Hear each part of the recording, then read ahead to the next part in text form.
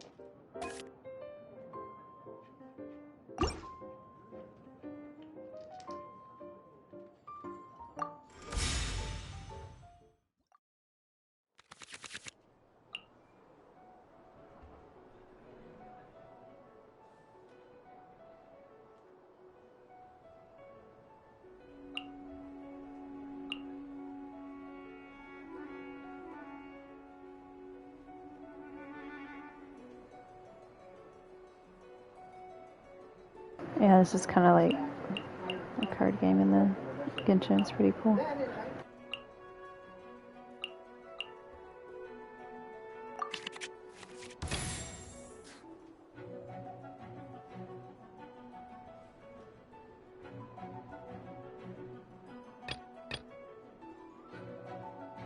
Let's go.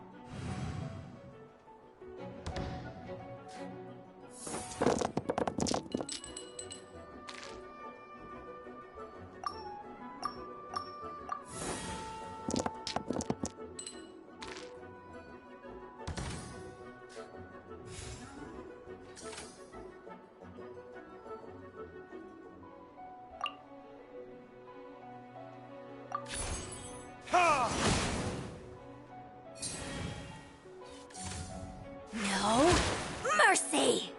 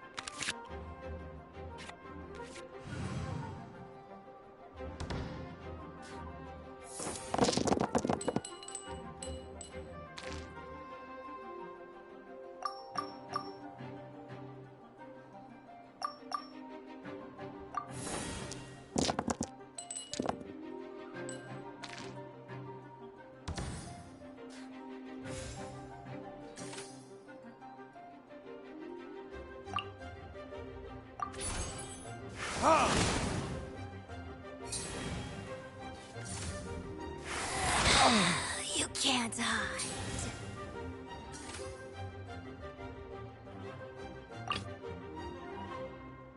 The threads of your fate lie in my hands.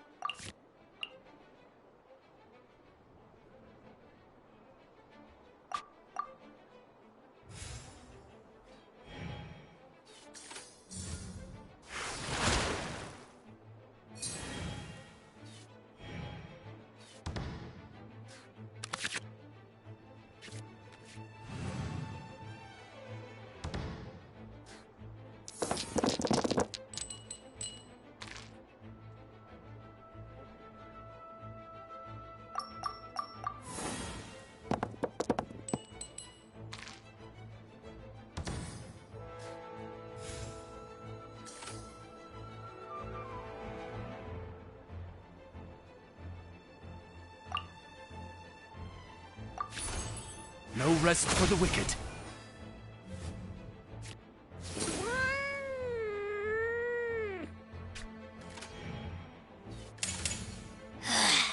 Mirror images disperse like water.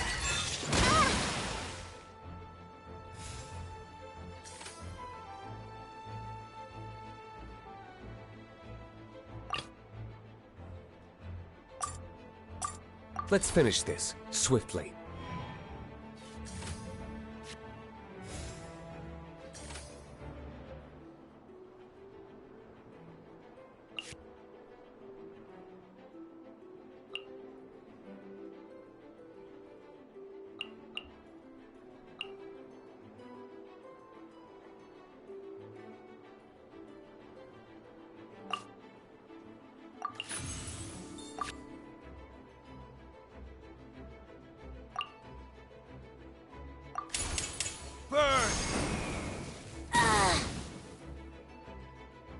This body belongs.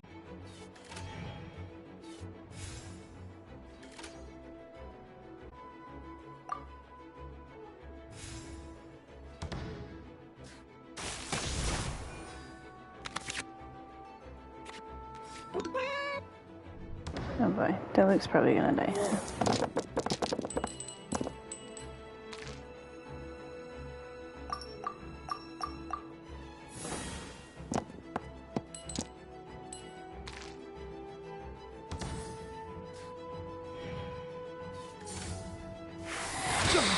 You can't hide.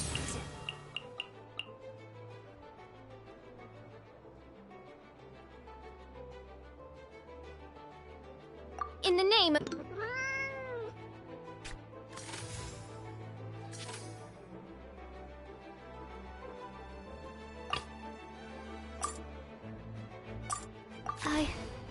I can do it.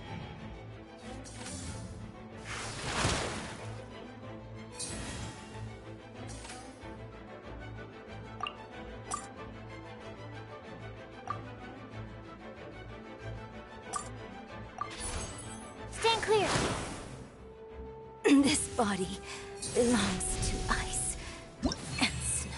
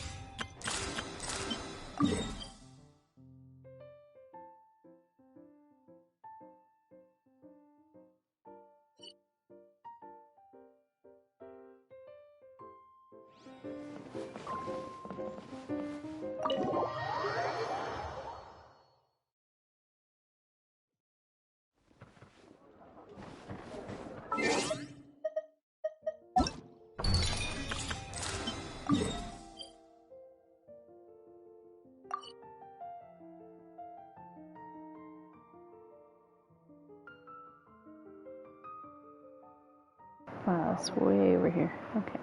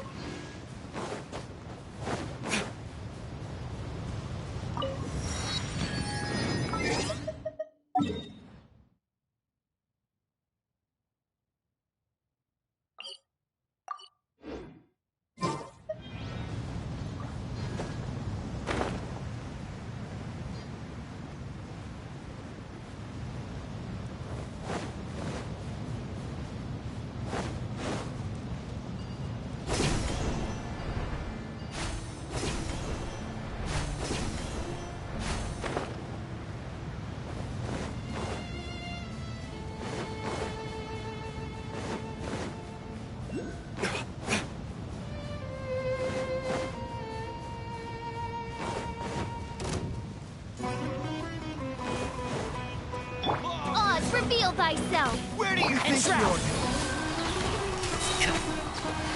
Let's nip that in the bud. Burn! Wings of darkness, come, sever night from day. Huh? Everybody stand back! Be back.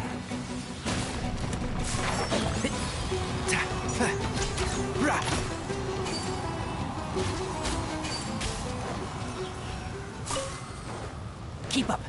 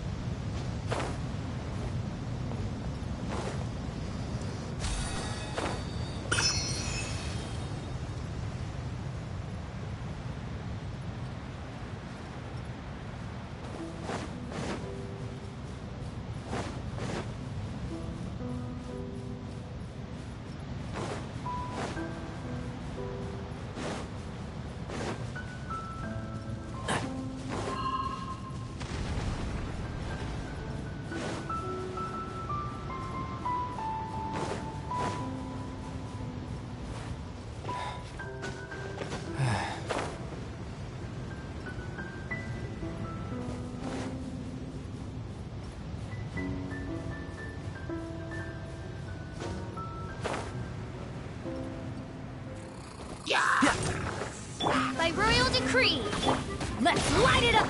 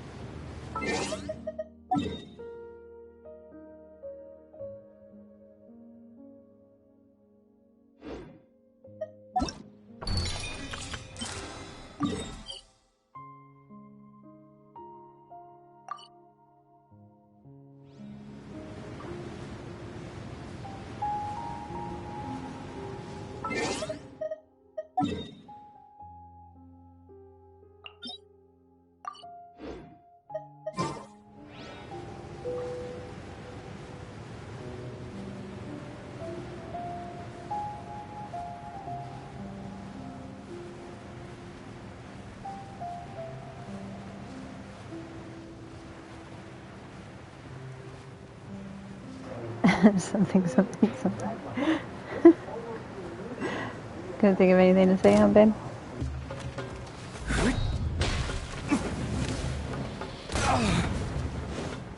Time for retribution! Oz, reveal thy... Can't see? I'll uproot you! Teamwork is dreamwork!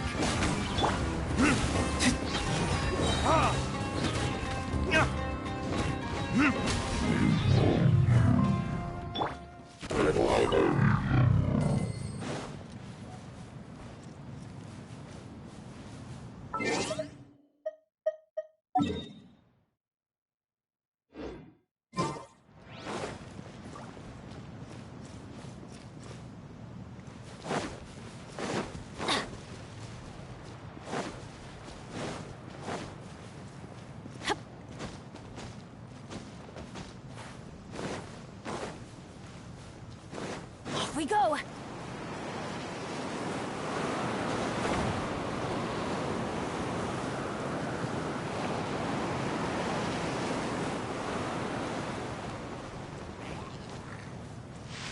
Right.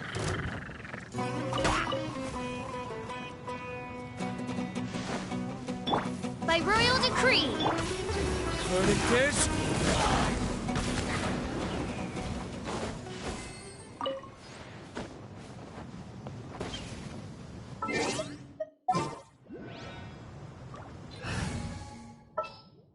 Ready for a rehearsal?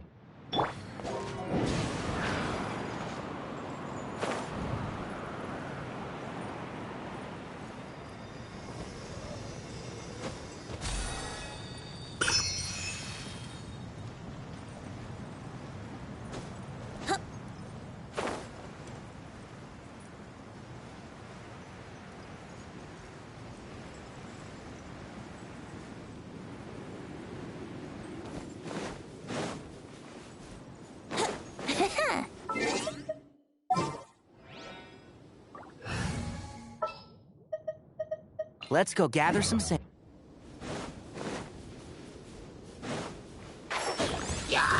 Odds revealed by Adventure Tool! I'm going in!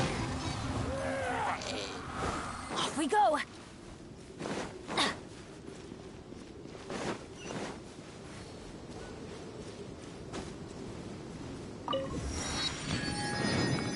Bonkadonk noise.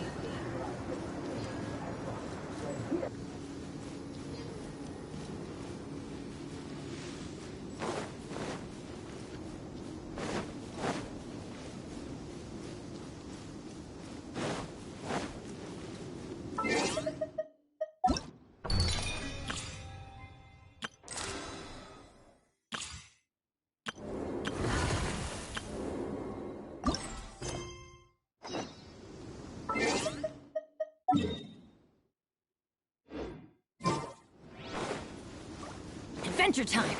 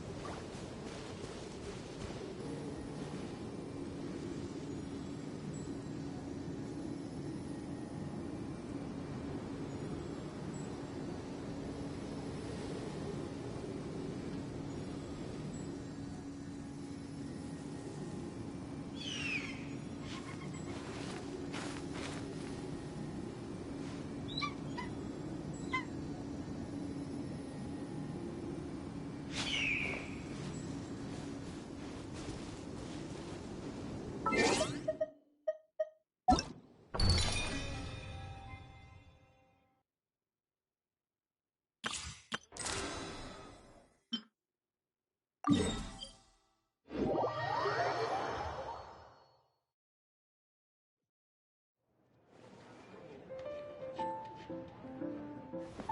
gotta figure out where this TCG thing is. It shows it right here. Ah, okay, it's on the billboard.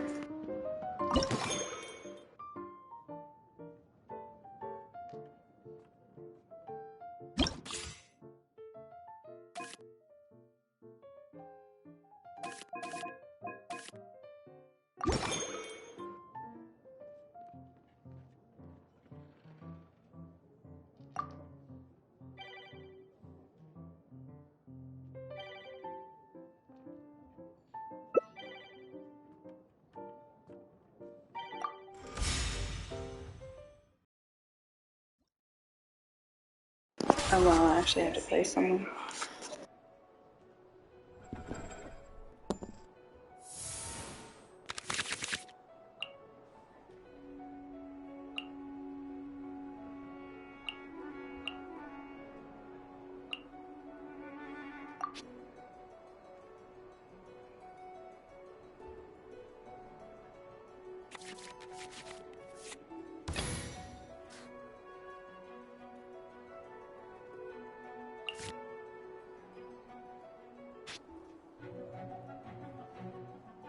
Let's go.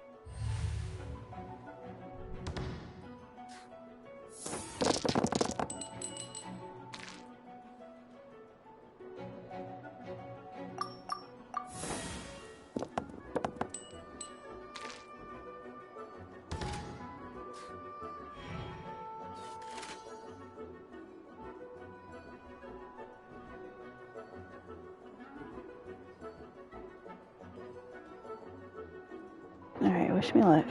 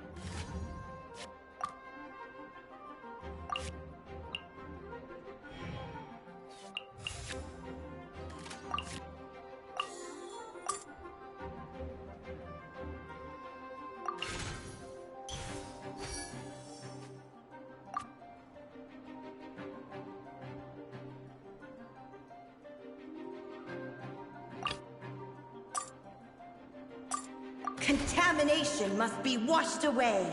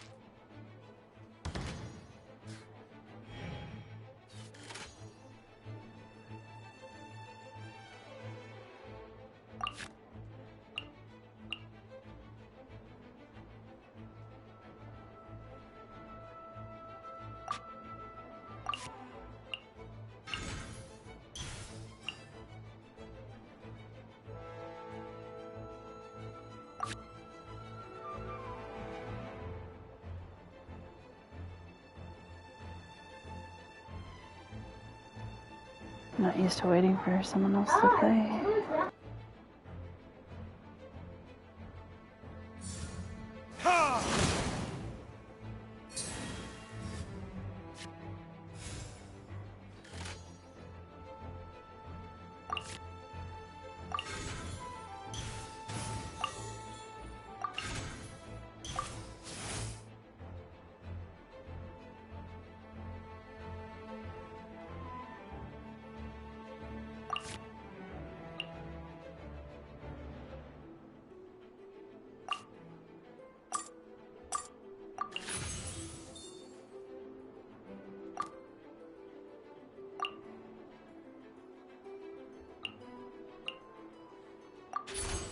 In the image of the wilderness. Thank you, bitch. Not water, too. Oh god, that hurt.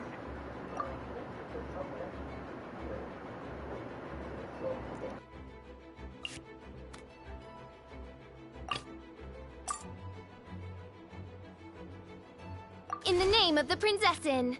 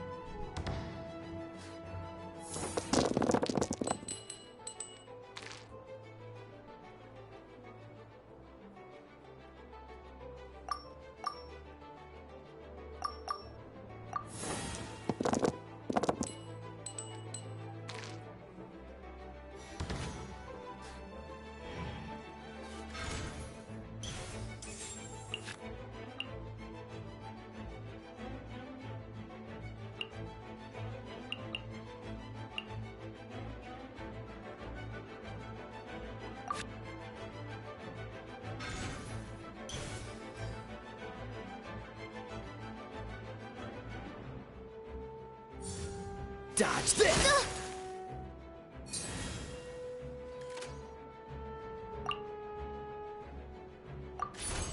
By royal decree.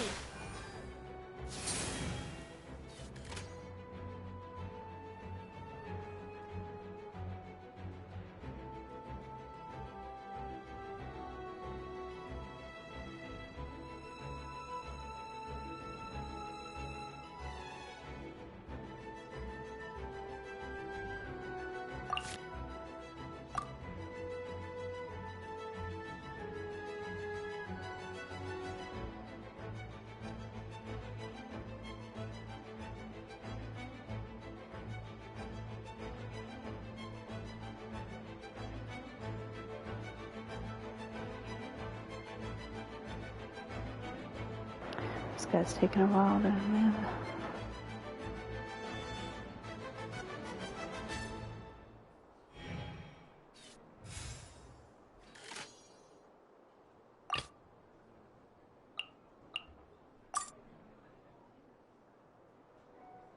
Let's finish this, swiftly.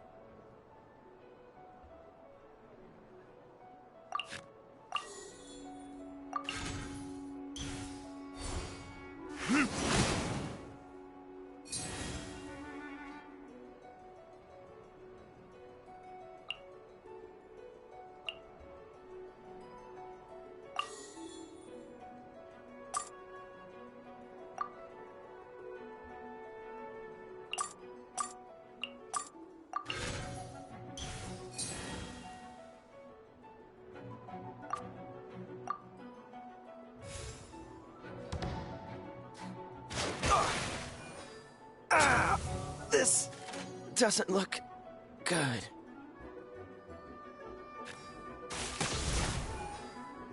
My research has failed. Nice.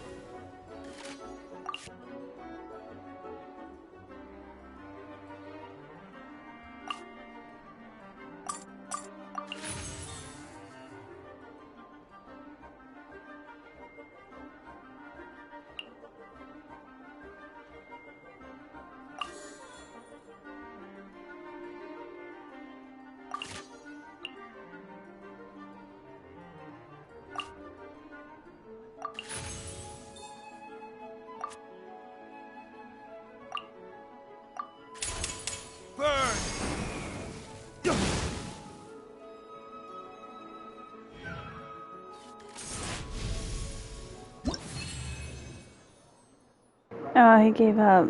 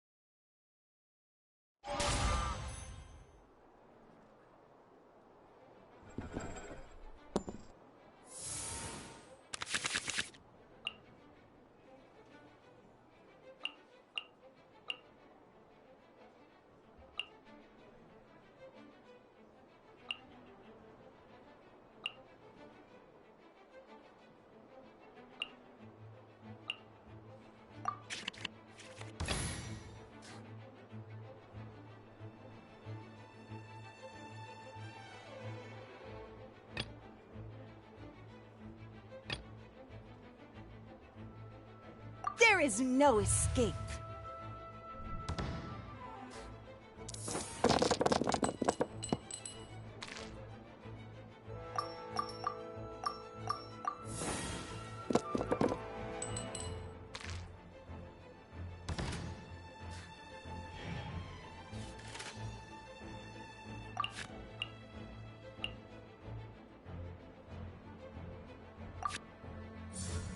I summon thee!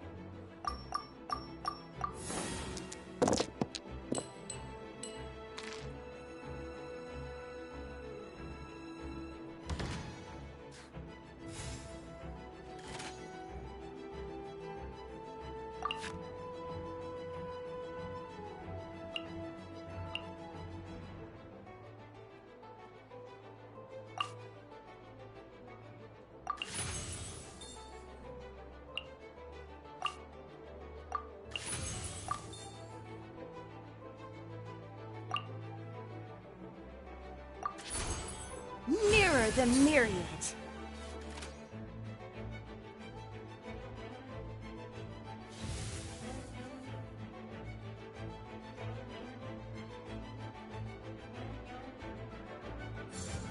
I summon thee!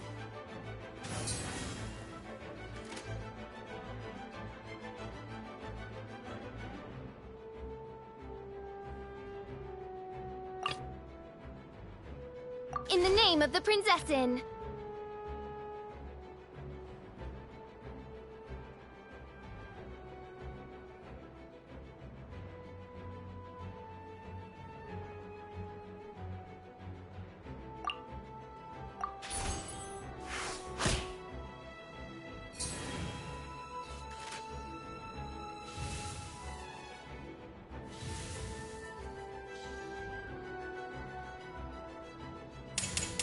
Midnight Phantasmagoria.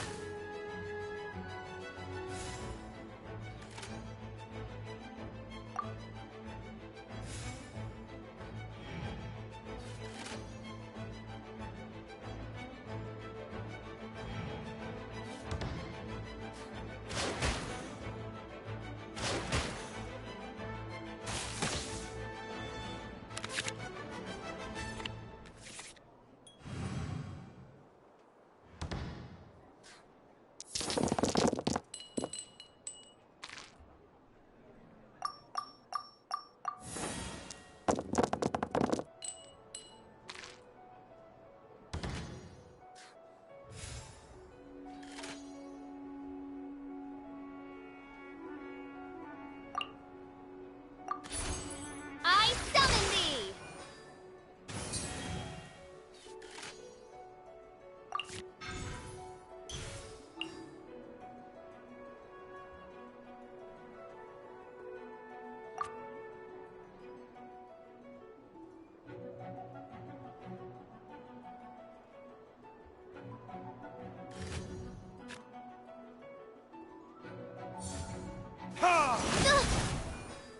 Mein Fräulein.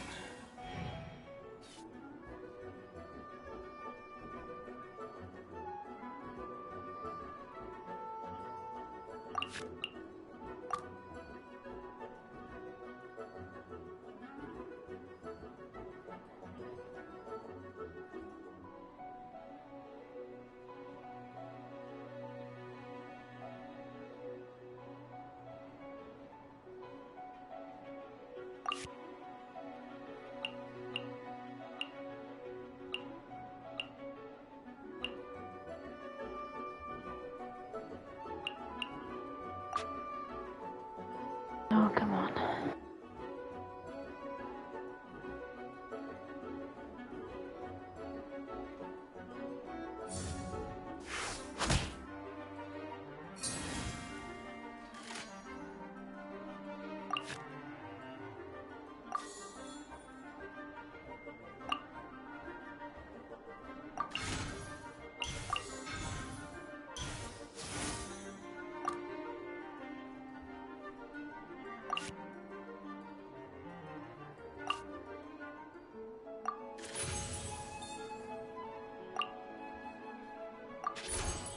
Water's form is ever changing.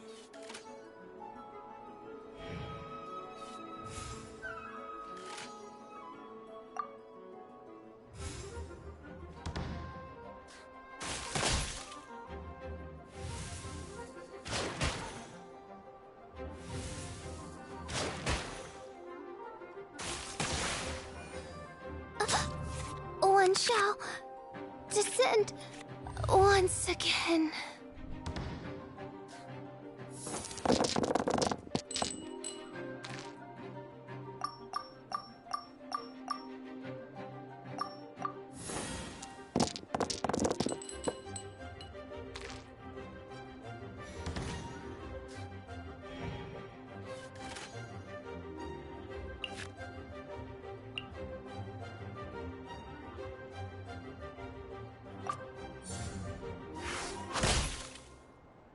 Where is the Pure Land? Let's finish this, swiftly.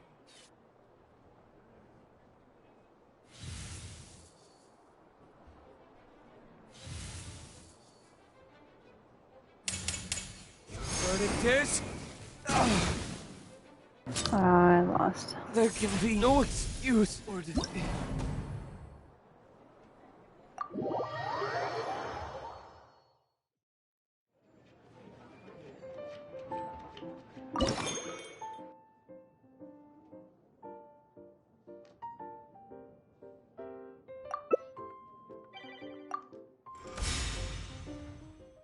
Oh my god, look at their cases.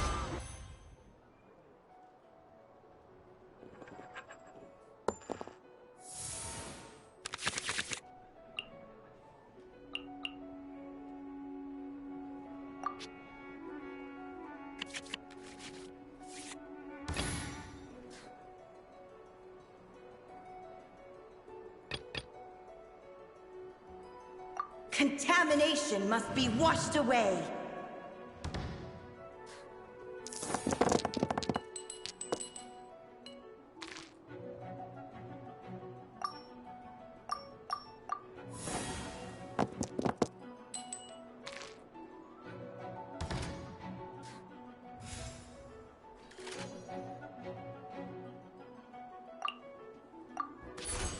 In the image of the wilderness.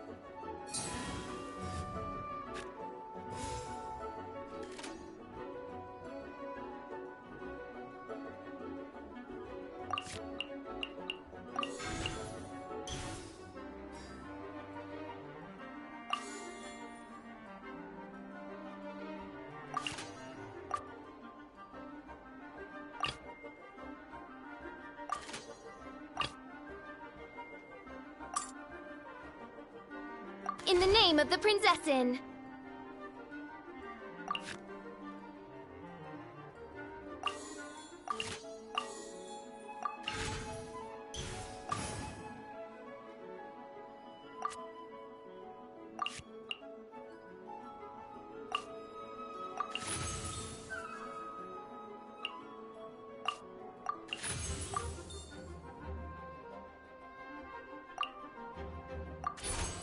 No rest for the wicked.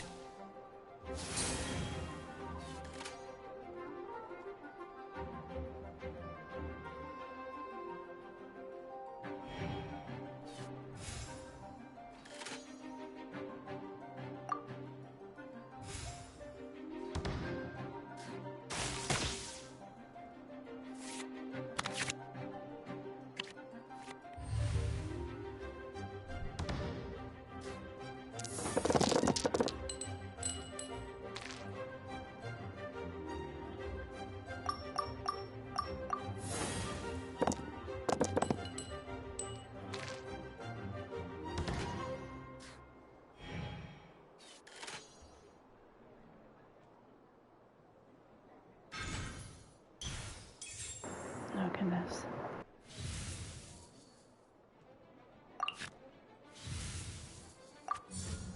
Strike!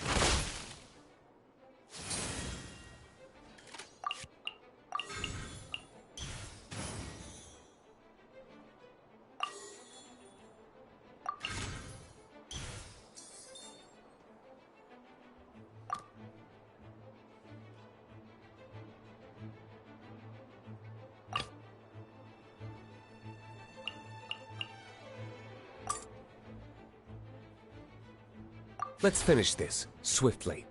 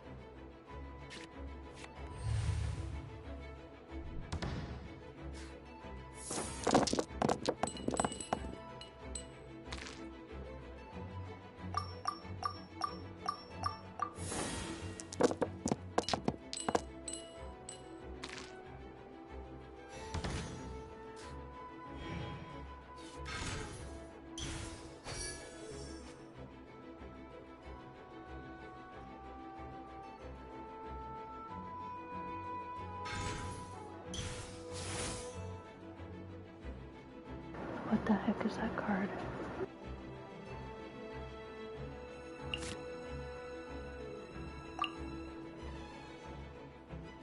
Oh man.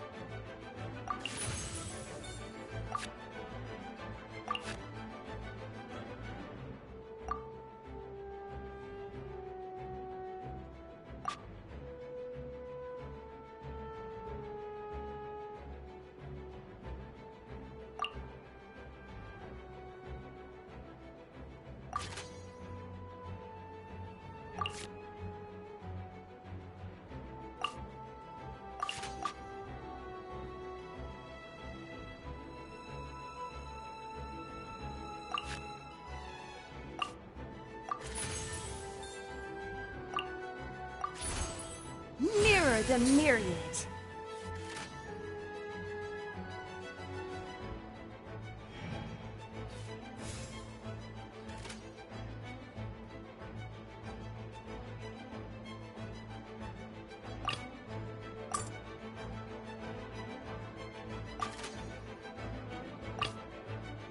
Let's finish this, swiftly.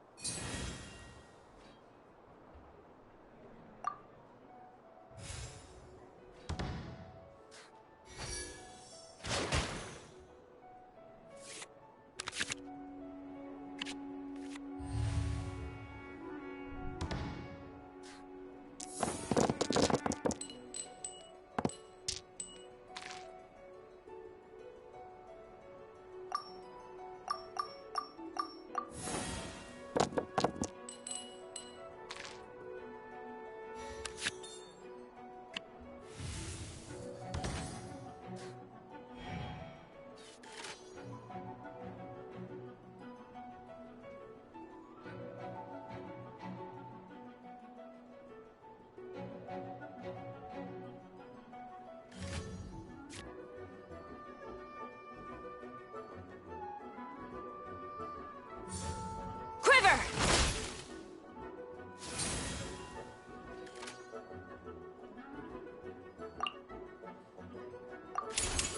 Time for retribution! I willingly yield.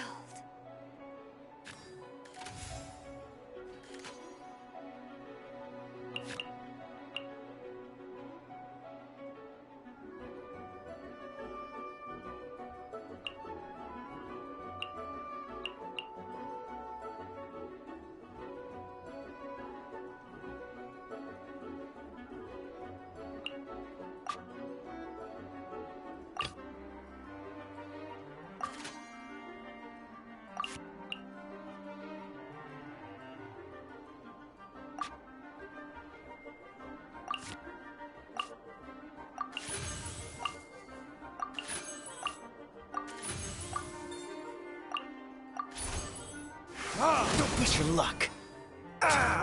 This doesn't look good.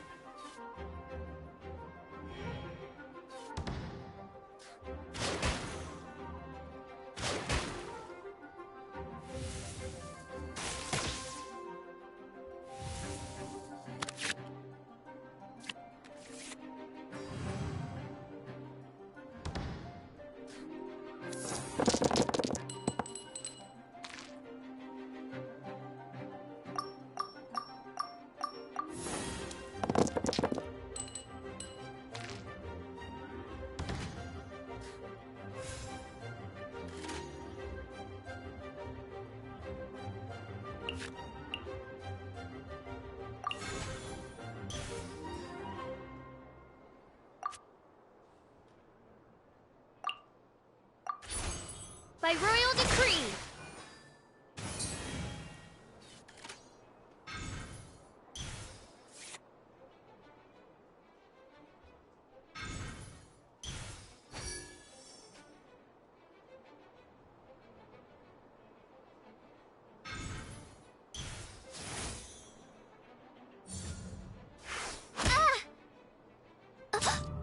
One shall descend once again.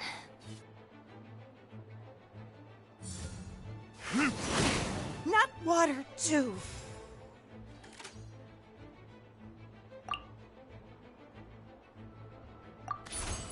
In the image of the wilderness.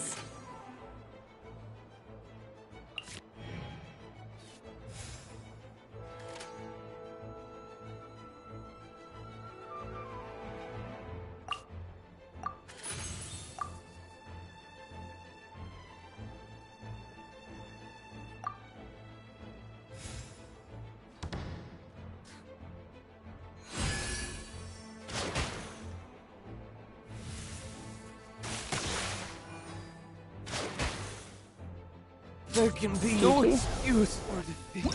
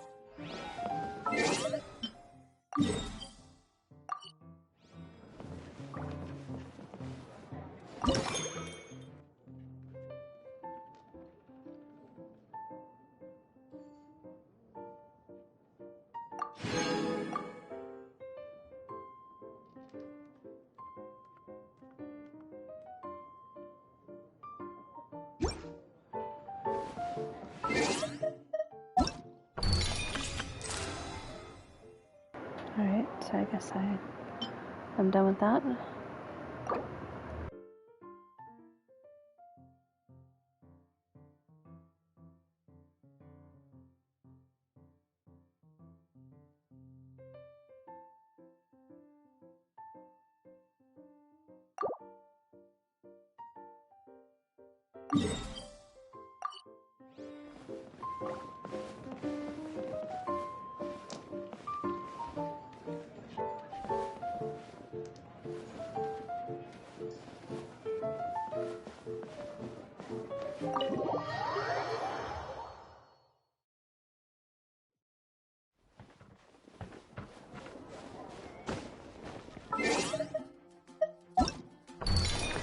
What's next event going on? Let's see. Already did that. Test run. I haven't tried these characters out yet.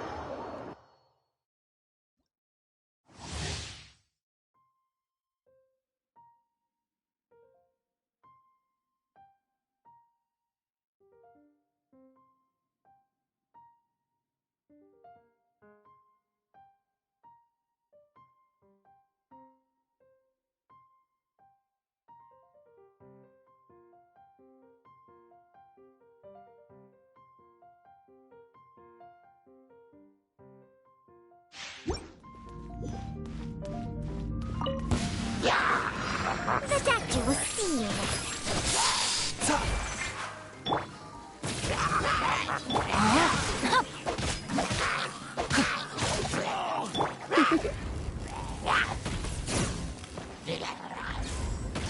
Blitz. Mind the side effects. Taking a turn for the better. You're open! Surrender, Allegiant. Witness the power of Gawai. The statue was sealed.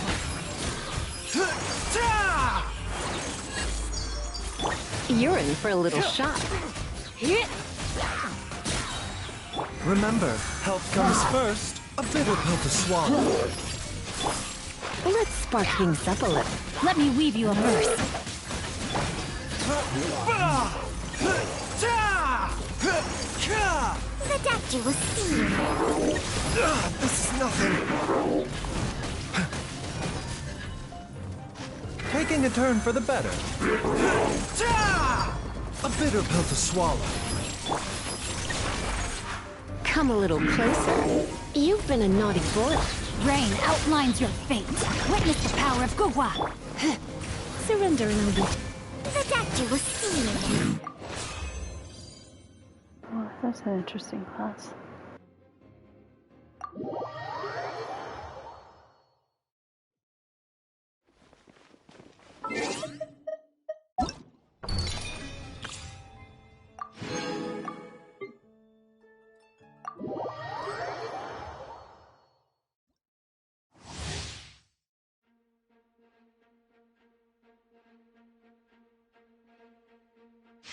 Next on the agenda... Access denied.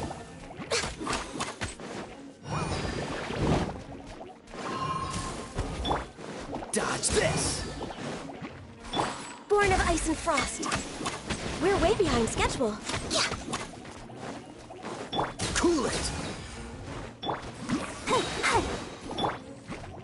Access denied. All hail.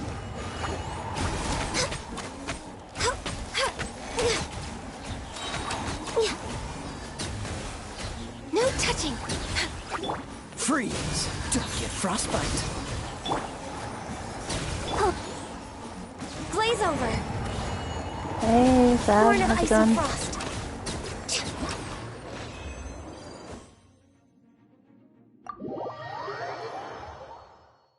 Appreciate the help.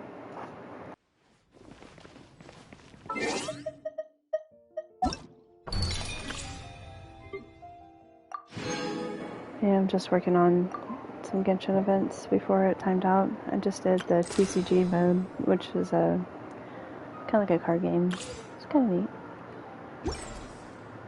I've got some story thing to do.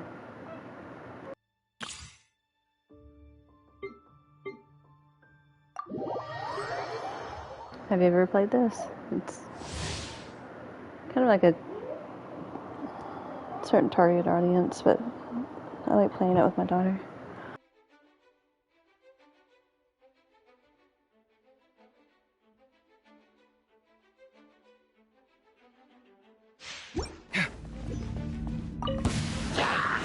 Scanning. Time to know my sword. Rain cutter. Come at me. Feast your eyes.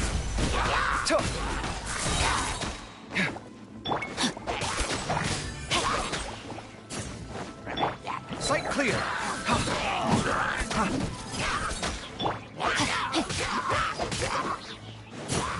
Rain outlines your fate. Come at me. Breaking new ground. Sight clear. Witness the power of Gugwa. Not good.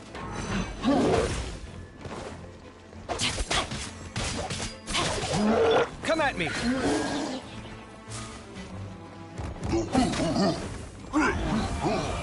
Watch and learn. Well, that sucks. You can, like, cancel that too soon with the dog. Body and mind. Sight clear. This kind of takes some getting used to with him.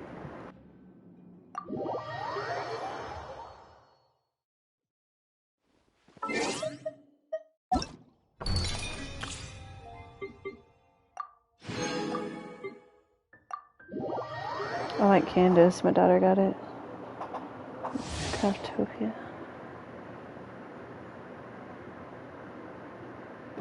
We were playing the. Well, I was playing the Dragon Quest Builders 2 game. That was really good. I haven't finished it yet, but I'm trying to get her to play it, but she's afraid of the monkey boss. Ever since she saw that I had to fight a monkey boss, she's like, no, I don't want to fight it. But she'll watch me play.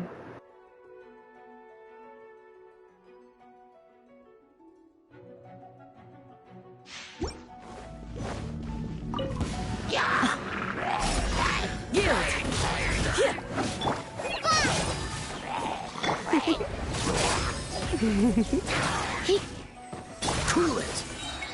This moment will be frozen in time. Ha! Hear my prayer!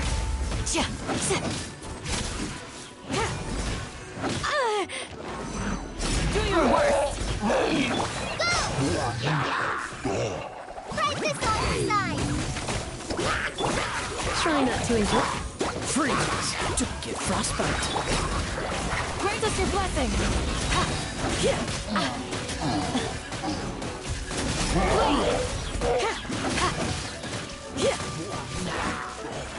Fly!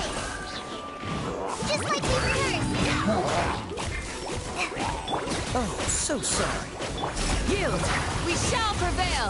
Ha! Ha!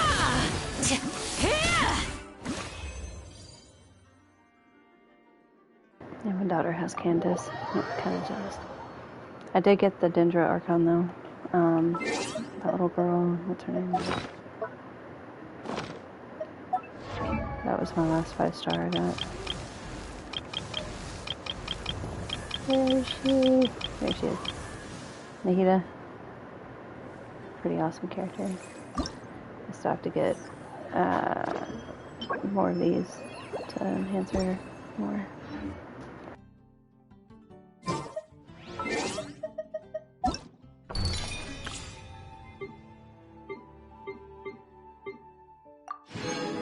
I don't cash shop, so I had to work for all these characters for time, farming events and stuff. Which I'm glad they have so many events that give you primo gems and stuff.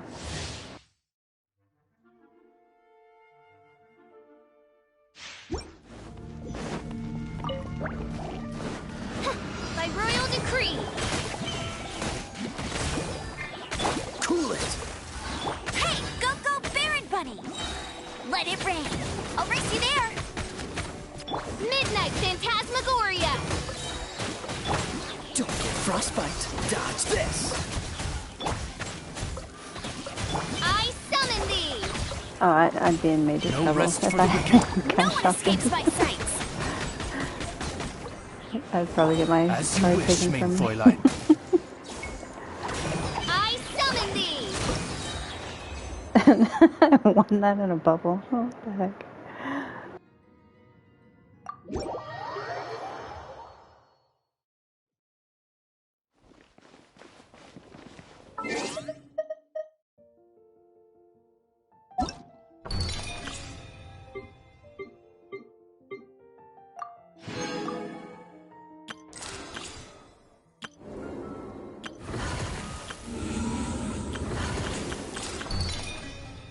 Alright, let's see what this is all about. Nightbird follows the card's call. I hope I don't have to do too much of this.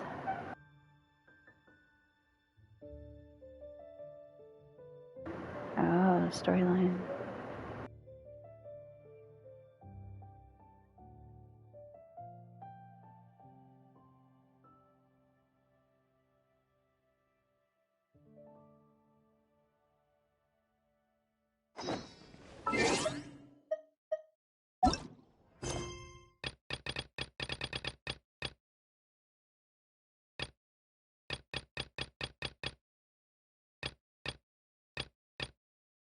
So many quests. Ah, where is it?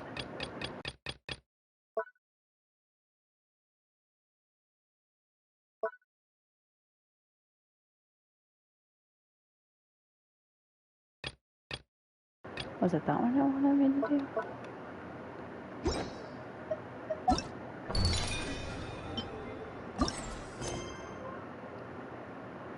Palette, Metal Act 1.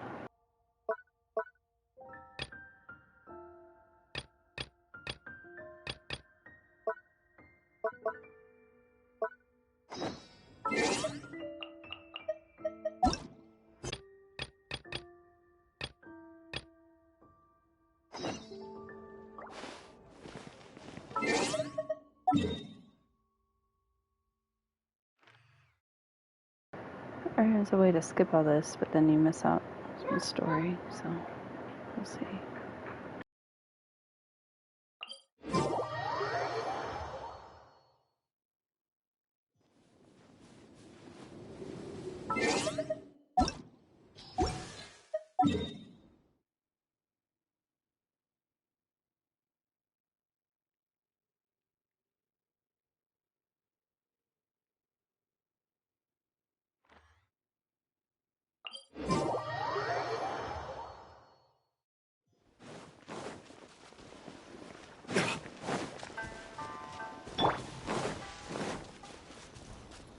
So when's the last time you played this?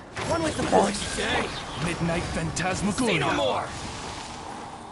How's that? I hear everything.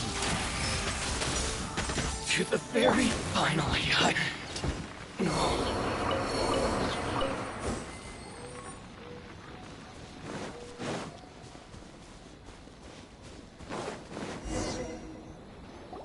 It's been a while since we first set foot on Inazuma.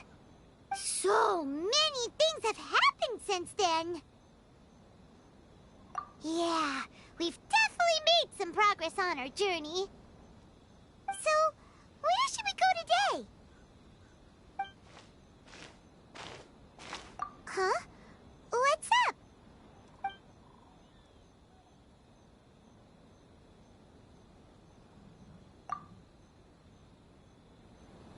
Hey! What the heck was that for? Doesn't want to talk, huh?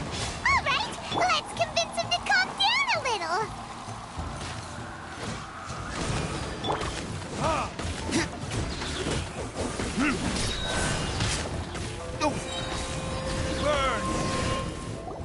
Huh? So you don't have a vision after all? Seems like I've mistaken you for someone else. At the very least, you should make sure you've got the right person before you go attacking them.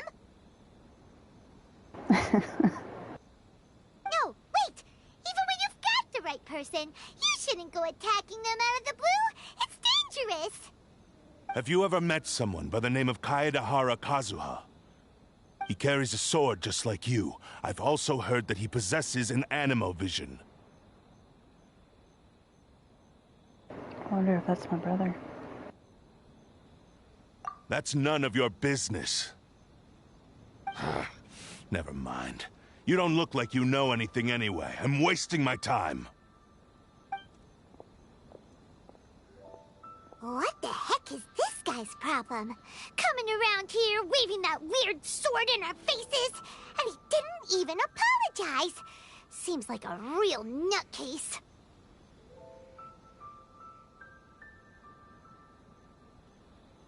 Well, one thing's for sure. No way are we telling him anything about Kazuha. Right? Oh, wait. Paimon has a feeling, though, that even if this guy gets to challenge Kazuha to a duel, he won't be able to beat him.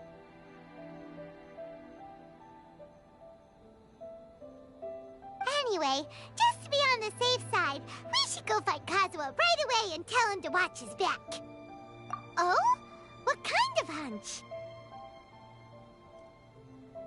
A special connection? You mean beyond already knowing each other? Yeah, maybe a little. But then again, most people look pretty much the same once they start fighting, so that doesn't really prove anything. Anyway, there's no time to lose. Let's go tell Kazuha so we won't get into any danger. Paimon heard that the Crux fleet is stocking up in Rito at the moment. Let's look for him there.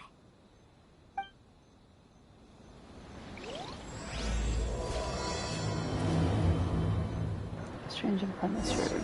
Okay.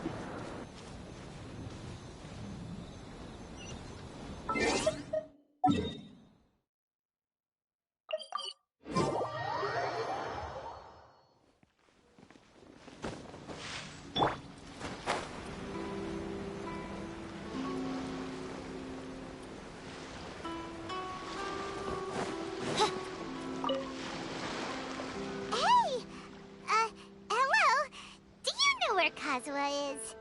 So 2022, is that when they did the Frost Mountain thing, I think? You're looking for Kazuha too, huh? Guess he must have done something impressive after all. Well, we took the small vessels into Rito on a routine supply run, only this time, as soon as we entered the harbor, we ran into a huge crowd of Inazumans, all of them wanting to know about Kazuha. If it's because of that battle on Nizuchi Beach, Captain Beto had a great run there too, but I don't see her getting this kind of attention. Kazuha keeps to himself most of the time. In fact, there are times when he doesn't even listen to the captain, but she just laughs it off. Oh, so you still don't know what he did? Ooh, what did he do? I've heard bits and pieces. Something about him blocking the Raiden Shogun's Muso no Hitotachi. Is it really as big a deal as everyone's making it out to be?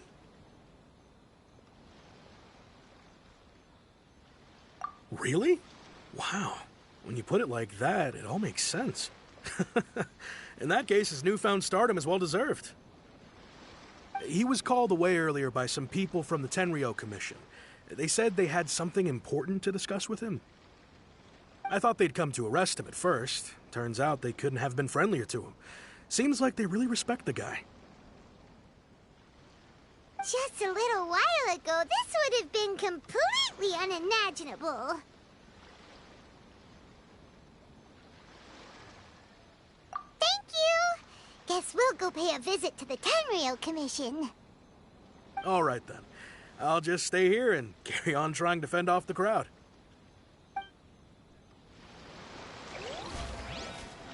Oh no, not another quest.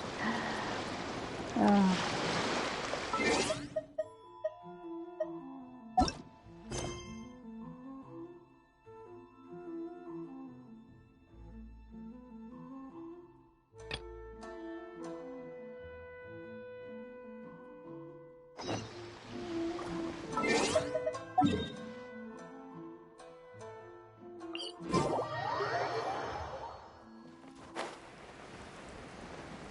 I wonder why they do this in a game. Like, locks up the characters until you go finish it somewhere else.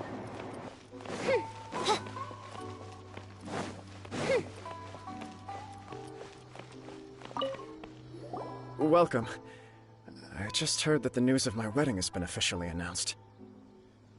It seems so sudden. I wasn't ready yet. Yeah, about that. It's kinda complicated.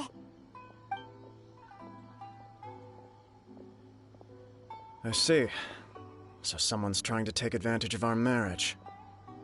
If you proceed with the wedding, the repercussions for you are likely to be minimal. But we must take Lady Hiragi's situation into consideration. I've previously considered this possibility. But in the end, we're getting married for true love. And I've promised her that I'll do everything in my power to protect her. I understand where you're coming from, but to be frank, she should not need your protection.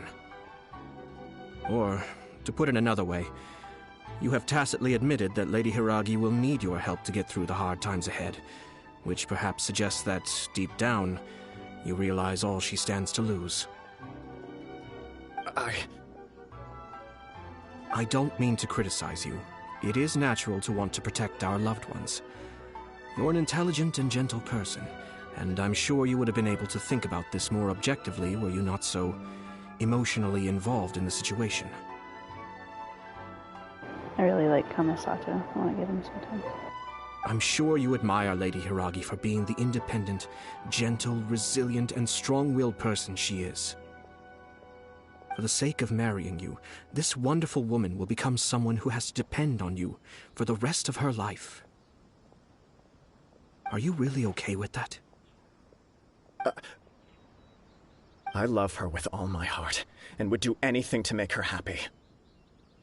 That's why I cannot abide to see her suffer or be manipulated by other people.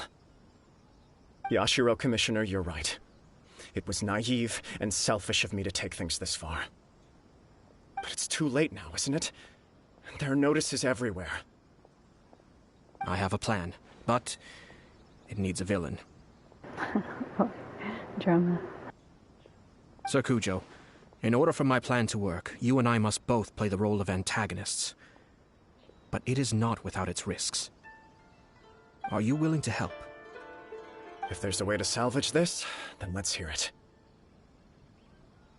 I've told the people at the Kanjo Commission that the marriage isn't going to unify the Kanjo Commission and the Tenryou Commission. On the contrary, it's a terrible idea that will marginalize the Kanjo Commission. The context for this is that they are planning to use this marriage to bring down the Hiragi clan, and the key to their success is coming up against no resistance to the marriage from the Tenryou Commission. But what if we were to imagine for a moment that since the affairs of the Vision Hunt Decree, the Tenryou Commission has been planning to make a move against the weakened Kanjo Commission? The only reason you have been hesitant to act since taking over the Tenryou Commission is because you care about Lady Hiragi's feelings. And so, your plan is to liaise with the Yashiro Commission to marry her and bring her out of the Kanjo Commission as soon as possible. Once that is achieved, as the person in charge of the Tenryou Commission, you no longer have any reason to hesitate. I see. This is an ingenious plan. It takes advantage of the situation perfectly. Exactly. Our purpose is to change Lady Hiragi's position from an unnecessary burden to an indispensable asset. By doing so, we can even strengthen her position in the Kanjo Commission. Once our adversaries realize how the network of connections behind the scenes really looks, they'll do their utmost to stop this wedding from happening.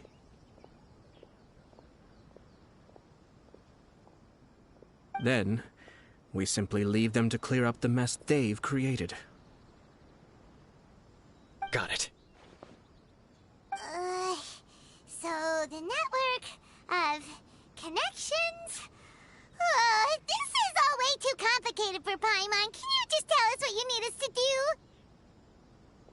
We have to make sure that the behind-the-scenes story comes to the attention of our dear friends in the Kanjo Commission.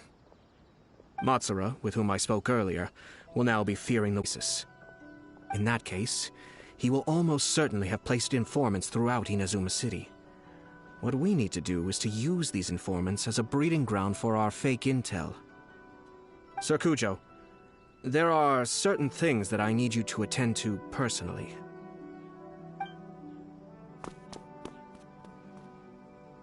It's almost time. My ninja has located one of the informants. Let's go and see if he'll take the bait.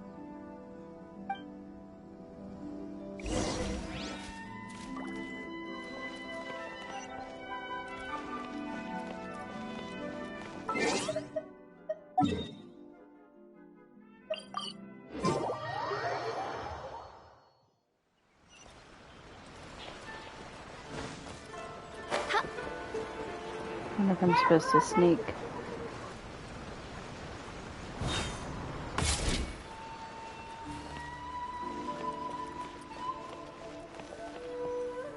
That person is one of Matsura's informants.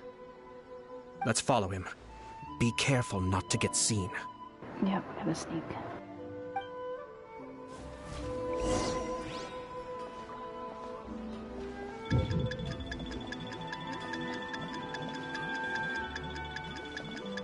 I'm behind a building. That crouch. Okay.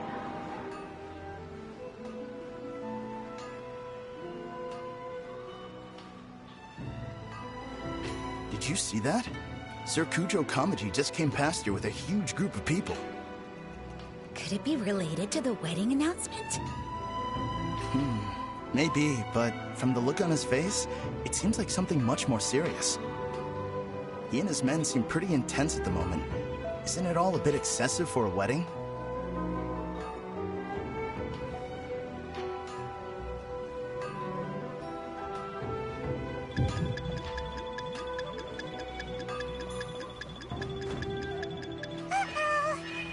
Jumped on the table. Tried to roll, it didn't work.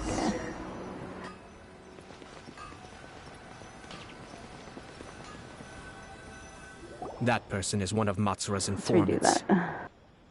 Let's follow him.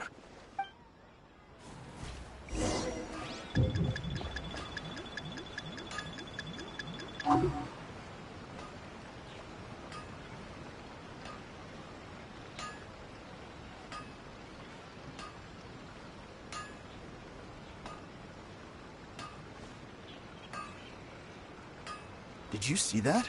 Sir Kujo Kamaji just came past here with a huge group of people.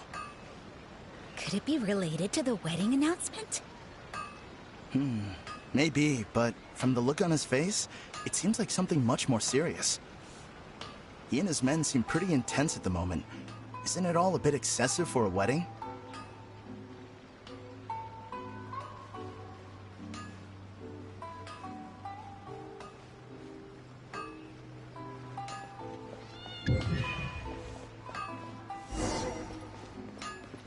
Oh my goodness.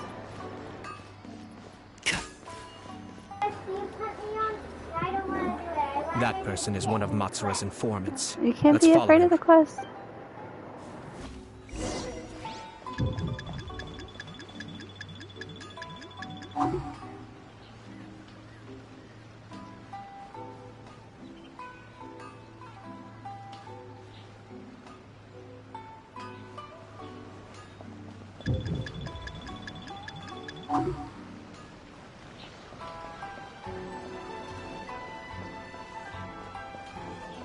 Did you see that?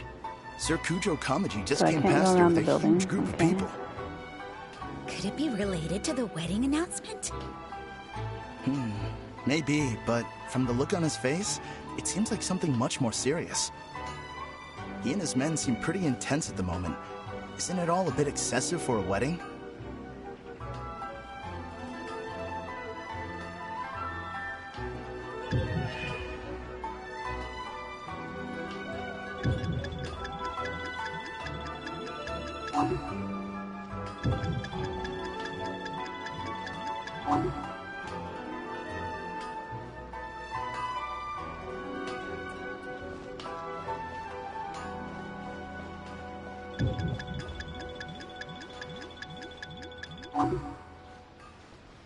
This is insane.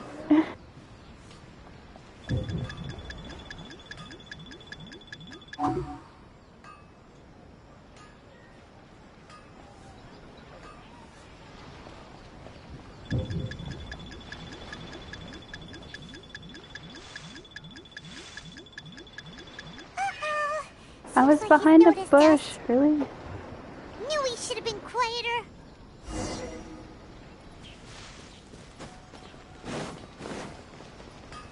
This is really sensitive. That person is one of Matsura's. Let's follow him.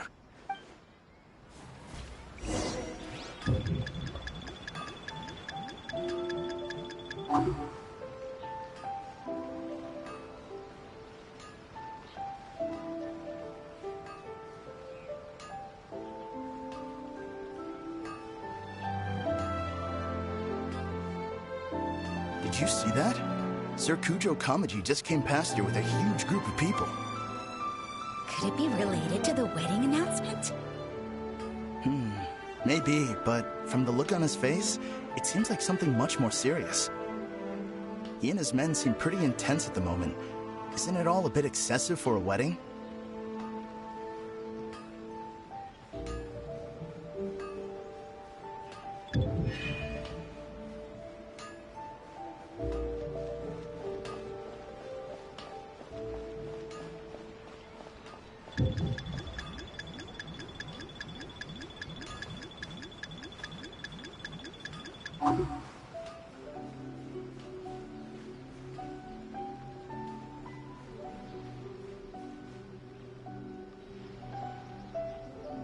The Tenryo Commission has sent a load of people to Rito. I guess it must have something to do with the wedding. I think in all there must have been about 100 people so far. That doesn't sound good. What could be going on? I hope it's just Sir Kujo Kamaji being overcautious.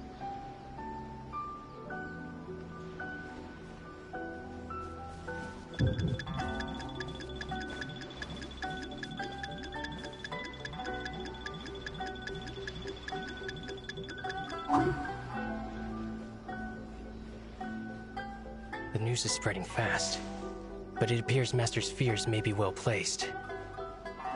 There's no way they sent this many people just to escort the bride. I have to investigate. He ran as expected. Let's follow him. I was right there. Wow! It's like the thank whole goodness. Tenryou Commission is here. Excuse me, has something happened on this road? I'm a businessman passing through, and it's a little disconcerting to see this place so heavily guarded.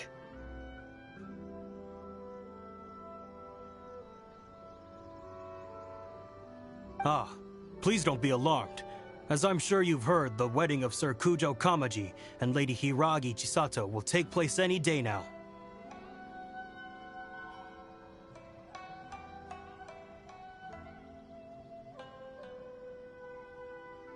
Sir Kujo decided to send for Lady Hiragi ahead of time and have her live in Inazuma City during the run-up to the wedding.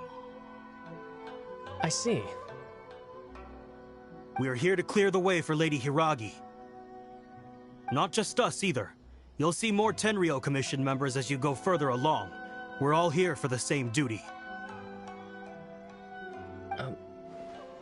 Isn't this a little excessive? Sir Kujo holds Lady Hiragi in the highest regard and wants to treat her with the utmost respect from beginning to end. I understand. Sorry to disturb your work.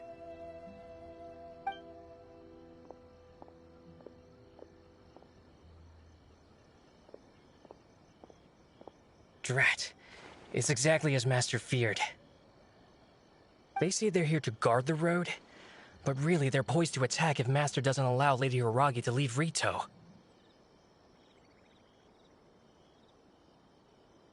Wait, no. If Lady Hiragi does leave, they'll have all the more reason to strike. But we're in no state to defend against a Tenryou Commission attack. I must tell Master right away. Again. That should do it. The seeds have been sown. In this atmosphere, mounting suspicion will nurture fear among the Kangjo Commission. Now, we wait patiently for it to grow and ferment. The calm before the storm is always the part that unsettles people the most. Are they really gonna own up and apologize? Just like that? If you're curious to find out, you can visit the Hiragi clan in Rito in a couple of days.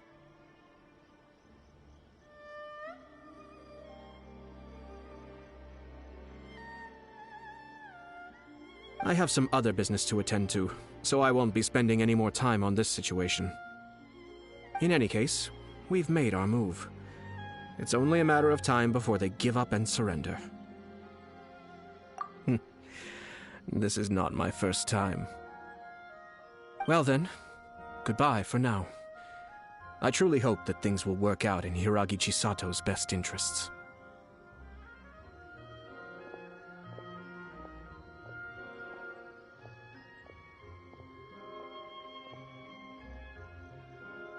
He left kind of abruptly.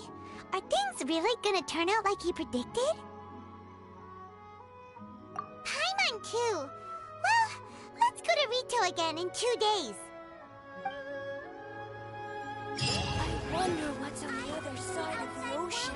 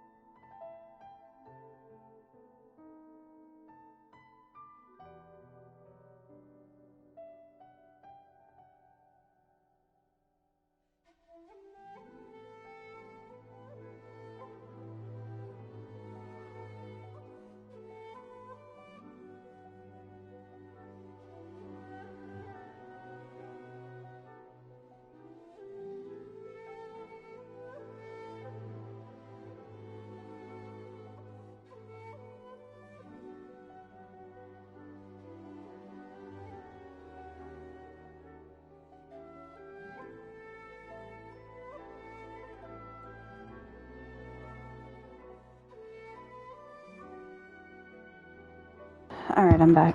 Dog The value of came in the office. knowledge cannot simply be quantified in monetary terms.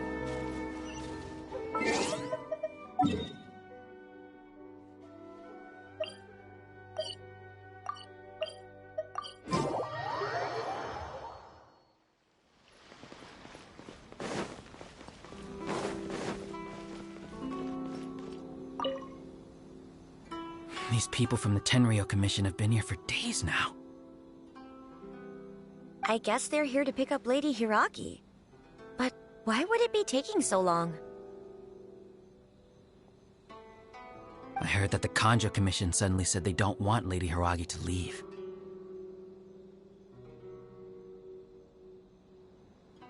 To be honest, I'd be hesitant if I were her. A crowd this size comes to Rito? Who knows what they could be planning?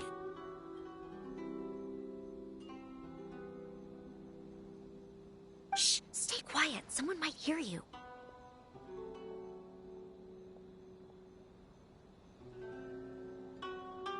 Oh, right. Sorry. How did things get to this point?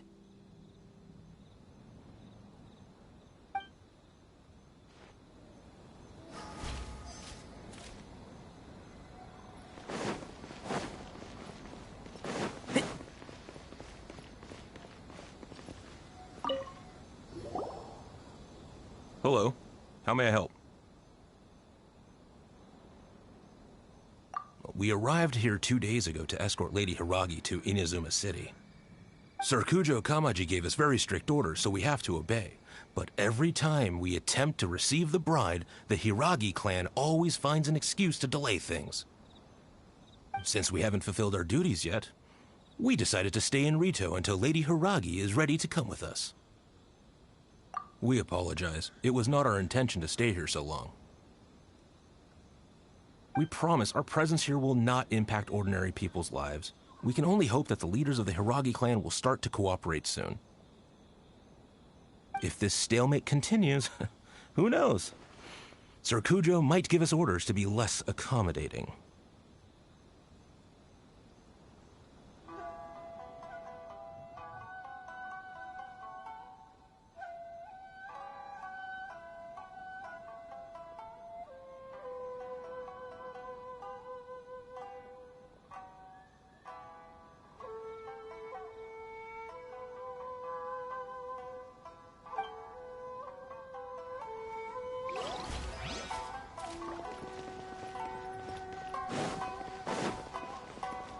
Keep up. How much longer does your master plan to hold them off? I have no idea. We're stuck in limbo here. Master's been very on edge these past few days. He gets irate over the smallest things, and is suspicious of everything. He's been yelling at me a lot. I understand that he's anxious, but I mean, what can we do? I've told him before, never cross the Yashiro Commissioner. Yeah, good advice. With him, you just know that whatever he's doing, a lot of preparation has gone into it. If Lady Hiragi is really taken away, then what will the Tenryo Commission do? And what will the Yashiro Commission do? Maybe we should tell Master to discuss things with Lady Hiragi. Hiragi Chisato is now at the center of every conversation in Rito. By now, the Kanjo Commission probably knows how important she is. But what about what she thinks? Oh, let's go and see.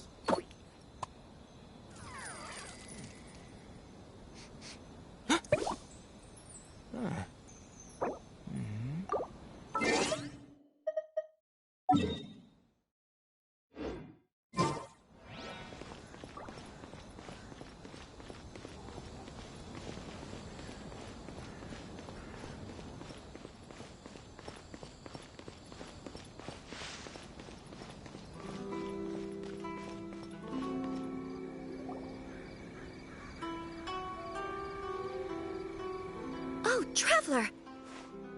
I assume you've heard about everything that's been going on out there. What on earth is happening?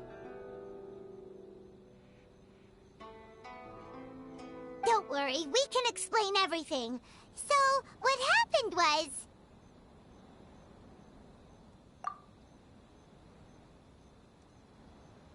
After the Tenryou Commission arrived, they suddenly became alarmed. They keep having secretive discussions and won't allow me to have any direct contact with the Tenryou Commission. I never would have thought that this was Sir Kamisato's plan. Now it all makes sense. I'm sorry. I haven't. Maybe there's no right or wrong decision. Maybe everything would be easier if I simply didn't have the choice. I used to tell myself things like this to avoid having to think about it. But once I saw the notices appearing out of nowhere on the streets, signaling that the wedding was confirmed, I didn't feel reassured at all. Instead, I felt a great sense of regret. I keep thinking back to what Sir Kamisato said. This is supposed to be my bright and beautiful future. But what if it's not? I can happily accept that if someone was trying to take advantage of my marriage, I should absolutely refuse to go through with it. But that's not the answer I'm looking for. And also, now that things have escalated to this point, it will be tricky to resolve. Ah, Lady Hiragi, here you are. You scared me for a second. I thought you'd gone missing. You... Wait, you're the ones who were with the Yoshiro Commissioner that day. What do you think you're doing here? Are you trying to convince Lady Hiragi to leave? Calm down. They're my friends. They're just here to visit me. Friends? Are you sure? Just friends? Lady Hiragi, I told you already, these are exceptional circumstances. You need to be more vigilant in everything you do. You are extremely important to us, and to the entire Konjo Commission. Who's to say they don't have a hidden agenda? If you want to accuse us of trying to abduct her, just come out and say it! Don't be rude. You've been very highly strung lately, seeing everything as a threat.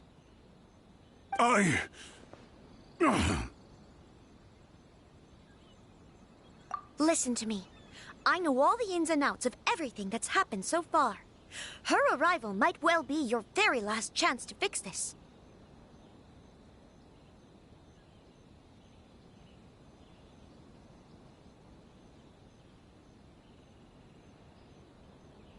The present state of affairs in Rito shows me that the situation has escalated well past the point where you could hope to control it. If this deadlock continues any longer, we will have nothing to gain and much to lose.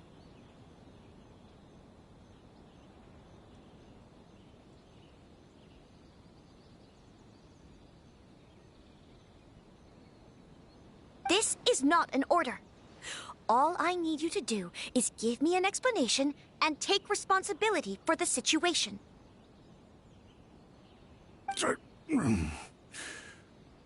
Understood, my lady. I shall discuss with the others right away.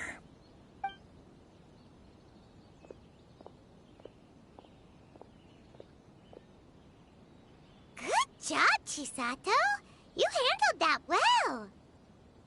I was so nervous.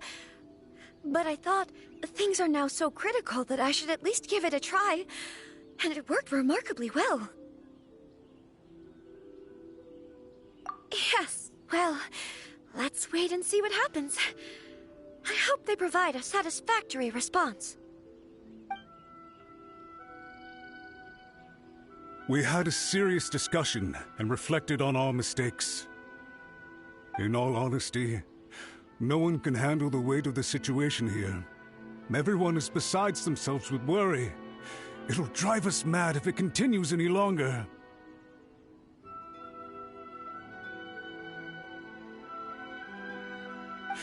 I'm so sorry. My actions were radical and duplicitous. I was selfish and ignored the greater good. And then I left the situation to fester. Would you please give us a second chance? For my lady's sake, please give the Conjo Commission another chance. I suppose you're right. The only person who can change the Tenryo Commission's mind will be the Yashiro Commissioner. We'll head off to the Kamisato estate shortly and beseech him to help us with the utmost sincerity. Lady Hiragi, might I ask you to join us? You are the most important person. Without you, we have no other way.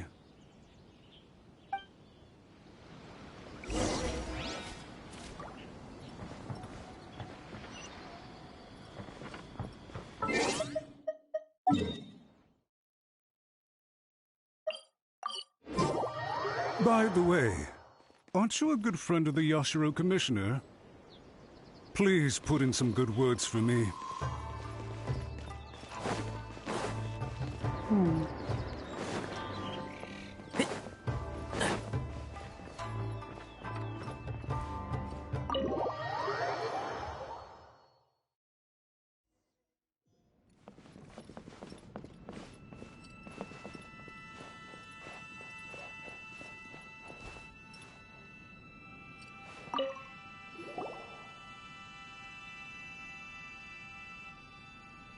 Yashiro Commissioner, I'm sure you've heard the news. The Tenryo Commission has now occupied Rito, refusing to leave until we hand Lady Hiragi over to them. I realize I have greatly offended you with my atrocious actions, and I realize also that this must sound like the very height of absurdity. But please, have mercy, good sir. I'm sorry, Mr. Matsura. I'm exceptionally busy and have but a moment to spare before my next engagement. I fear this leaves no time for small talk. So, please, if you would be so kind, get straight to the point. I know our apology means nothing to you, but we really have nothing else left to offer by this point. I'm terribly sorry. Everyone in the entire Conjo Commission now realizes the gravity of this situation.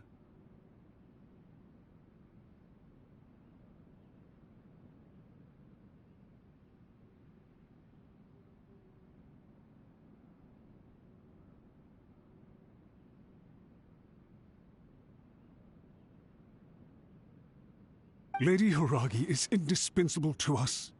We promise to always support her.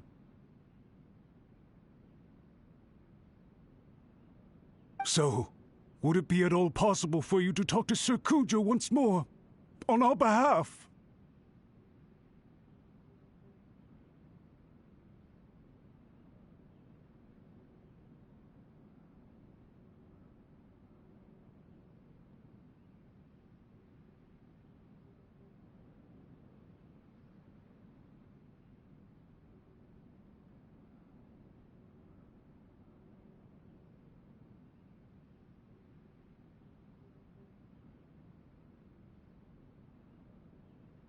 You make it sound so easy. The Tri-Commission will be ridiculed by the public if we choose to withdraw the notices now and eat our words. What do you plan to do about this?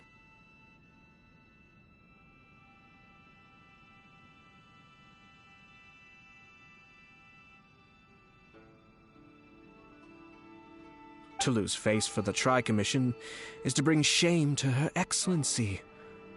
Are you and your associates ready to face the thunderous wrath of the almighty Shogun?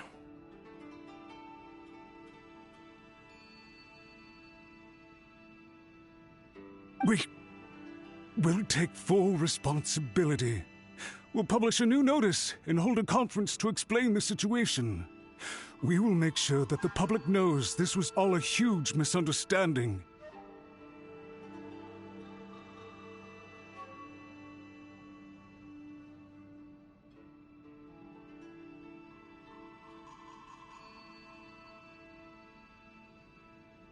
We'll do everything we can to minimize the impact. Everything we can.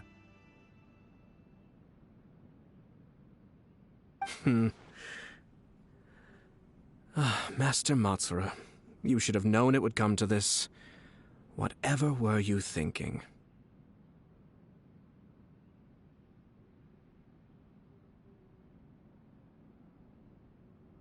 But the Tri-Commission must always put the interests of Inazuma first, regardless of what Sir Kujo and I may feel at this present moment.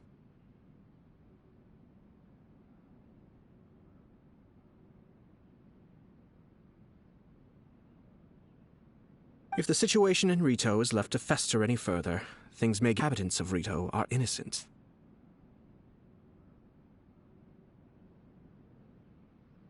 If we fail to contain the situation promptly, the rumor mill will wreak havoc on the Tri-Commission's reputation.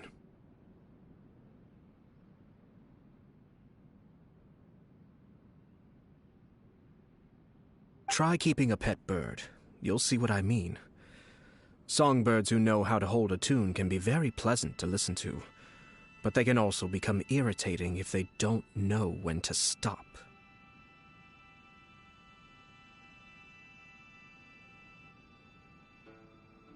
And as for the ones with excessively long tongues, well, they're so insufferable that they can't be kept as pets at all. But it doesn't take a moment to cut out their tongues and silence them for good.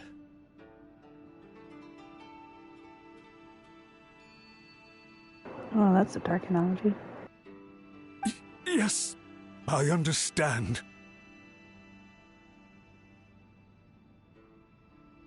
I've listened to your concerns, and I'll talk to Sir Kujo for you. But I can't guarantee that he will change his mind.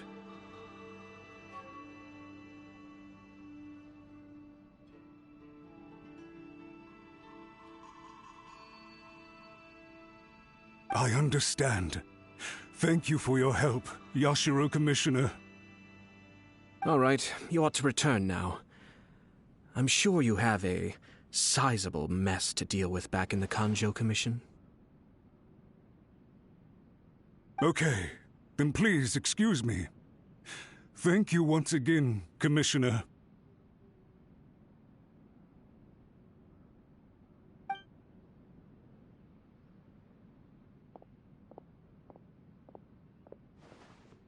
Ah, yes, Lady Hiragi. I have something to tell you. Would you mind?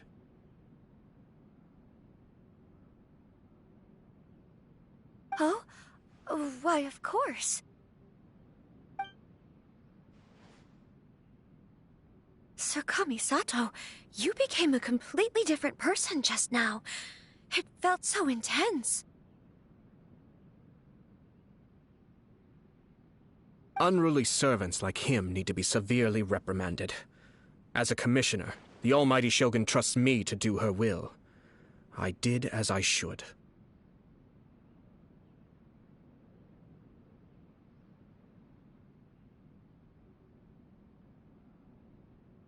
But now, I'd like to take off my commissioner hat and share a personal story with you. Oh, please. I'd love to hear it. You must have heard that the Kamisato clan once went through an extremely difficult period. My father worked incredibly hard to compensate for the grave errors made by the Kamisato clan long ago, and restore our reputation.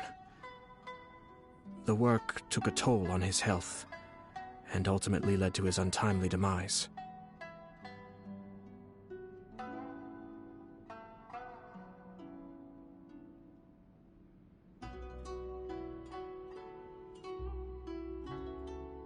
My mother loved him dearly.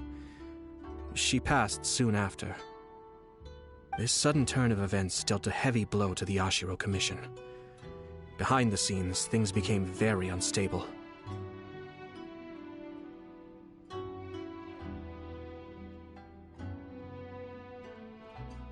Everyone thought that the Kamisato clan had lost power.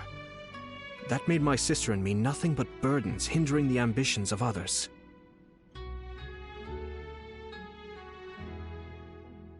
It may sound preposterous now, but I assure you that is the truth of what the Yashiro Commission has been through.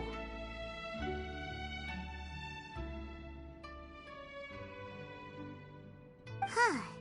Pretty similar to how the Kanjo Commission is now.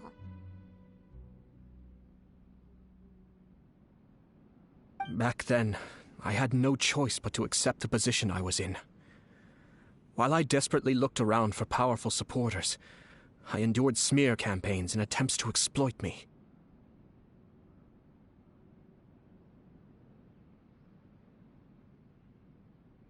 I had no other choice. I had to honor my parents' dying wishes, and I also had a young sister to take care of.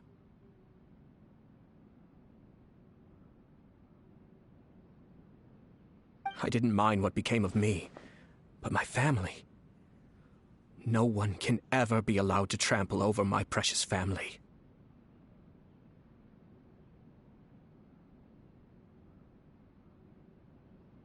Fortunately, I persisted, and the Kamisato clan was able to survive this storm.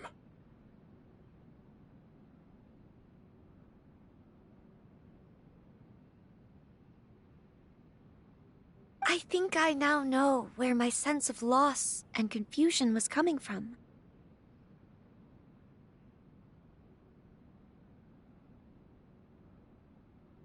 Shinojo once told me that he saw what was in me, in a way that no one else did. That's why he couldn't bear to see me live the rest of my life depending on someone else. I thought the reason I felt unsettled was because of uncertainty over getting married. But the fact is, it's because I felt too young and inexperienced to handle the situation facing me. The reason why Sir Kujo was able to face the prospect of marriage so confidently is because he's prepared for anything. That's it. The situation I'm facing now is the same one he faced back then.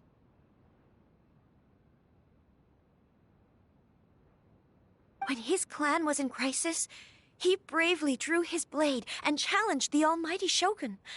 And now, it is time for me to make a stand and become my own person. Well said. I'm sure once you have grown and gained confidence, your father will be able to let go and allow you to decide how you want to live the rest of your life.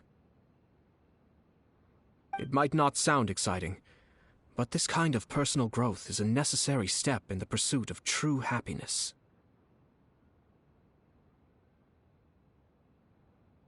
And I'm sure I can get there. I will use this as an opportunity to take over the responsibilities of the Hiragi clan. I'll think about marriage again after everything is more settled.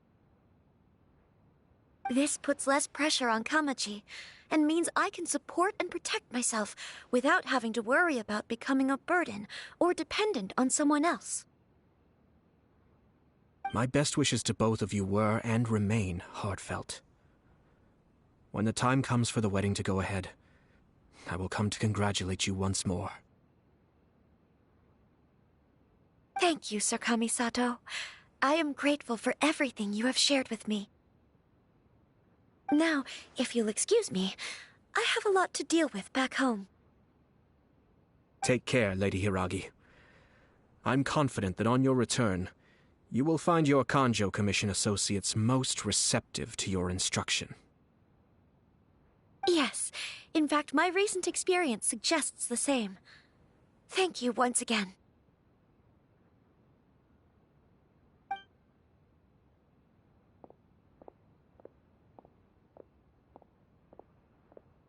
She really has the air of a leader now.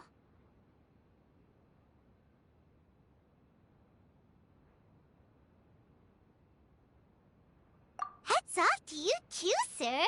Everyone thought there was no way out until you pulled that super smart strategy out of nowhere. In fact, counter-checking is a perfectly common maneuver in the game of chess. Our rival this time was easy to deal with. He was smart, but short-sighted, and sloppy in his execution. This outcome is entirely within my expectation. In a whole lifetime. Anyway, it's kind of a relief to see that Chisato has decided to set the Hiragi clan straight. I agree. Stability in Inazuma benefits me as well. I wasn't about to pass up an opportunity to make less trouble for myself.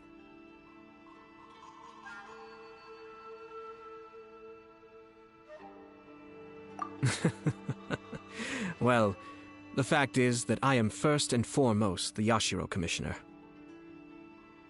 Perhaps for Master Matsura, power is his life's pursuit.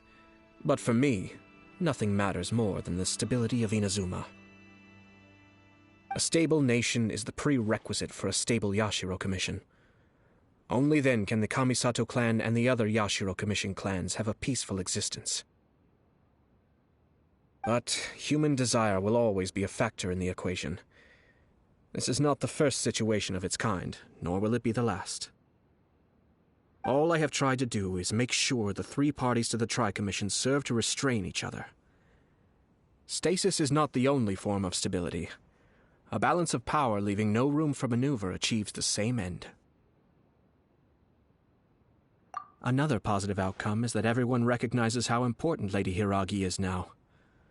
I think I did her a sizable favor in that regard. Dealing with the Hiragi clan will be much easier for her than navigating a new and unfamiliar one. There were so many things at play over this one wedding! Wait a second!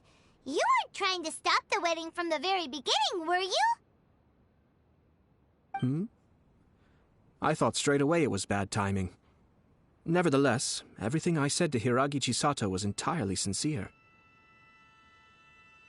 If you choose to give up your stance on something once, you'll be having to compromise for the rest of your life. I didn't want to see her suffer because she didn't realize what she was getting into. Now, she has the chance to become her own person. Let's see who she becomes. Okay then, guess we'll have to wait and see. All right. Farewell, and profuse thanks to you both. I shall have to host you at the Kamisato estate when my sister is next available.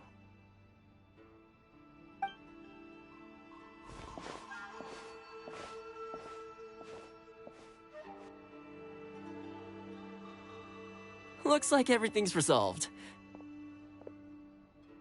Masterfully done. Everything was perfect. Well, except for one minor detail. I somehow ended up with a glass of very peculiar tasting milk. Didn't you like it? I distinctly remember you saying you are quite partial to exotic flavors. Oh! My lord? The Traveler had one of those as well. I'm sure she's made a great impression on you. The Traveler did indeed play a critical role in this case. I'm sure both families would have been more guarded against me had she and her companion not been present. It wouldn't have been so easy to get to the heart of the matter. There you go again, my lord. Placing the focus on other people while discreetly performing your job to perfection. Naturally. Ah, yes. Now that we're both free, let's finish off that game of chess we started a few days ago.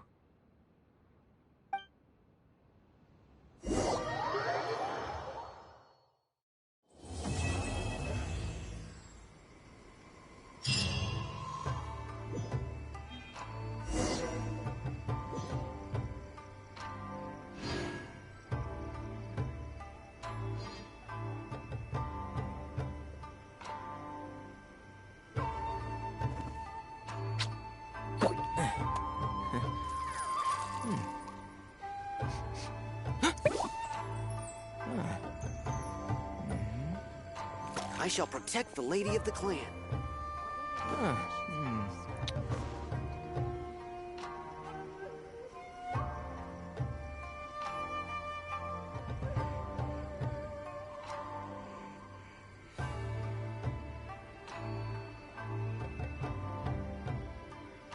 If you press a leaf between dry sheets of paper, you can make an attractive and handy bookmark.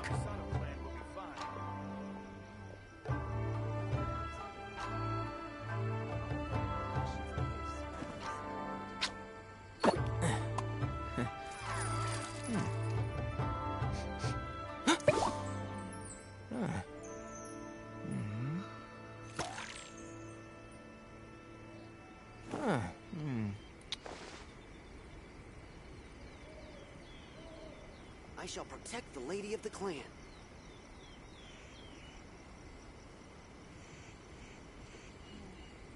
What about outside Inazuma? What will the repercussions be of scrapping the Sakoku decree?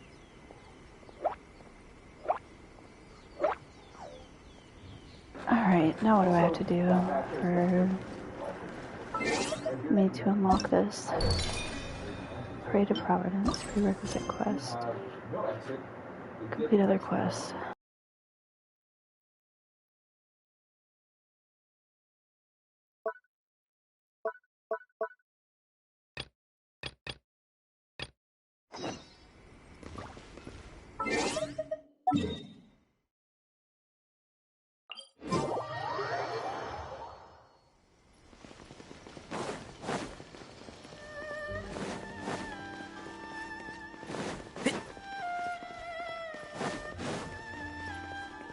Keep up.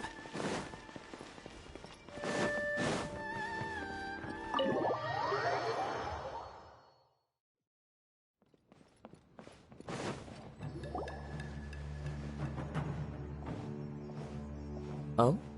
It's you.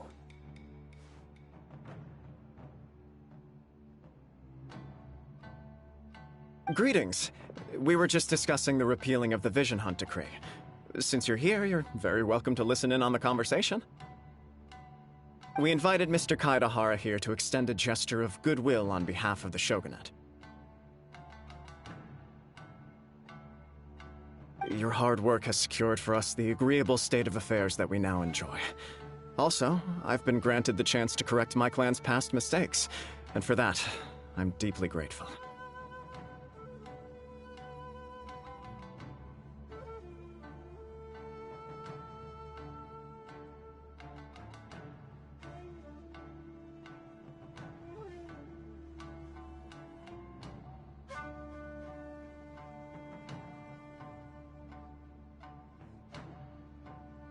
The Almighty Shogun has issued a large array of directives aimed at resolving, or at least easing, the tensions that have built up over the years.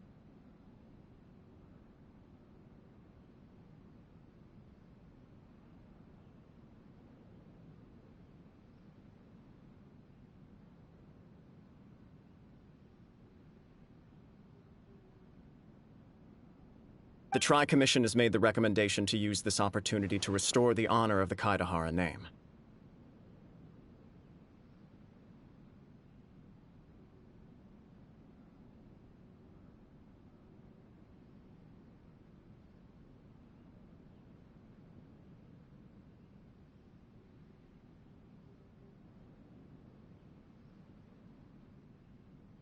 Regarding the history of the Kaedahara clan, I trust that you're already somewhat informed?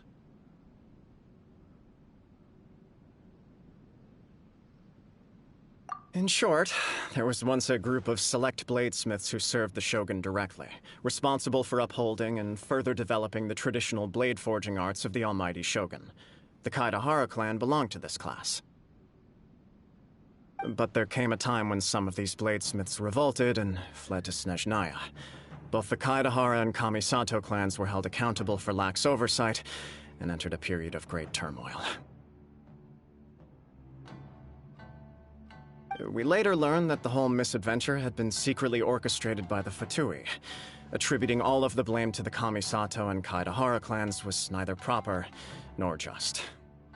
Considering Mr. Kaedahara has once more made an outstanding contribution to Inazuma, the Almighty Shogun believes he should not only be rewarded for his achievements, but also receive recompense for the excessive punishment borne by his clan in the past. In the interest of preventing further harassment of the Bladesmith clans by the Fatui, we chose not to publicly release the findings of our investigations into these matters. We trust you can understand why this was necessary. This is a true honor. I am delighted to be in a position to receive the goodwill of the Almighty Shogun and the Shogunate at large. However, would I be correct to assume that this magnanimous gesture does not come without some strings attached? I think it threw me into this person's story. I can assure you that nothing could be further from the truth. We seek only to correct a past injustice. With the Kaedahara clan's reputation and occupation restored, the Kaedaharas will be bladesmiths once more, and your wanderings will finally come to an end. You will be able to lead a safe and prosperous life in Inazuma City with the Almighty Shogun's blessing and full support of the Shogunate. I have grown accustomed to life among the elements.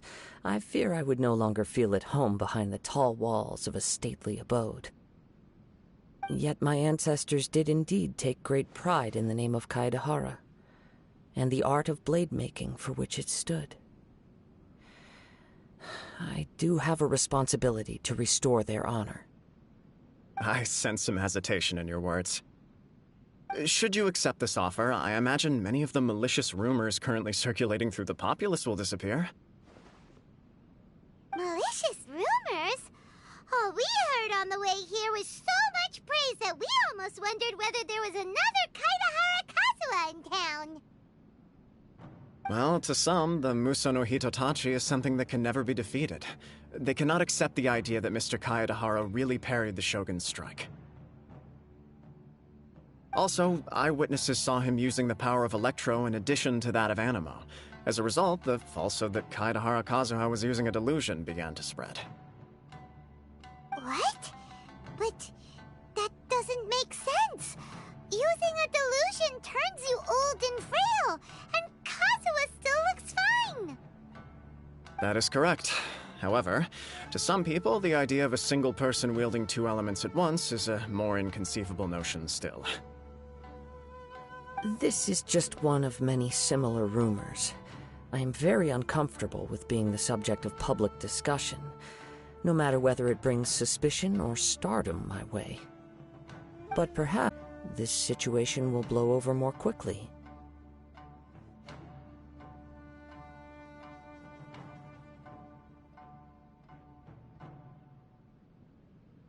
This is precisely why I encourage you to give our offer some serious thought.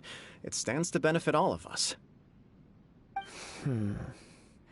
Please allow me some time to consider. In fact, let us put this discussion on hold for the moment. Well then, what brings the two of you here? Yikes! We nearly forgot about the most important thing! What most important thing? Why would such a dangerous individual be looking for me? Ah, the knight that attacked earlier.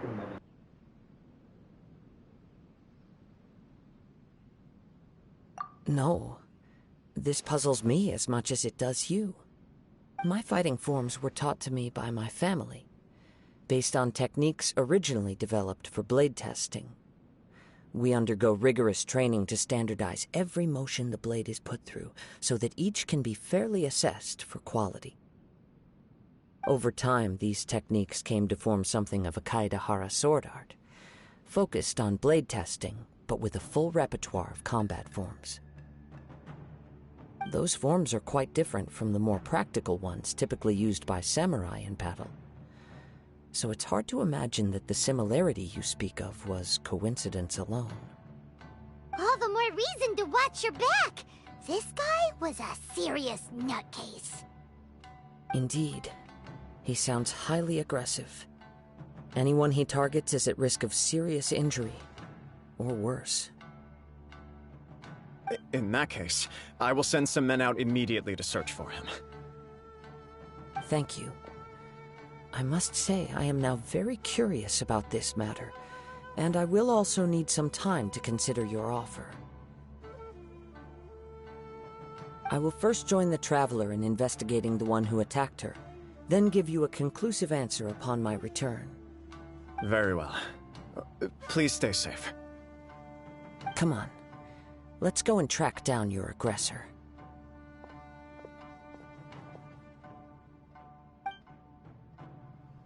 The detective agency knows the most about what goes on in town. Let's see what Ryuji has to say.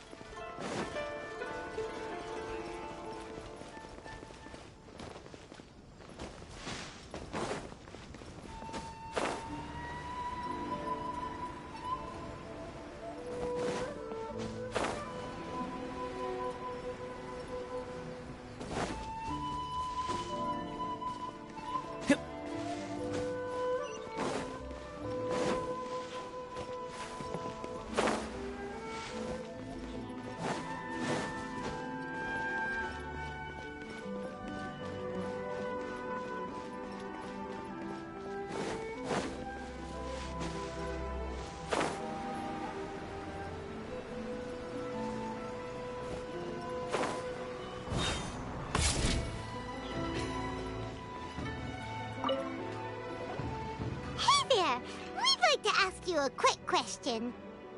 Do you know if anyone around here has been looking for him? For Kaidahara Kazuha, we mean. Aha! So this is the renowned Mr. Kaidehara. I've heard a lot about you. It is an honor to finally meet you today. You are too kind. We are currently investigating an assault and would appreciate any help you can offer. Oh? You were targeted in an assault? Let me think. I can't seem to recall anything of immediate interest. Mr. Kaidehara is currently the talk of the town, so there are always a lot of people looking for him. To be honest with you, our detective agency has recently been receiving many inquiries from people wishing to obtain Mr. Kaidehara's personal information. Some of them were offering us millions of mora just to gather the information they want. If these were more legitimate commissions, Sango would have snapped them up in an instant. Millions? Of mora? Finally. Oh, wait. Even at that price, you probably still shouldn't. Please, accept my thanks for looking out for my privacy. Of course. No matter what, we only take on legitimate cases. We don't make our money by revealing details of other people's day-to-day life just for the sake of it. Sorry, I got a little off topic. What I'm really trying to say is, it doesn't surprise me that a complete stranger is looking for Mr. Kaidehara. But I wouldn't know where to begin if we want to connect this with an assault. Then let's put that connection aside for now. Have there been any other attacks or similar incidents recently that stand out as particularly unusual? The Tenryou Commission had very few leads. I thought you might have some information from different sources. It's true that the commissioners aren't clued up about every little thing that goes on out in the streets. But typically, it's only the most trivial events that manage to escape their attention. If anyone had been out there attacking people, that would be assault, in which case the Tenryou Commission would absolutely get involved.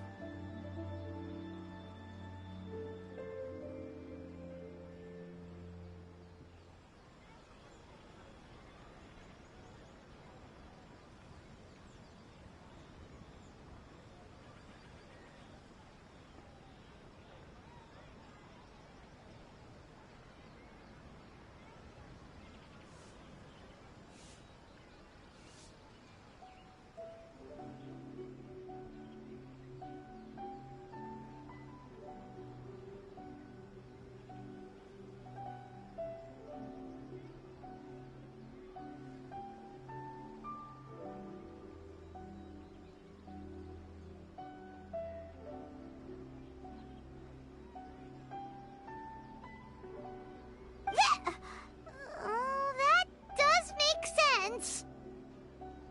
Uh-oh. Looks like the trail's already run cold. I still find it difficult to believe that whoever attacked you hasn't been causing any trouble elsewhere. Few people possess your prowess in battle.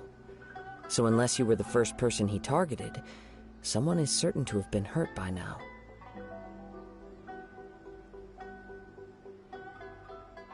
I am well aware of your talents. There is no need to be humble around me. In fact, I'm quite relieved that you were the one he targeted. It would cause me great grief to see someone become critically injured or lose their life because of me. For the poor victim, this would be a completely senseless crime. Don't worry, we'll find him. It seems you are every bit the selfless hero they make you out to be, Mr. Kaidehara. Surely this same concern for your fellow man is what drove you to fearlessly raise your blade against the almighty Shogun. You flatter me. Truth be told, I don't know quite what came over me in that moment. You are much too humble. Don't worry, I completely understand your concerns. I will try my best to gather whatever leads I can for you. Oh, actually, there was one strange incident over the last few days. It doesn't involve an attack, though. Let me tell you about it just in case. Sure. During times like this, the more information we have, the better. All right then. Recently, 2 people went missing from the city at around the same time. One of them is a pretty well-known collector, surnamed Nagato. The other, Amenoma Yuya, is a samurai from the Amenoma clan. Amenoma! Now there's a familiar name! Right. Yuya is the nephew of Amenoma Togo, the owner of Amenoma Smithy. 2 grown men going missing at the same time. Their cases are likely connected, but I don't know much in the way of details. I recalled this because Amenoma Yuya is also an accomplished martial artist who is skilled with the blade. Perhaps he is the one you are looking for. Understood, though it seems highly unlikely to me. I neither know this man, nor do I have any idea why he may wish to attack me. Sure, can't hurt. We never know what we might find out along the way. Thank you, Ryuji. We'll start by making some inquiries at the Amenoma Smithy. Sounds good. All the best with your investigation. I'll get moving shortly myself.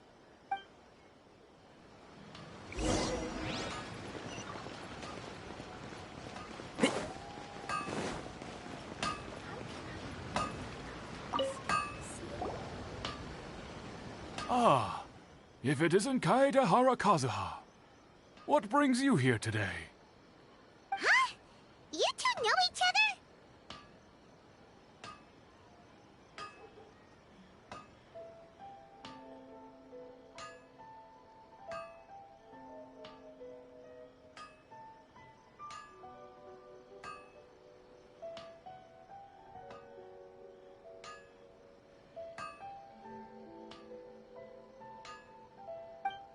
Yes, the Kaedehara and Amenoma clans were both members of the Raiden Gokaden.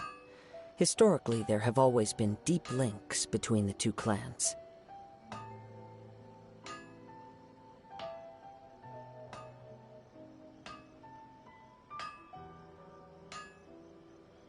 After I returned to Inazuma, I visited Mr. Amenoma to pay my respects.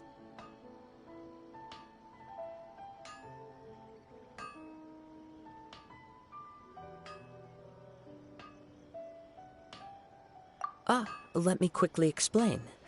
The Raiden Gokaden was the collective term for the 5 most acclaimed bladesmithing arts in Inazuma. The techniques of blade making were personally bequeathed to the Raiden Gokaden by the almighty Shogun, and over time, further honed and enhanced by the most talented craftsmen.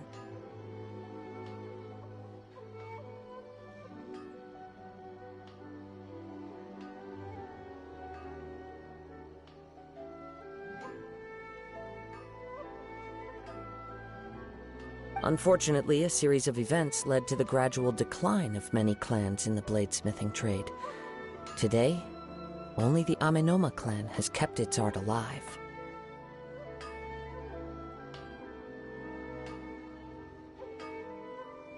So sad. It is a great pity indeed. In the old days, we each had our specialties. And just as iron sharpens iron, so too did we learn much from each other.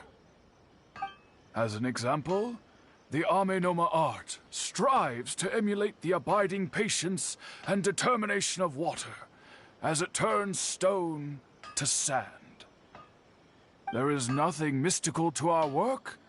There is only practice, day in and day out, until both body and mind have memorized the craft, turning each motion of every technique into an intrinsic part of the bladesmith's life. As for the art of the Kaedehara clan, I believe it's called the Ishin art. That's right. Ishin art strives for complete harmony between blade and mind from the moment that forging begins. For only a blade thus forged can capture and convey its maker's thoughts and feelings, and eventually become an extension of its wielder's will. Indeed. Most samurai choose their blades, but an Ishin blade chooses its owner. You are, without a doubt, the most worthy wielder of an Ishin blade.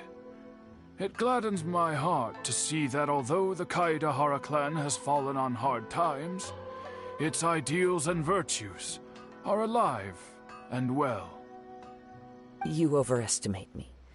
My actions are guided by my own personal sentiments, not by any noble aspirations on behalf of my clan. But let's get back on topic. The purpose of our visit today is to gather some information on your missing nephew. We hope to assist with the investigation. It may turn out that this case is connected to another we are pursuing. Ah, yes. My nephew. I reported the case to the Tenryou Commission, but I haven't heard anything back so far. He didn't say a word before he left, which is very unlike him. I'm still completely at a loss on what to make of it. But I've done what I can so far. Worrying is futile. All I can do now is wait for the news from the Tenryou Commission. We heard that there was a collector involved in the disappearance too. Know anything about that? Yes. On the morning that Yuya went missing, he gave me a very cryptic look and said that he was going to give me a great gift. I believe he went to collect the item from Mr. Nagato after that. The next thing I heard was that a fire had broken out at the warehouse, and neither of them came back. Oh boy. Yes. Strange, isn't it? I wonder what could have caused it. Unfortunately, there was very little evidence left behind, so nobody knows what really happened. Do you have any thoughts on what Yuya may have wanted to give you? If I had to guess, it must have been some kind of rare weapon. Otherwise, there would have been no reason for him to get my hopes up. He's never been particularly interested in blade forging, but has always had a fondness for blade testing, and can sense even the most minute differences in blade quality. He is extraordinarily talented in martial arts, particularly when it comes to the art of the sword. Truth be told, we have some information that you may find to be objectionable. The person we are looking for, he attacked this friend of mine. Based on the evidence we have gathered so far, only Yuya seems to match the suspect's profile. What? No. Absolutely impossible. Yuya is not that kind of person. He is humble and kind. Even his training is done with the goal of calming his mind. He has never gotten into a fight before. Is that so? Yes. If there's one thing I can say for certain, it's that Yuya would never draw his blade without a very good reason. But, with that said, it's equally out of character for him to just disappear, with neither farewell nor fair warning. I also cannot know what course of action he might be capable of if coerced, or otherwise compelled by circumstances unbeknownst to me. Anyway, should you find him, please let me know as soon as possible. Don't worry, you have our word. From the sound of that, Hyman doesn't think Yuya was the one who attacked us as well. Yes, it sounds as if something happened when the two men met each other. Let's pay a visit to the Nagato household. Attempting to investigate the location.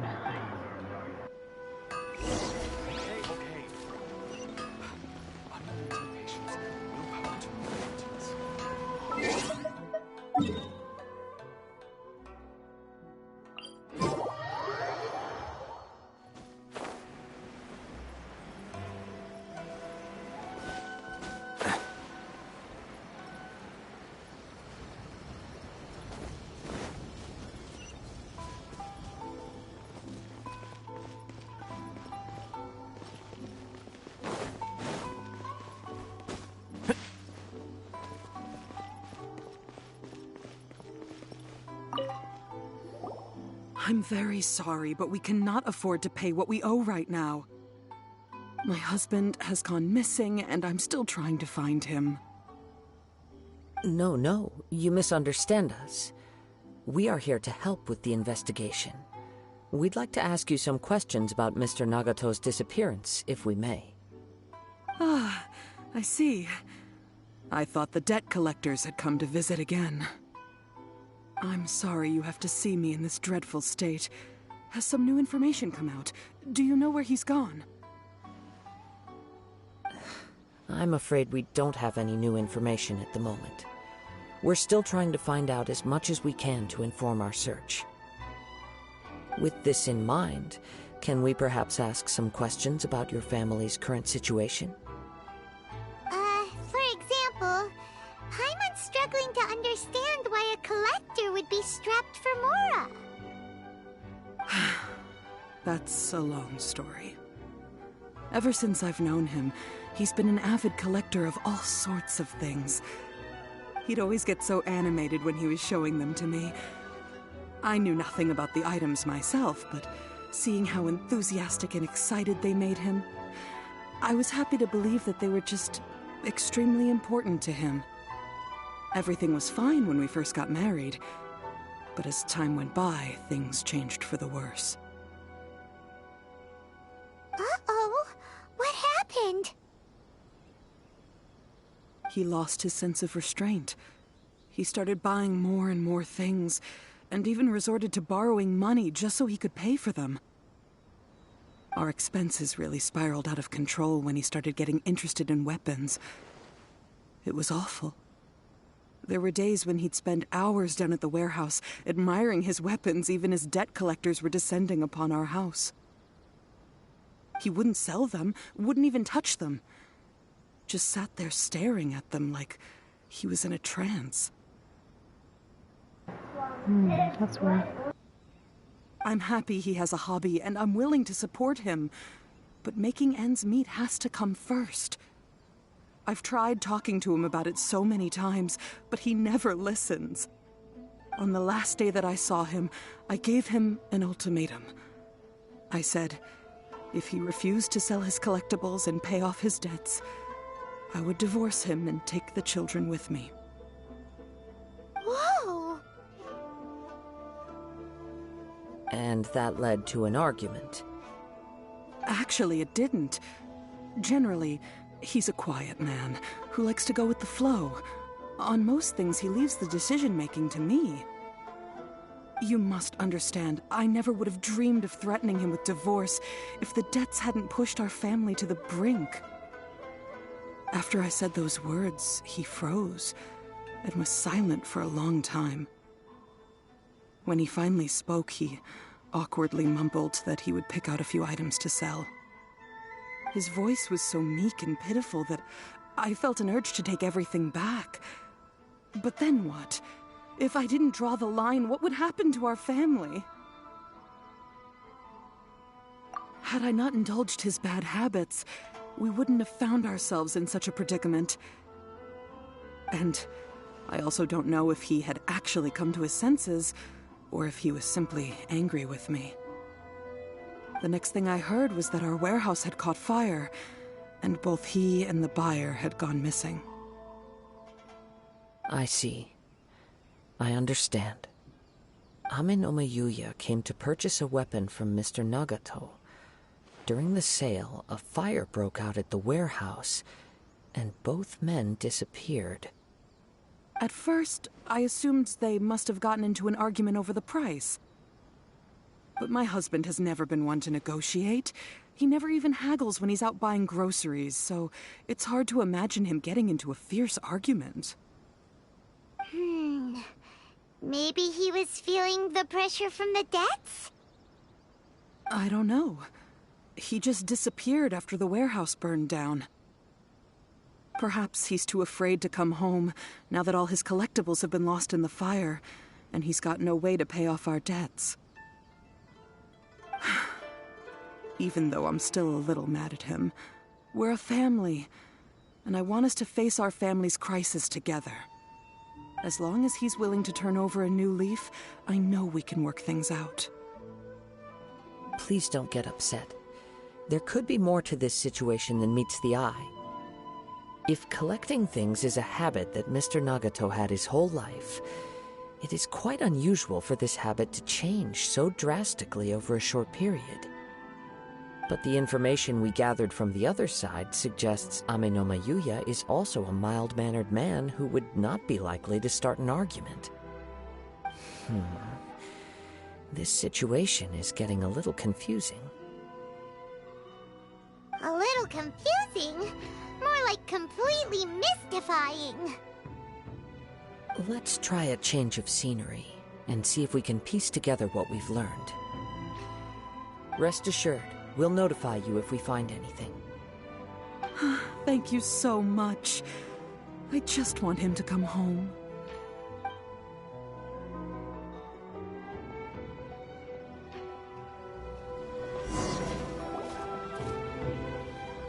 Based on the information we've gathered so far, I can only surmise that the sales meeting between the two men was somehow the catalyst for their disappearance. The fire at the warehouse likely played a part in how the situation unfolded, though its exact role is a mystery. Do you have any thoughts? Well, Paimon was thinking that maybe someone accidentally knocked over an oil lamp and, nope, never mind. Paimon's brain needs to rest for a while. Over to you.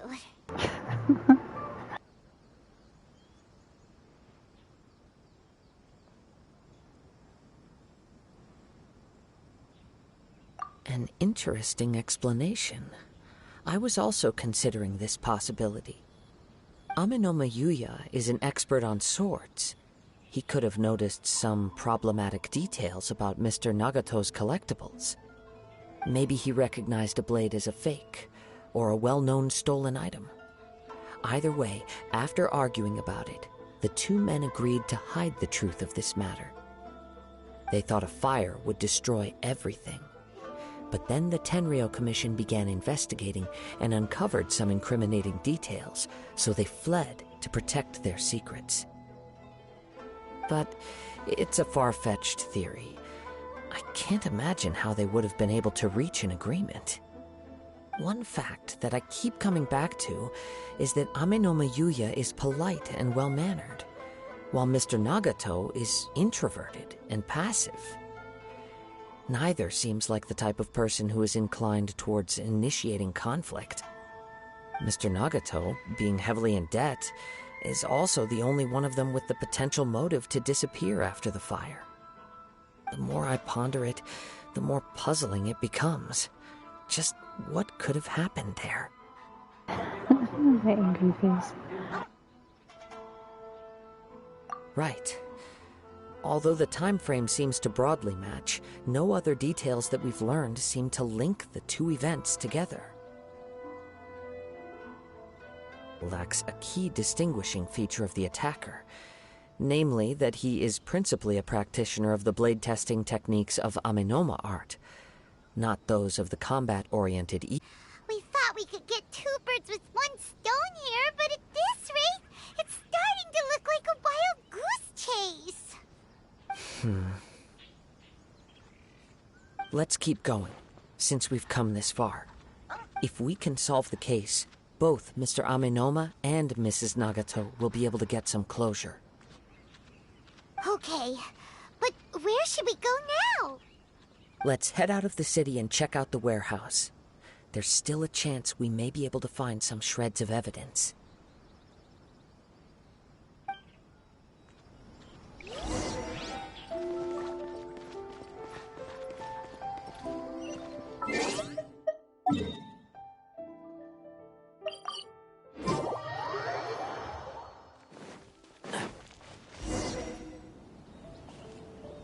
Wait.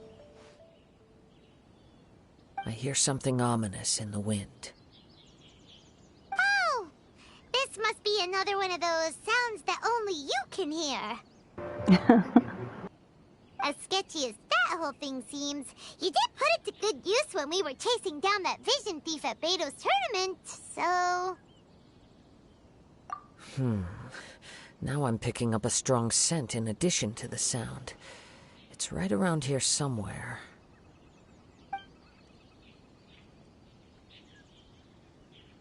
But there's nothing here. It's gone now, but I can still sense the direction it left in. It felt very much like that ancient presence in Inazuma, the remnants of the Tatarigami. Indeed, but this unexpected spring of inauspicious energy may prove to be of benefit to our investigation. We should remain vigilant and approach slowly. Oh, do I have to stink again? Huh.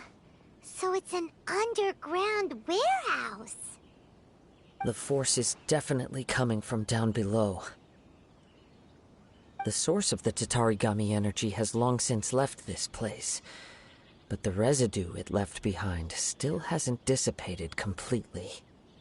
Judging from the concentration, I would have to conclude that the Tatarigami source resided here for a very long time. Mrs. Nagato said her husband used to hang around the warehouse by himself a lot. It could well be that he was already under the influence of Tatarigami energy at that time.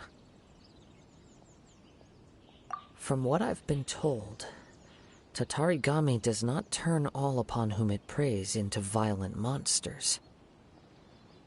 But most will develop a stubborn streak upon being exposed to the Tatarigami's unfulfilled will.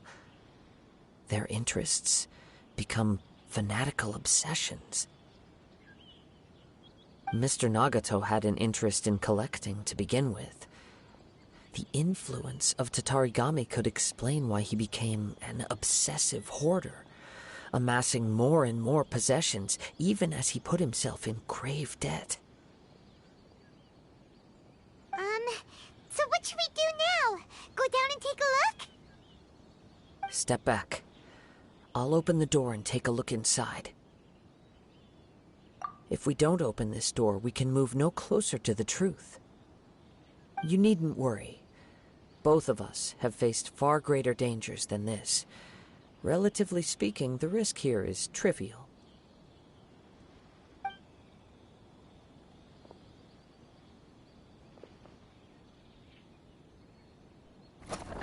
Huh.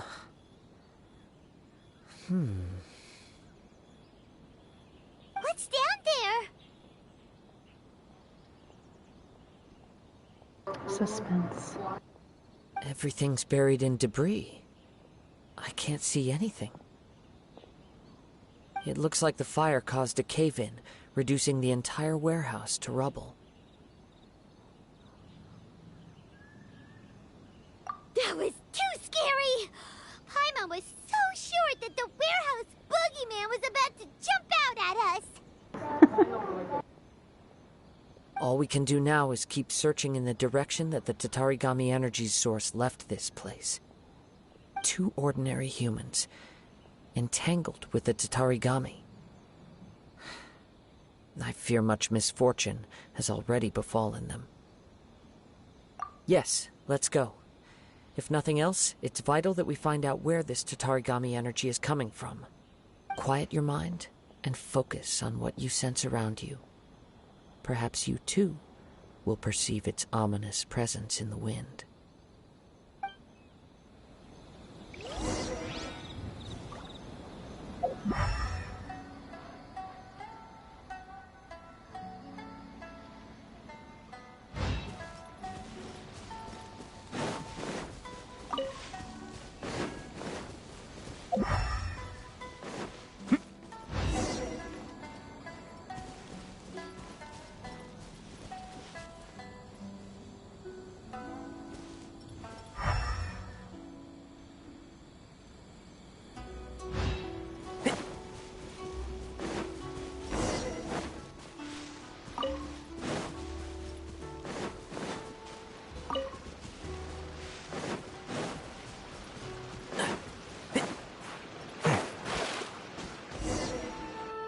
From this point, the trail appears to split into two. The main source of the Tatarigami energy continued on into the distance, but a small portion remained here and seems to be dissipating slowly.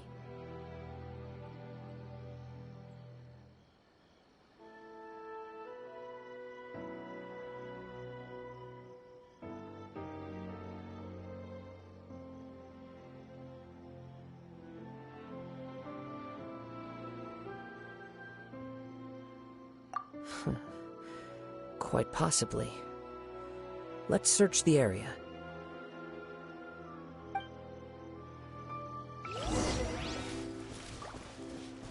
Whoa! Look at all those hilly churls! They're acting really strangely! Something seems to be drawing their attention.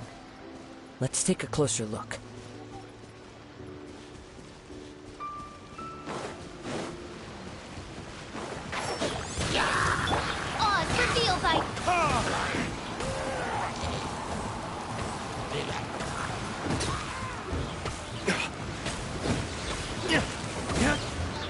Let's light it up! Everybody stand back! Can't see? I'll uproot you! As you wish, main Fräulein.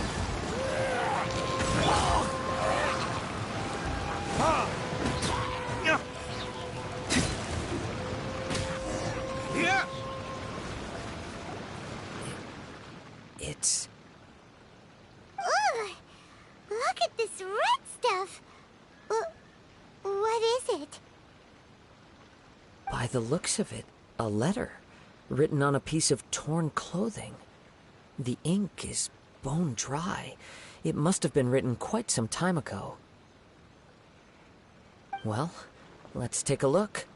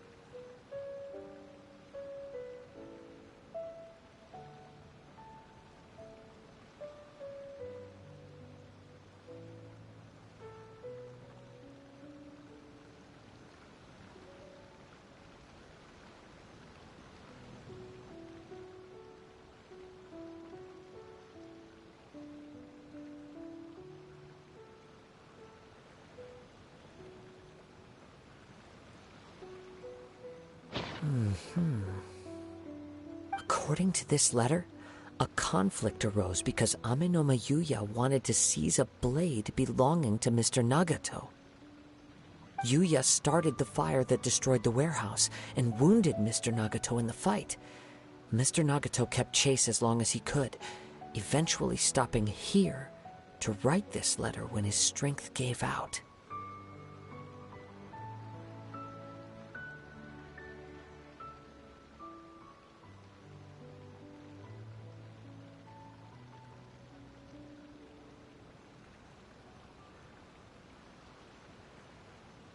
So, where is he? He was not only mortally wounded, but also under the heavy influence of Tatarigami. Add to that the fact that its aura seems to have attracted a horde of monsters, and I'm afraid he may no longer be with us.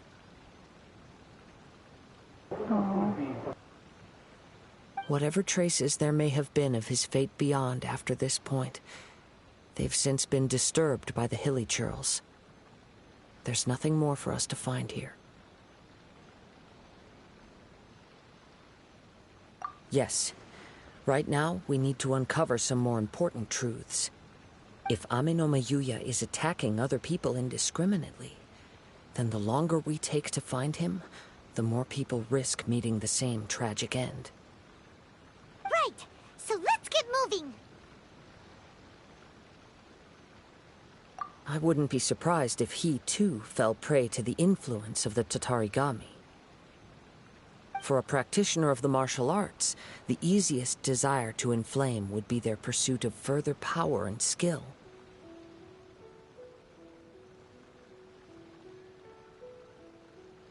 All the clues that at first seemed disparate and disconnected. It seems that now we know the thread that runs between them. I have a hypothesis that, if it's correct, not only explains the series of events leading to the two men's disappearance, but also zeroes in on the attacker's identity. Wait! You figured it out? So these two cases are connected after all? I believe so. But it's something of an outlandish idea. I will only be able to confirm my suspicions once we've met him in person. On with the search. We must stay vigilant. At any point now, we may find ourselves in danger.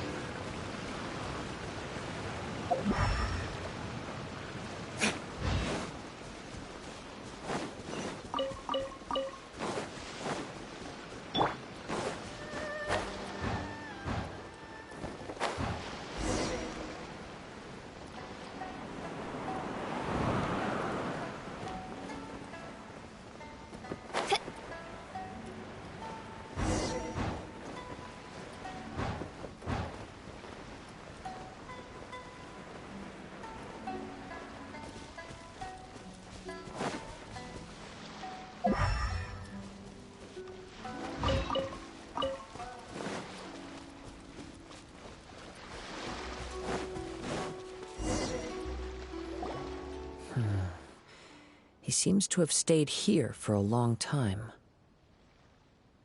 Why here? Is there anything special about this place? I'm not sure. But on closer examination, I sense that the aura may have lingered here at several different points in time. Show yourself! It's no use hiding anymore.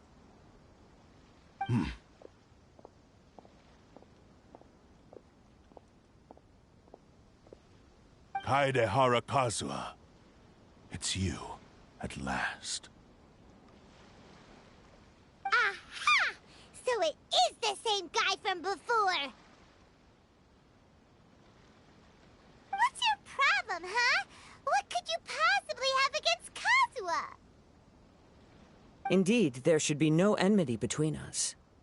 If it is Ame no Meyuya that stands before us.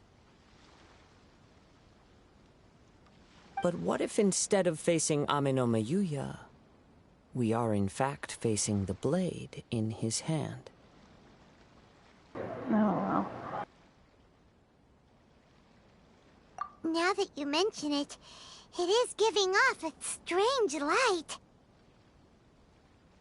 Whoa, whoa! Surely you don't mean... Are you serious? Tatarigami energy often lodges itself within physical objects, then works to subtly affect any living organisms in its vicinity. The blade has resided in Mr. Nagato's warehouse for many years, affecting his state of mind, and more recently using the sale as a means to affect, or rather as a means to occupy, Ame no Meyuya's body.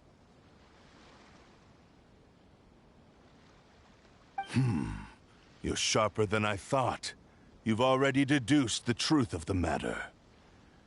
Many, many years ago, I was forged by a famed bladesmith of the Ishin tradition. I was his pride and joy. In me, he placed all his hopes and dreams. As a descendant of the Kaedehara clan, you should be able to guess our greatest regret. I presume it has something to do with the Raiden Gokaden. Indeed. At that point in time, he failed to live up to the Raiden Shogun's expectations. In the end, all he could do was to flee the nation by sea on a ship bound for Snezhnaya. He was a bladesmith of great renown, a master of his craft. There was nothing that he could not accomplish. All he needed was more time and a little faith. And sure enough, in the end, he achieved what he had set out to do. All of his life's work, his wisdom, his skill, it culminated in his creation of me. He not only bestowed upon me the greatest of strength, but also endowed me with a consciousness of my own. In her conceit, the Raiden Shogun lost not only the single most perfect blade in the entire world, but also an irreplaceable achievement in the art of blade forging. So, swords can become conscious and control people?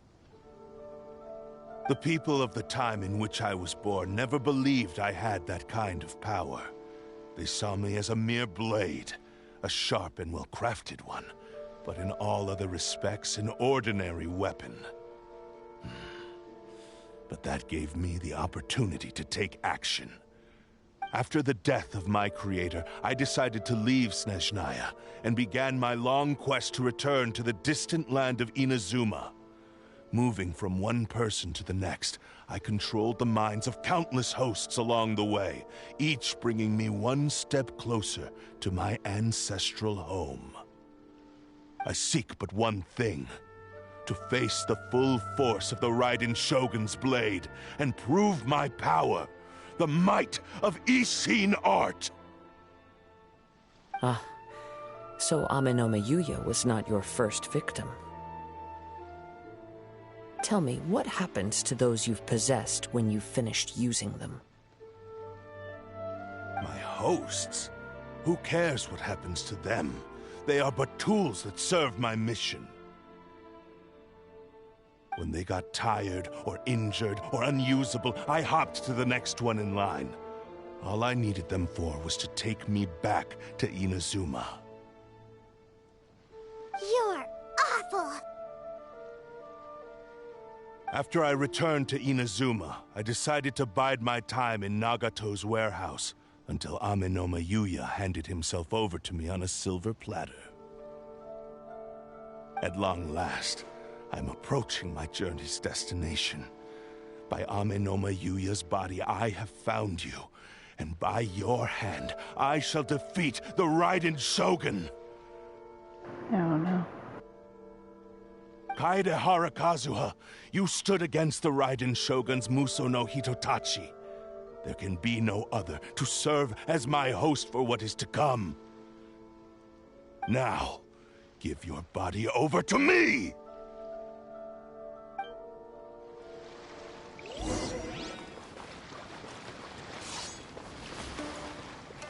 Submit to me! Wind Strider!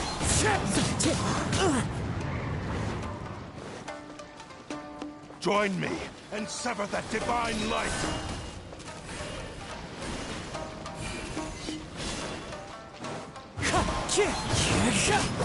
That hurts!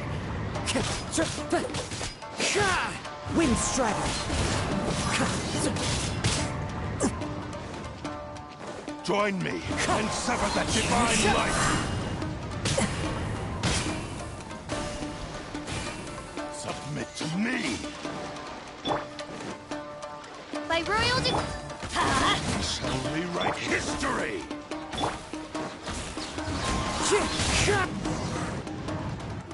Aw, I can't get to use my special. Or I will strike you down too! Your bluff's fooling no one! You've lost! Lost? I can never lose. It is this body that has reached its limit, nothing more. Even if you defeat me here, the one who falls will not be me, but this man. He is but a puppet that can be replaced. I can take a new vessel at will. The end result is the same! I will end this wretch's life before you can lift a finger! And even if I were to lose my physical form, it is but a small setback. My consciousness shall endure. By any means necessary, and any medium available, I shall return and fulfill my destiny! Your fighting style. It is indeed the forms of Ishin art. but from your movements, I sense only hatred and arrogance, as well as a thinly veiled mania and despair. Really? You can tell all that just from his moves? Was it you or her that sent the monkey? What? Huh?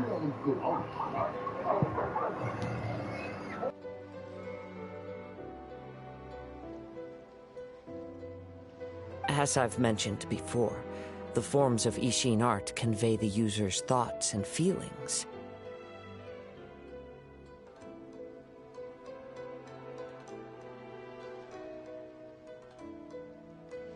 Since the blade is currently possessing Aminome Yuya's body, its movements express the innermost thoughts of the blade. If you ask me, the mania is probably due to your desperate, single-minded ambition. You believe I am your only hope. Are you trying to claim that I am helpless without you? On his deathbed, he passed to me all of Ishin Art's secrets. The little that you know barely scratches the surface. In that regard, why would I ever need your help? Because all of that is in the past. I've been wondering why you've not caused more trouble in all the years that you've been in Inazuma. If you are indeed a cursed blade that can possess its owner. Now that I've seen inside your mind, everything finally makes sense. You weren't biding your time. You were trapped. After all the time that's passed, you have grown weak. To the point that you are now unable to acquire a new host without making physical contact.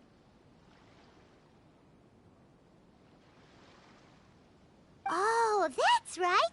Paimon remembers now. Mr. Nagato had a habit of never touching his collectibles. Only when Mr. Nagato witnessed his wife's distress and decided to sell his collectibles did you finally have an opportunity to reach out to Aminome Yuya and make your escape. And what of it? Well, that brings me to my second point. There's a despair in you that is so strong it threatens to overwhelm you. You were determined to fulfill your maker's ambition, whatever the cost. But this ambition is too grand and too heavy for you to bear. Each step you have taken has come at a great cost. I think you realized your limitations long ago. The more you clenched your teeth and pressed forward, the greater your fear of losing everything you had achieved grew, and the more you wished to run from the truth. But the way I see it, what began as an ambition has long since become a delusional fantasy. What would you know about any of this? I'm just one step away from achieving my goal! You returned to Inazuma to prove the unparalleled brilliance of Ishin art. But to make this arduous journey, you committed countless atrocities and showed a blatant disregard for human life. Even if you were to sever that divine light, is this truly the outcome that your maker would have desired? You... Sure, you inherited the secrets of Ishin art. But even as you made your journey to honor this legacy, you treated the ones who wielded you as mere tools to do your bidding. How could you possibly unleash the full potential of Ishin art when you act in perfect discordance with the principle of harmony between a blade and its bearer? Silence, you blabbering fool! I must achieve my goal. This was his life's dream, and the very purpose for which I was brought into being. I will concede that you are most perceptive. You see my predicament clearly. But you also underestimate my resolve. And you should face reality. Easy for you to say. Facing reality offers me nothing. I have no need of anything that would stand in my way. Not hesitation, not self-reflection, and certainly not your so-called reality.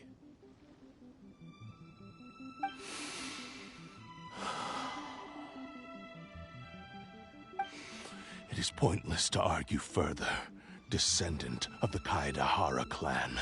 If you wish to save this man, then offer me your body in exchange. How stubbornly you stick to your wayward path. I do not believe for a second that you can challenge the almighty Shogun in your current state. So let us make a bet, and I will put your strength to the test. What? Surely you're not planning to agree to his demands. Very well. Then find yourself some enemies with whom you wish to cross blades. A taste of my power will more than convince you. Once we have dealt with them, we shall proceed to Tenshukaku. And as for your end of the bargain, if you lose, you must release Amenoma Yuya from your control. I accept. Don't do this, Kazuha!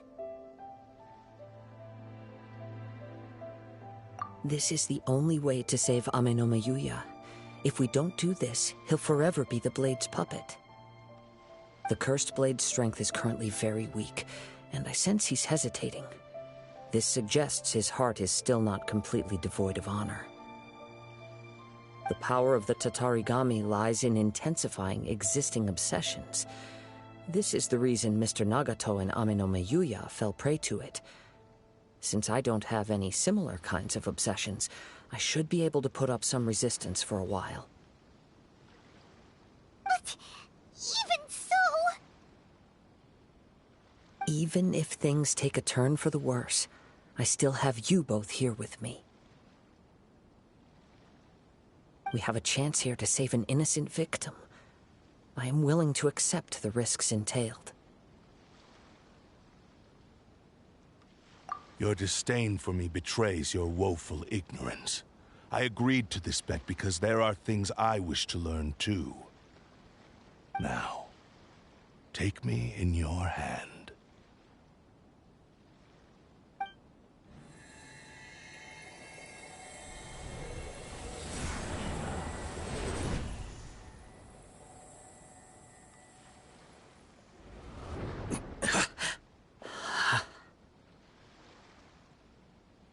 Kazuha? I'm okay.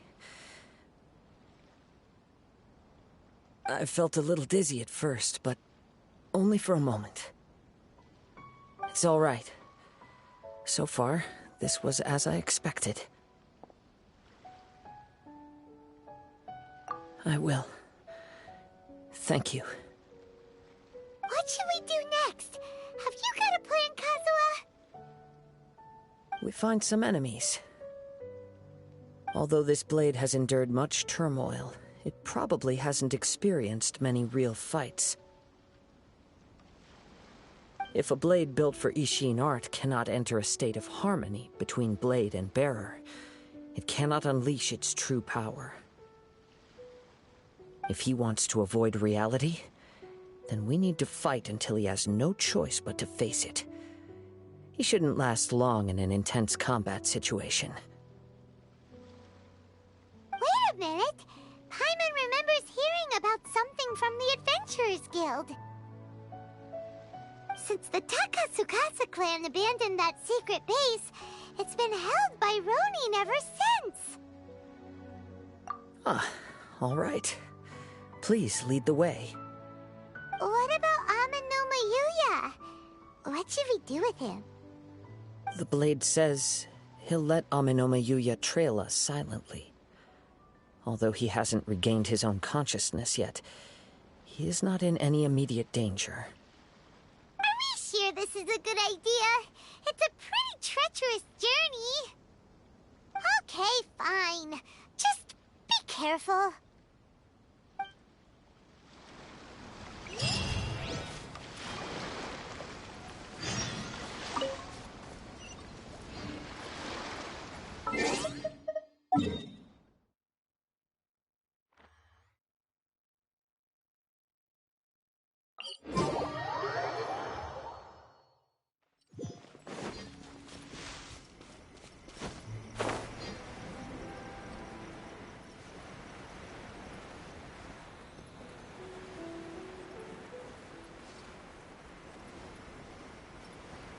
Get ready for a big fight.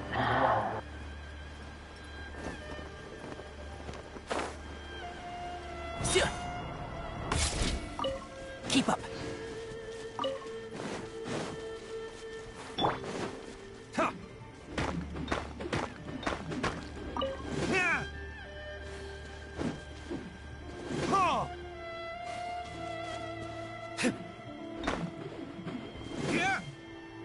Oh, this thing clanks. Okay.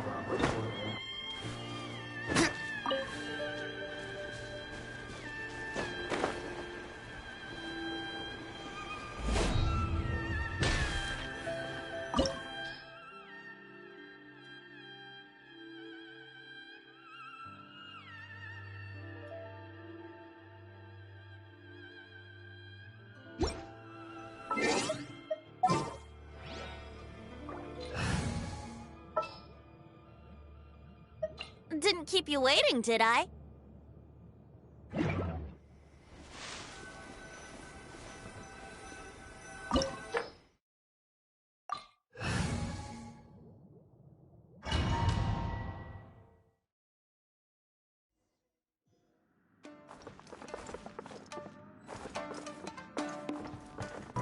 So they have you choose an anime character just to come in. So, Leave everything on this journey to me. This should be fun. It's my lucky day.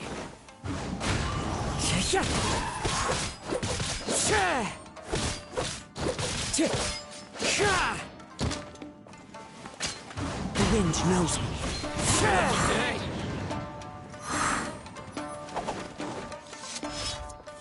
This is another character I want to get. Into the wind. Fallen leaves, adorn my night! The fairy. How are you feeling? You okay? I'm all right. The blade is performing largely as I expected. Having gone so long without proper use and maintenance, it's become very difficult to use. Though he's making every effort to persevere, I do not think he can last much longer.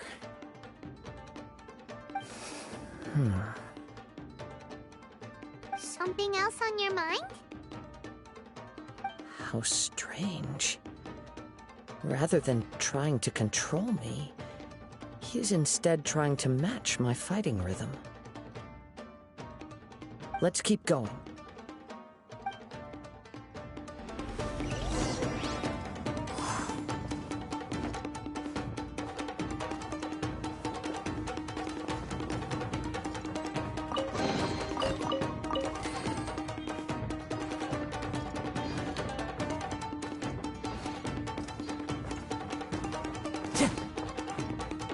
It's my lucky day.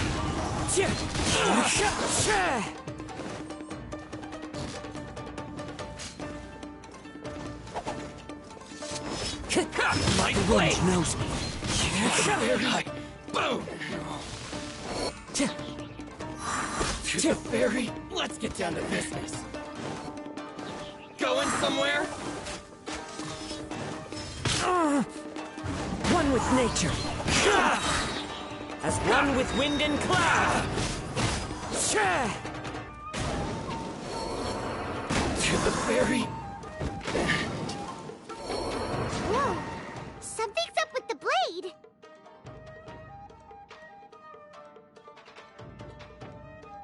I can sense that his strength is slowly fading away.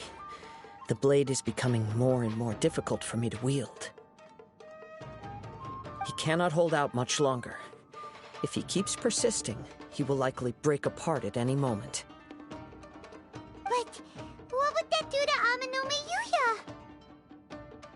I will be careful with it. He also says he does not have any plans to give up easily. He's still trying to achieve his goal.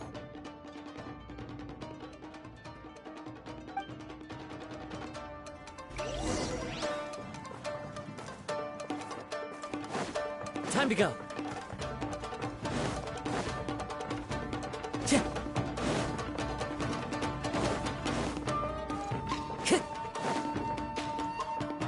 Time to go.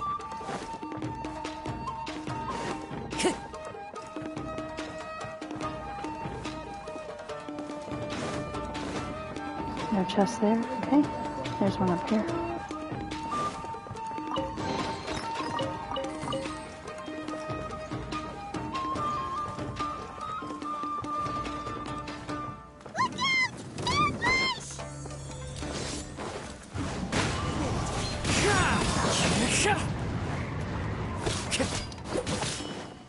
Time to go. The wind knows me. Fall before me! Time to go. That won't work.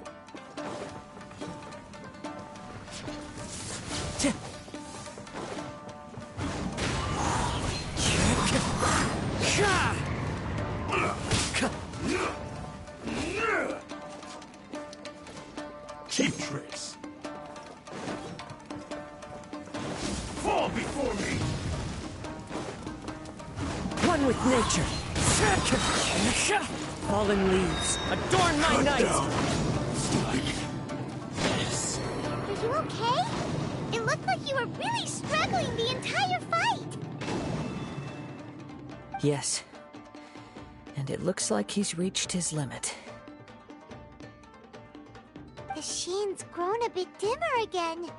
It doesn't look anywhere near as impressive as it did at the start. Perhaps this time, we'll finally have a chance to see his true form. True form? What are you talking about? Huh? What the? Is this the same blade as before? It looks like a piece of junk!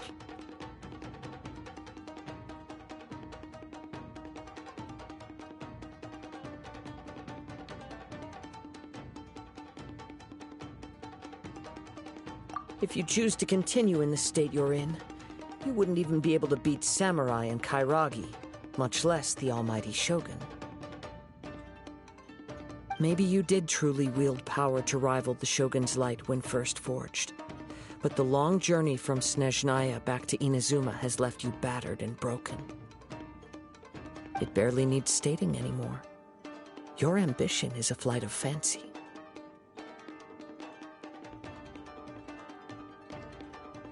I finally figured out why it was that you agreed to my bet.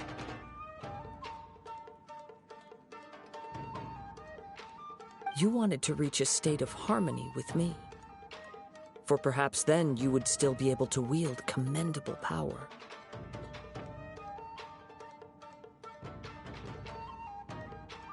But regrettably, we are nothing alike. I will never understand your obstinacy and cruelty, nor can I empathize with the one who made you.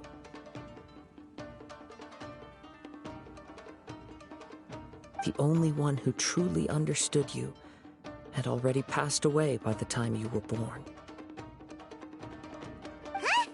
What's that supposed to mean? There they are! Take them down! Where do they keep coming from? Yup, we can help this time! Don't worry, I'll use my own blade. It's just more of the same.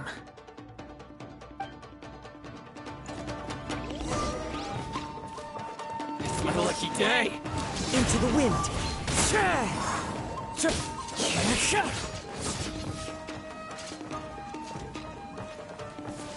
Cheap tricks. One with nature.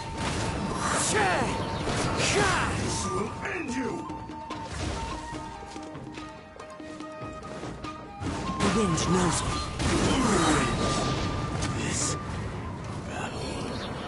You fought way better with your own sword. You are a true Kaedehara in flesh and in spirit. Though we fought briefly together, you have seen me for who I really am.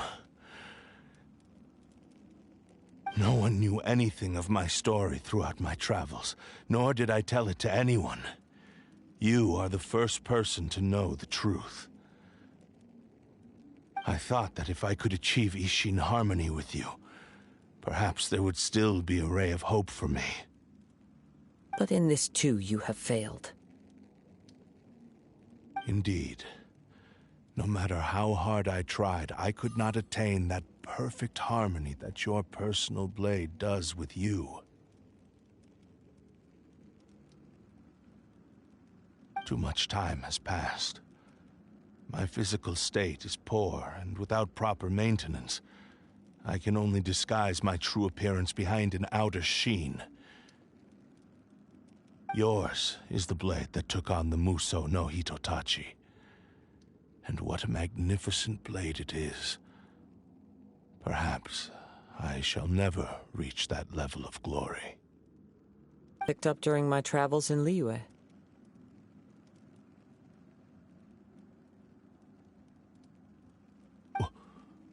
What? Forging and maintenance are both important for a blade, but they are not everything.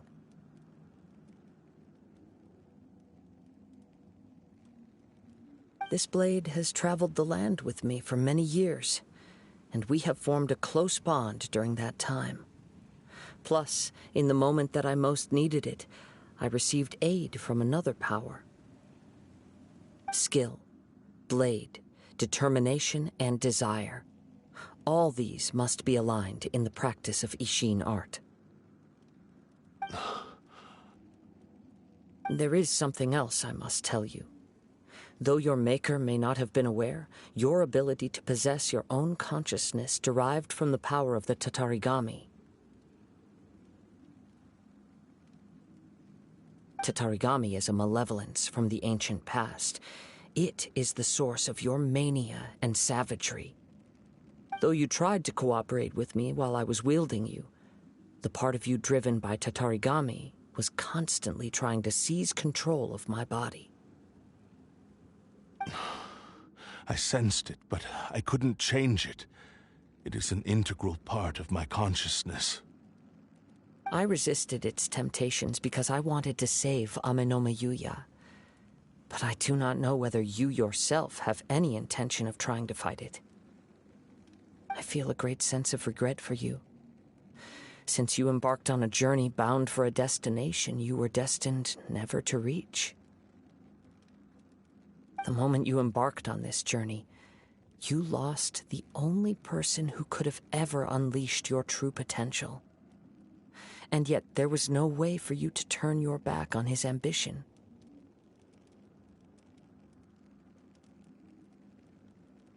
You have known this for a long time.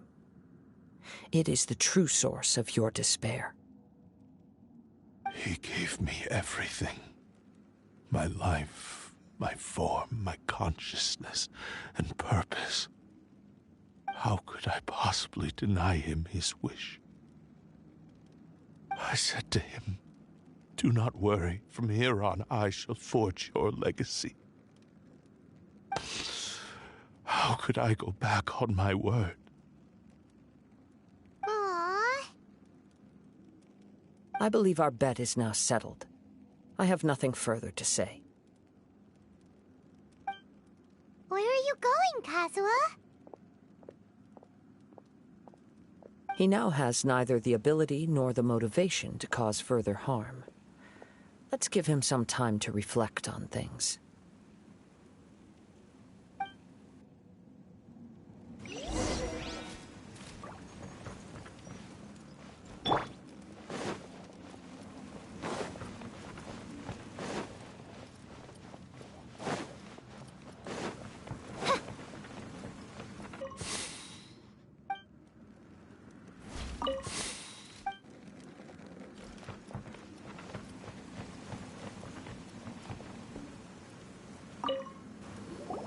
When I touched the hilt for the first time, it's as if I was transported to a strange dimension. It was somewhere I've never been. A bladesmith lay quietly on the bed, his frail face barely visible under the moonlight. his breaths were weak, and his life near its end. A newly forged blade lay by his side, listening attentively to his final words. Wow. That was the blade's memory, wasn't it? Indeed. While in exile in Snezhnaya, the bladesmith eventually learned the truth behind everything that had happened. The Ishin art had been dealt a devastating blow by the desertion of its best smiths. He spent the rest of his life in the forge, not to vent his frustration and hatred, but to atone for his actions. He felt intense regret at being tricked by the Fatui, but he could never again return to his homeland. His sole wish was to one day return his single, proudest creation back to the land of his birth. So he instructed this sentient blade to find a way back to Inazuma, no matter how long or how hard the journey. But he never wished to rival the gods. All he wanted to show was that they once shone brilliantly as blade and smith, that they were still worthy of being trusted. So that's the true story.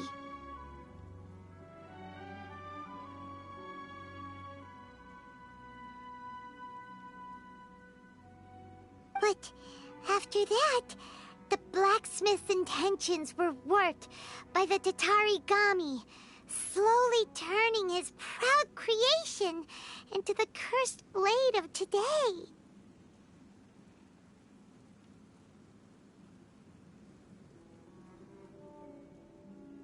Right. I believe the bladesmith might never have known that the power he worked with was that of the Tatarigami. The hatred within that power is what sent the blade down its ill-fated path. This blade has committed unforgivable atrocities, but only because it lost its original master. No one was there to correct its errors when it was losing its way.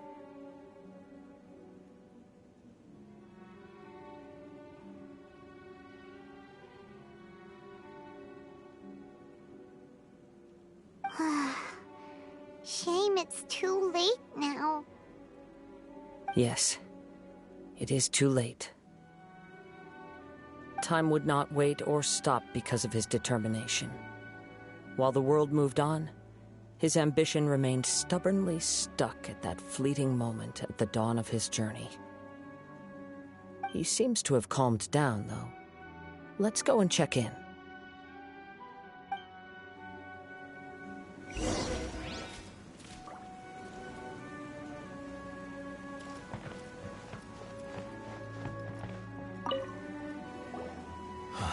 When I look back at the past, I can remember the day of my forging like it was just yesterday. I once told him that I would pay any price to fulfill his wishes. Such was the debt I owed to him for giving me the gift of consciousness. But darkness and slaughter numbed the mind. Over time, I lost sight of the difference between gratitude and grudge. Not only did I fail to fulfill his ambition, I also defiled it. You are finally seeing reality clearly. Since we agreed to the terms of the bet, I will honor the agreement and release Amenoma Yuya. But I still cannot bring myself to forsake his ambition. It is the entire purpose for my existence. So, may I ask you to help me fulfill the ambitions of myself and my creator? Hey! Now you're adding yours into the mix, too? Jeez, don't push your luck, mister. It has to be done in this order. At least hear what I have to say. And if you don't agree, I will still release Amenoma Yuya as promised. My physical form, as well as the knowledge I possess, should still be of some value to you. His attitude has grown a lot milder. What do you think, Kazuha? Should we give him a chance? Let's hear it. Thank you all. When I was first forged, my maker was already terminally ill. He told me that he had wanted me to have the grandest opening battle. Alas, after that, he never rose from his sickbed again. Nor have I ever had the chance to prove myself in battle since.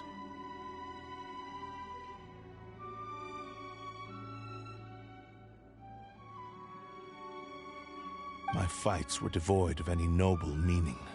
They were merely the next step in my never-ending journey. The next in a long line of transgressions.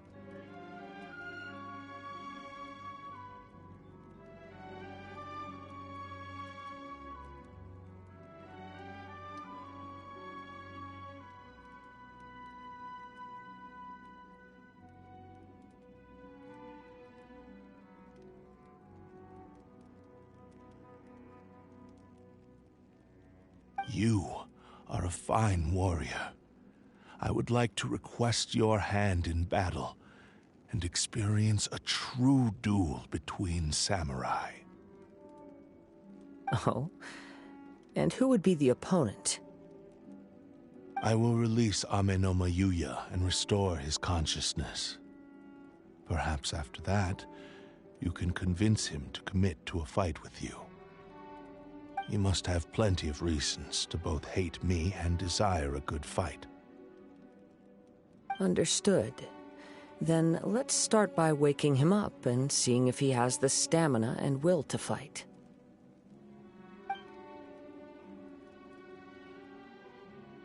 I see. He used my body to inflict harm on others. I utterly despise him and his actions. But since he stayed true to your agreement by releasing me, he must still have some remaining semblance of honor. If a duel can help to set this state of affairs in order, I am willing to put myself forward. I do not wish to be a mere victim in this story. There's no need to worry. We'll vouch for your innocence to the Tenryo Commission. Thanks for your help. Who knows how this would have ended without your intervention? All right, then let's move on. More Ronin could appear at any moment. We can't stay here. In any case, for a final duel, I think we should aim for a greater sense of ceremony.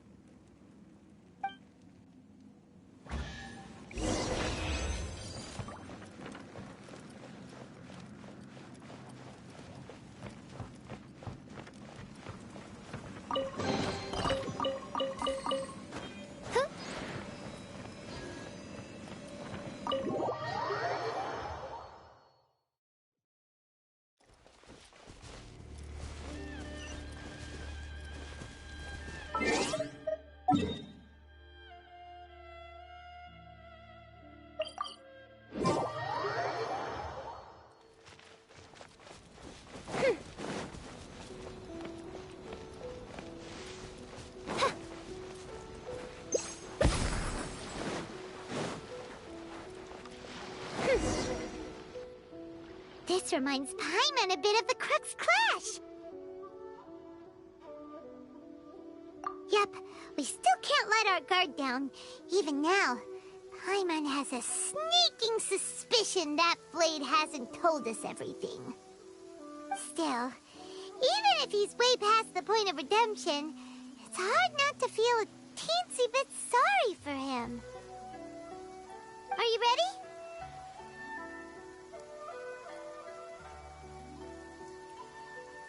Ready?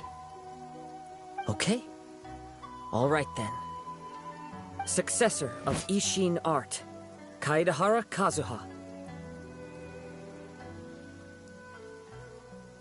Successor of Amenoma Art, Amenoma Yuya.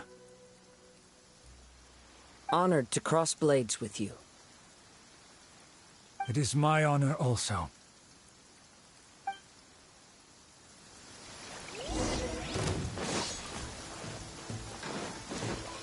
into the wind.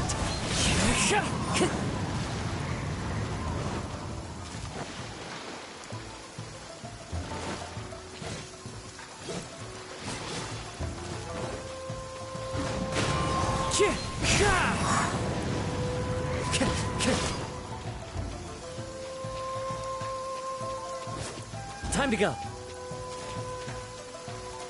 The wind knows me. It's fine.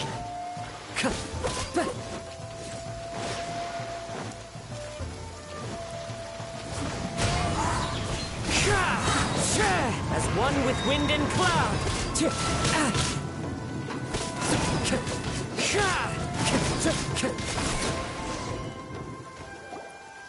Thank you for the experience. Although he appears battered and broken, in your hands it seems he's regained a glimmer of brilliance.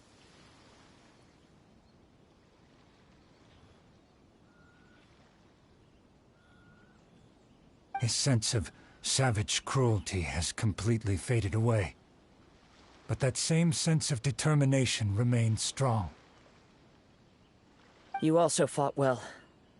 I'm sure he relished the experience. There are a few things that I shall leave him to tell you himself. I must apologize to you for all that has transpired. You need not seek my forgiveness, nor do I have the right to forgive you on your victim's behalf. It is too late for all of that. I do not wish for forgiveness. I only hope that you will see my transgressions as mine alone, and not let them stain the legacy of Ishin art. I strayed far from the straight and narrow path, but the Ishin art still has a worthy successor in Kaedehara Kazuha. I beseech you, please understand this. Yes, I too trust Mr. Kaedehara to do the right thing. Thank you, successor of Amenoma art. This blade has also told me that he has another wish. He would like to visit the Amenoma smithy. Maybe we can go back there together. What does he want to go there for? I'm not sure, but I think that all this is about to come to an end.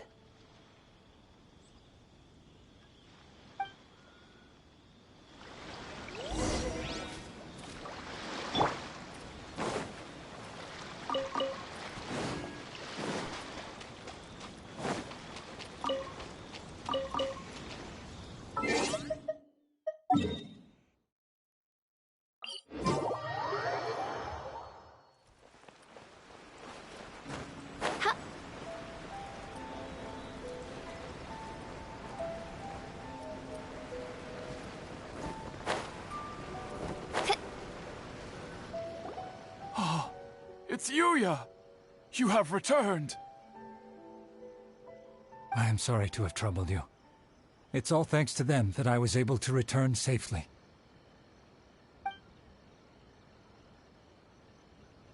A prized Ishin blade, turned weapon that controls the human mind. Considering their forging philosophy, this was indeed within the realm of possibility. This is a great pity. But I have some good news as well. Ryuji, from the Bonton Sango Detective Agency, tells me that they've found the missing Mr. Nagato. Really? Is he okay? Yes. Badly wounded, but he will live. And now that Yuya is back, it seems like the final ending to this story is a happy one after all. I think I know what you want to do. What's wrong, Kazuha? Is the blade whispering in your ear again? Yes. He said he wants to take control of me for a brief moment. What? No way! Hasn't it learned its lesson? He tells me that he's thought of another way to fulfill his maker's wish. And he assures me that he won't use my body for anything nefarious.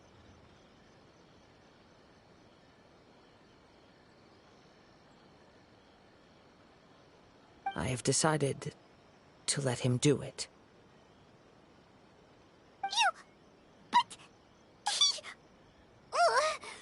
Guess there's nothing we can say to change your mind, huh? Thank you. I will explain my reasons later. Okay. I am ready. Let us begin. Please, stay true to your promise.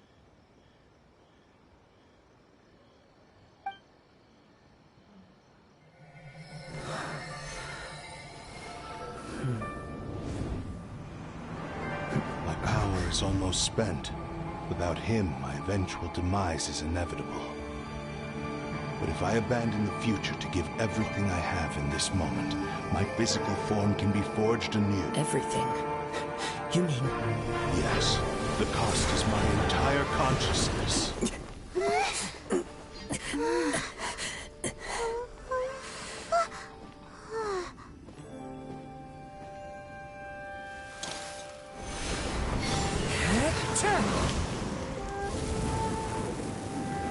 You were right. There's nothing that I can accomplish now. But there's still a chance for Ishin art. Once remade, I will be a valuable resource for your studies. Ishin lives on, and its finest hour is yet to come. Even if I am not the one to prove its might to the Shogun, as long as it is an Ishin blade, crafted by Kaedehara hands, it will still fulfill his final wish. Thank you, son of the Kaedehara clan. Over the years, my real name has been forgotten by all. I'm ashamed to utter it, yet it remains strong in my mind. Kagotsurube Ishin. This name is now yours to keep. Oh, it's an awesome looking blade. Rest in peace.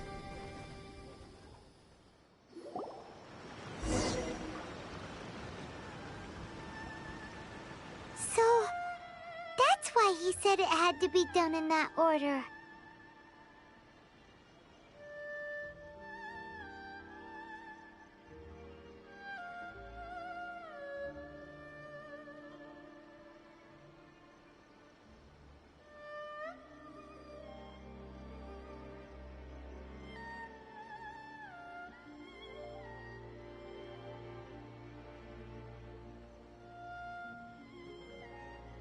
His consciousness will disappear forever after fulfilling the bladesmith's wish.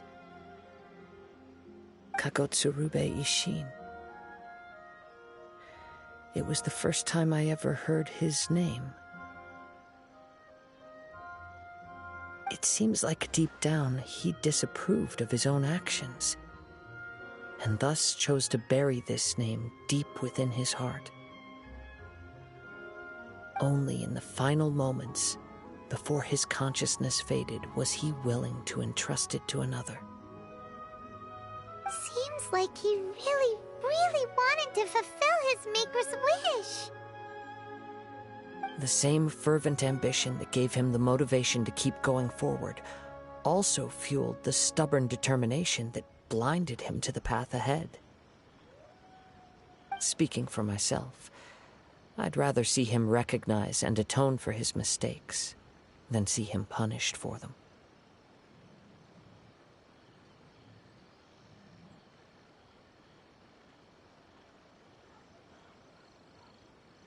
I understand. Perhaps this is a flaw in my personality. I've always been captivated by grand aspirations. Hearing his wish to rival the divine light touched something inside of me, just as the sight of those who fought to repeal the Vision Hunt decree did. Your quest to face the gods and trace your sibling inspires me in the same way. After everything I've seen, perhaps these pursuits fascinate me a little more than they should. Kujua? I will continue to support you from this point on. Know that you will have my assistance whenever you need it. Wait! Shouldn't we also go update Kujo Kamaji? Oh, you're right. We need to tell him about the findings of our investigation. And it's also time to give him a response to the offer he made me.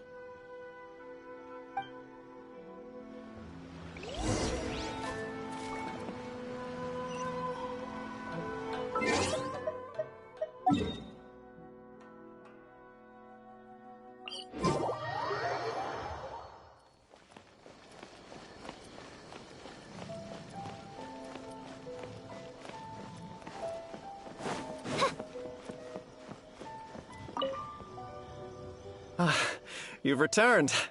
I hear that the issue has been resolved. Though this was a treacherous investigation indeed, we're most fortunate that no lives were lost. The Tenryou Commission has already attended to the danger at the warehouse. The investigation into Amanome Yuya should conclude soon. I do not believe he will be charged with any crime. Wow, you sure kept your ear to the ground. Then we needn't recount all the details again. Now, as to your earlier offer, I wish to give you my answer. Please, take a look at this blade. What's this? Kagotsurube Ishin, a weapon crafted using a long-lost blade forging art of the Kaidahara clan. By means of a series of fortuitous events, I was able to recover and restore him. I also promised him that I will continue to study and pass on the secrets of Ishin art. And so, it looks like I will likely continue with my journey across the nations, learning more about this blade as I go. I see. I understand. The Kaidahara clan has always been a family of bladesmiths, so it is only proper for me to continue on this path. Were I to accept your goodwill, I may find myself embroiled in conflicts between the shogunate and Sangonomiya. That would not suit me. You misunderstand. That was most certainly not our intent. I am aware, but I still desire to continue walking my own path. Very well, I can understand. Then let's pretend this offer was never raised. However, if you should ever change your mind or find yourself in need of the Shogunate's assistance, please do not hesitate to inform me. Great. Thank you for your generosity.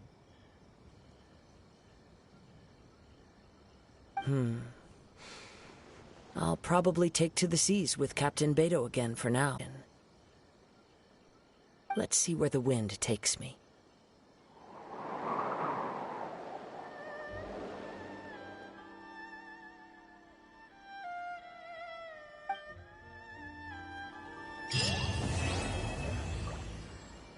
Yay, now we're... You must have a whole bunch of questions after our last conversation with Nahida. Paimon was ready to ask her a million more questions, but didn't want to seem too pushy. Like, about these Descenders. So, does that just mean people like you who come traveling to Teyvat from someplace else? And as for your brother... Whew, so many questions. Let's go find Nahida and see what else we can find out.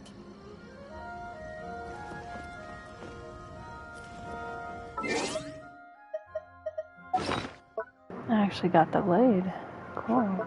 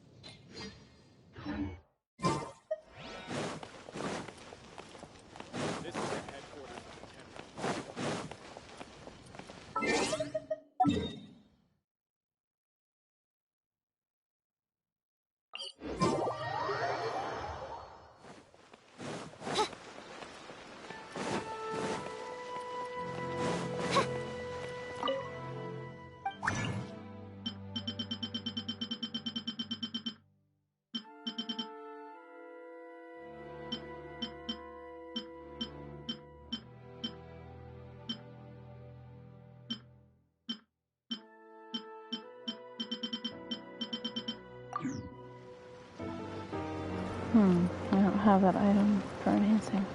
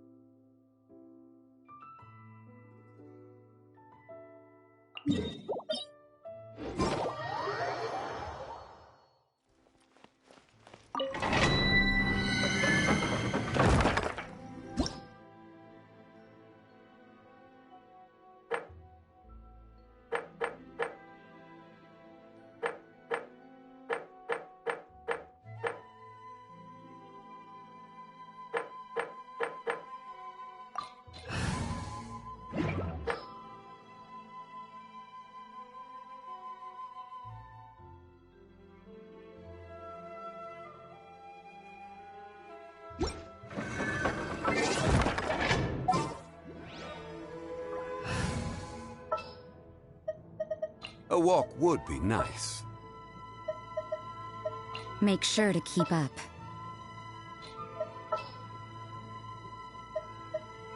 As per our contract. Let's investigate this further.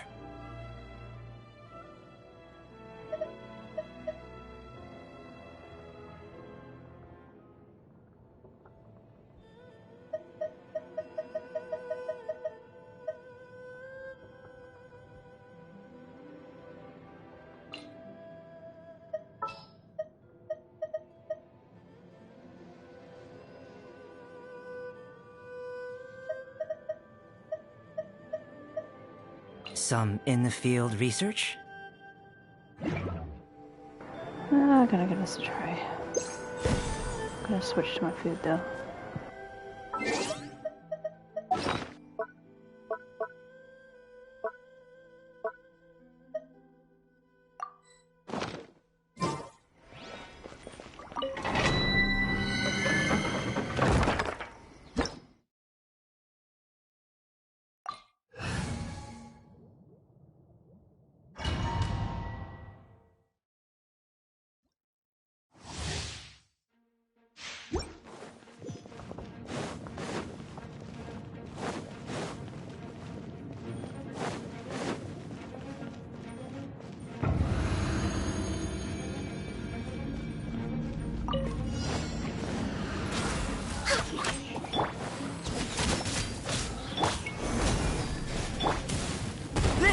Moments of birth.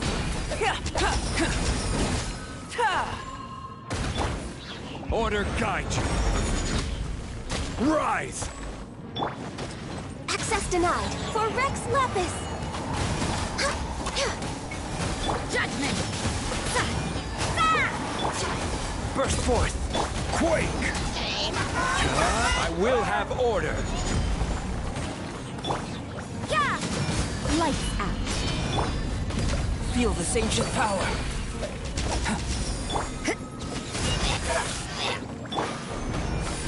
Order guide you.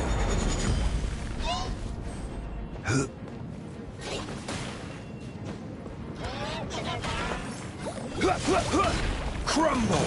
Judgment. Come into being.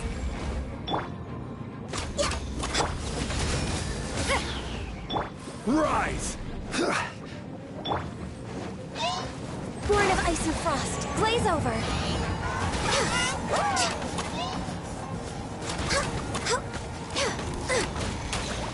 You can't run. Quake! Punishment. Live!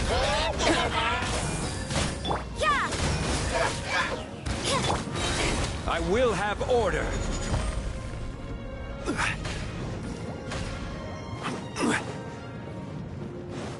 Crumble! Judgment. Moments of birth. Rise!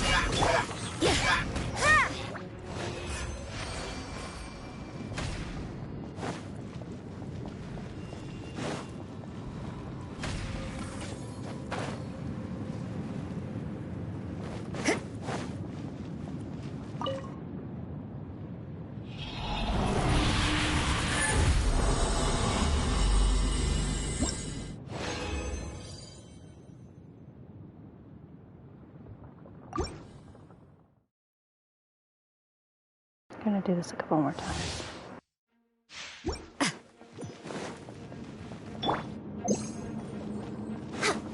Next on the agenda... Health...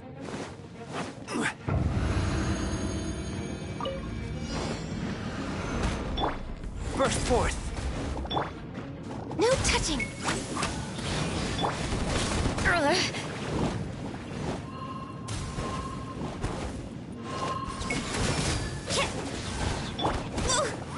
Born of ice and frost. This is... Quake! Order guide you! You can't run! Lights out. This! No touching! Yeah! Crumble! Witness my great undertaking! Come into being! I will have order! Quake! Judgment!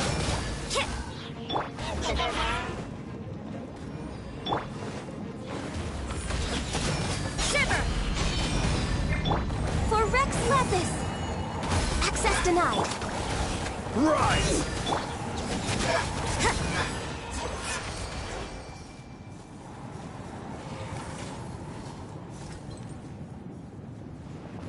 That went a lot smoother.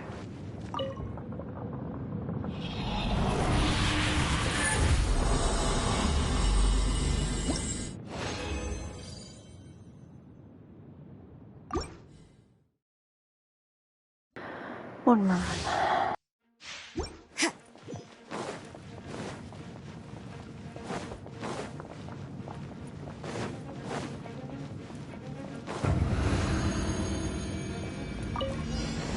You can't run!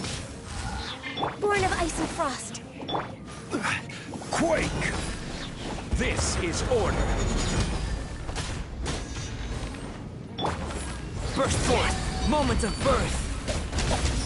Judgment! Lights out. Yes!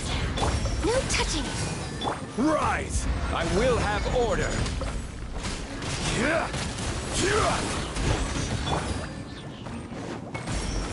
Born of ice and frost. All hail!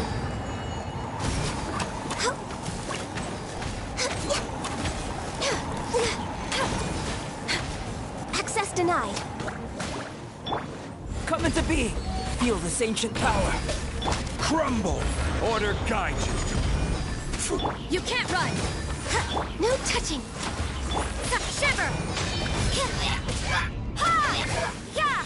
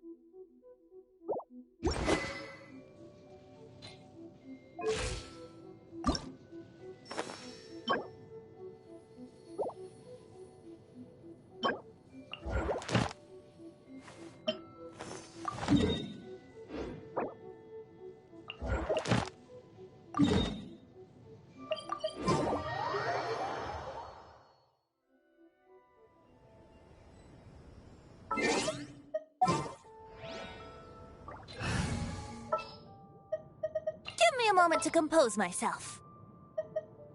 I won't hold you back. Much. In the name of the Prinzessin. Let's finish this.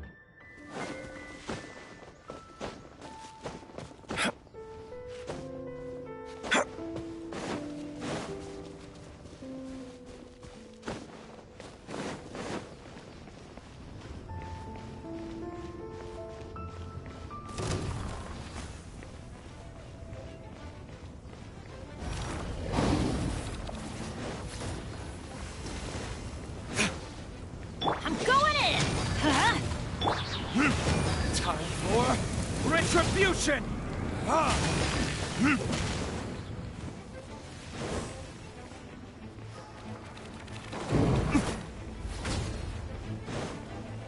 Here we go! Oz revealed!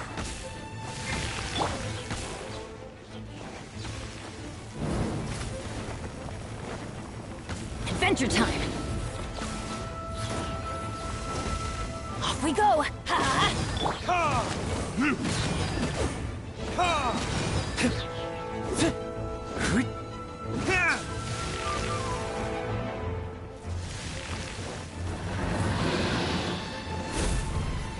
Everybody stand back! Burn! Ha!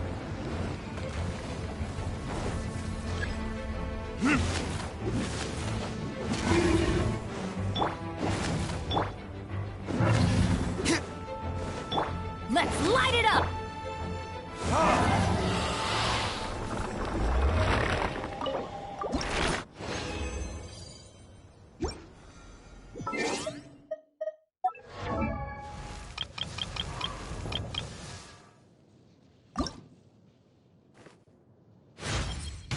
Great.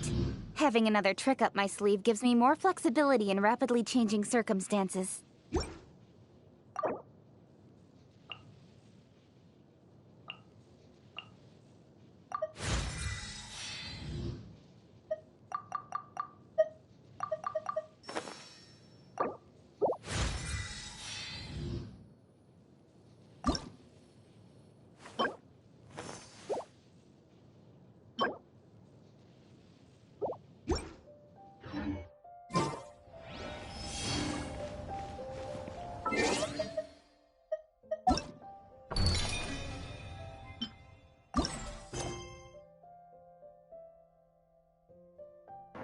Oh yay, I finally unlocked the quest I needed.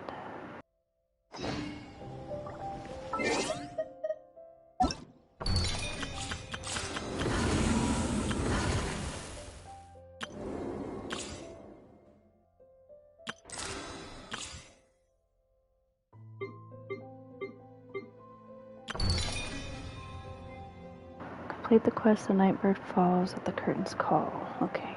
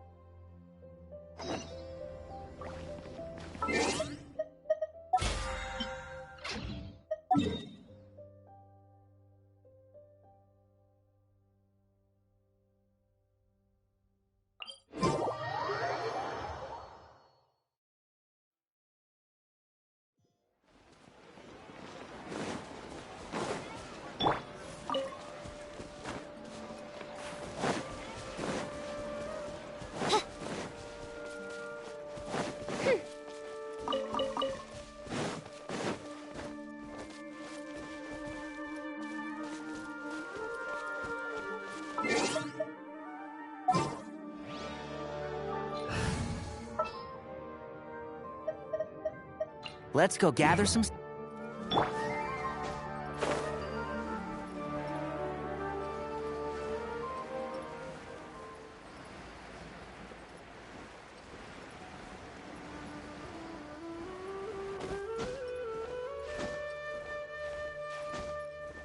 Yeah.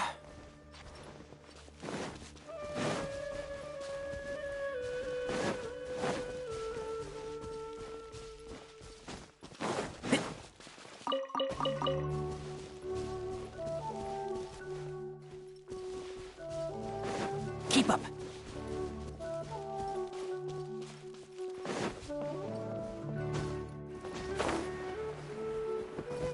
Ah, didn't reach it.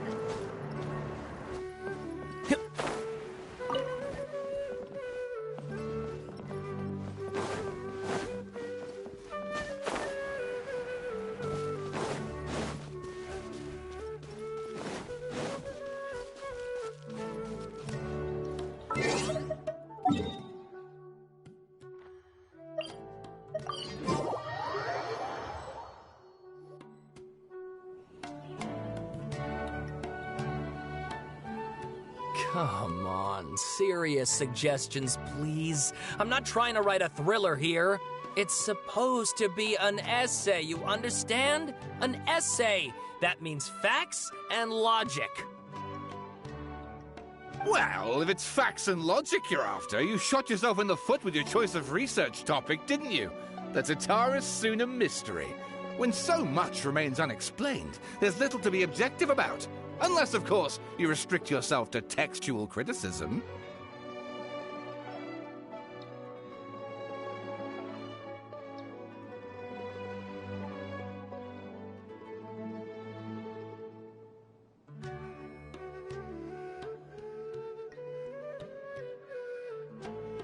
Yeah, well, this is my teacher's area of research. I can't change that. But it's fascinating enough without having to sensationalize it, don't you think? The strange location, the missing details, a mysterious person. I want to write my essay on something interesting, and I'm interested in getting to the bottom of all this. That's the only reason I came to you. Yes, you came to me, so all the more reason to take my advice. The fact is, it's the dramatization that will make people want to read it. There's no getting around that.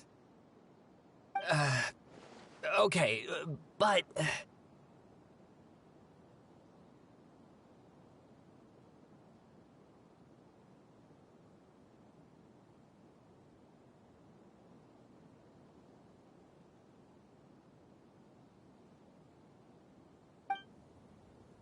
Did one of them just mention Tatarasuna? But that's all the way in Inazuma!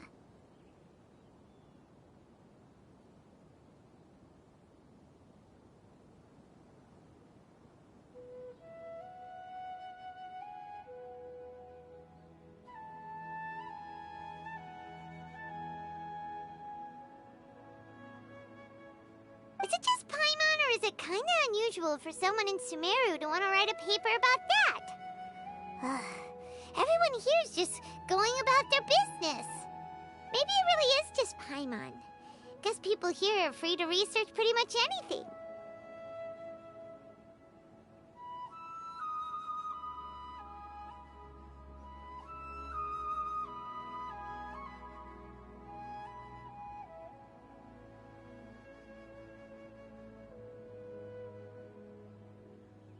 Great!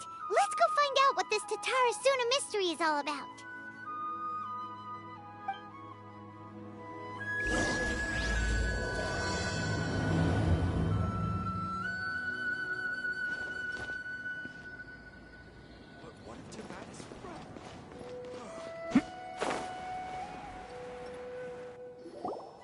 All right, I guess I'll go with my textual criticism and your editorial direction for the first draft. I have a feeling that the missing Kabuki Mono will end up being the main focus of this paper. If only we knew where to find that traveler. From what they say about her, this seems like the kind of thing she'd know about.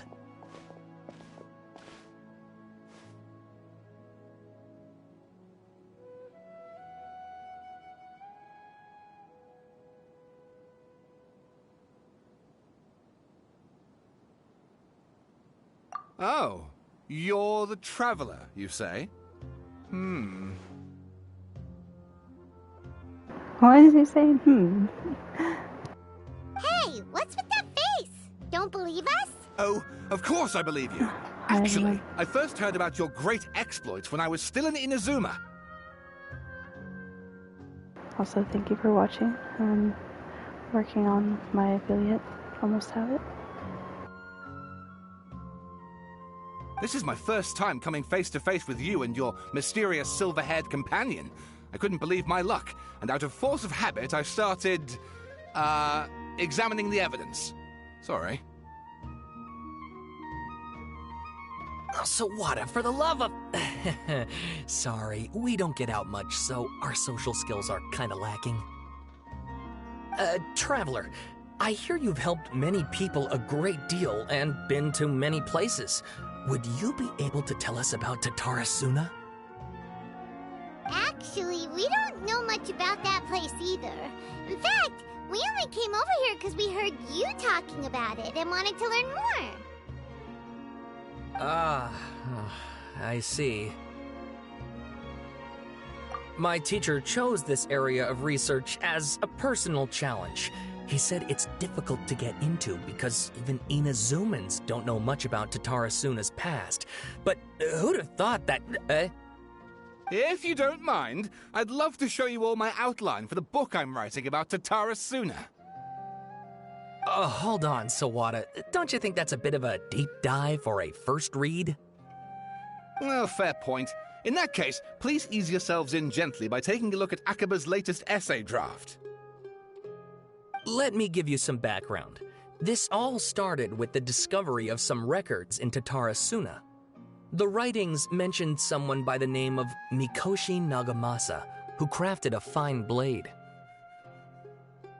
But in the end, he threw it into a fire to destroy it, and killed his servant Katsuragi. Why? Well, no one knows. Oh my goodness.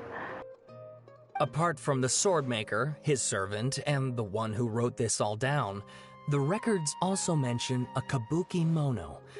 This seems to be an Inazuman word for an eccentric stranger, someone who dresses funny or acts in an unusual way. That's right. Akaba's teacher has spent quite some time researching these events on the ground. This kabuki mono lived in Tatarasuna for a while before disappearing without a trace. And shortly afterwards, as Akaba mentioned, things got pretty ugly. So first this strange person goes missing, then a murder happens? Seems kind of fishy to Paimon.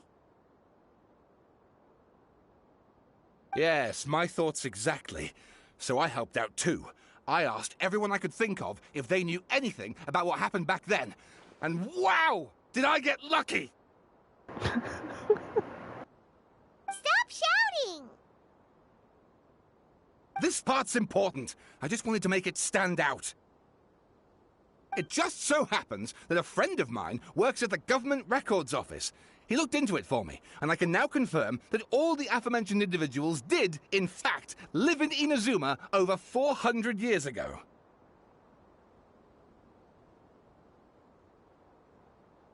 Interesting. So like longevity elixir or something. Even back then, Tatarasuna was already at the center of Inazuma's smelting industry. The man in charge was a government official named Niwa. Curiously enough, it seems like he went missing too. Wait, so there are 2 missing people in this story now?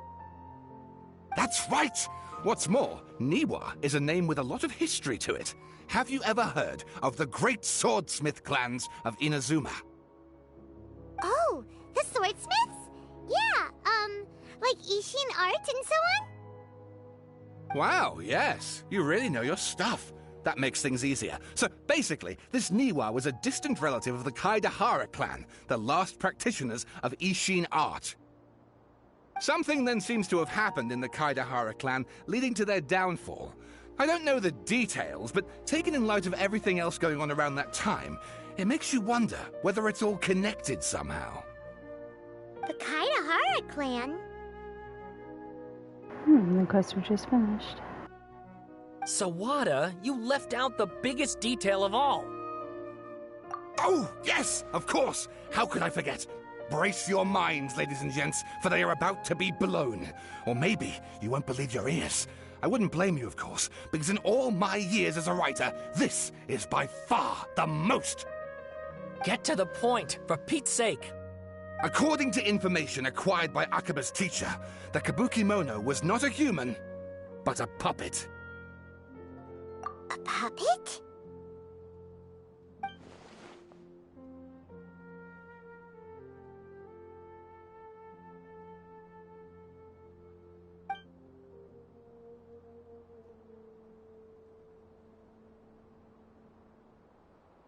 Aha!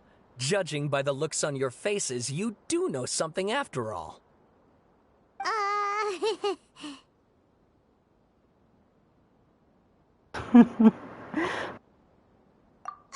No! Paimon just meant, how creepy. The way you described it makes it sound like a ghost story. I agree, it does. But considering that non-human races in Inazuma are by no means uncommon, spooky events are to be expected. And that's exactly what my book is about. Please, take a look.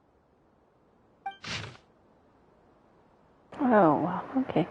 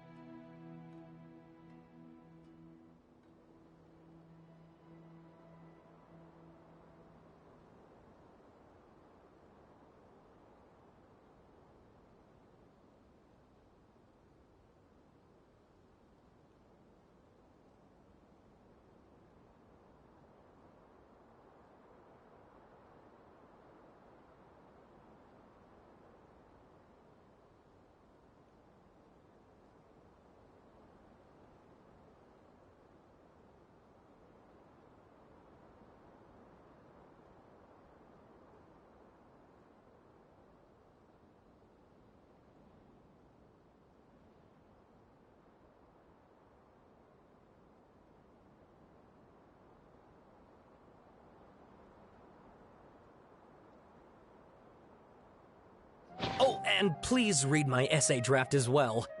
Oh, come on.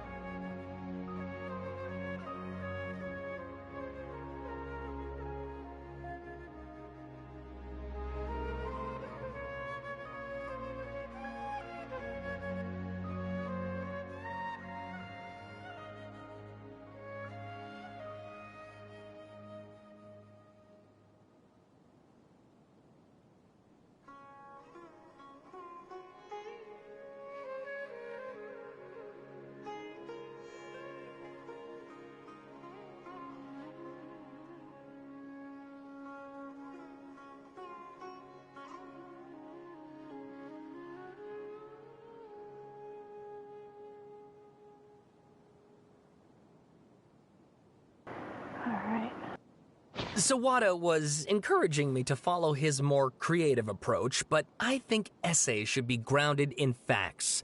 I don't think explaining everything away with mysterious forces will cut it. Oh, how about if I plug the holes in Sawada's narrative with political intrigue? Like, I could put a turf war between rival factions at the center of the whole series of events. Wait, you're allowed to just make stuff up? Pretty sure you've gone from essay to guessay there. Guessing.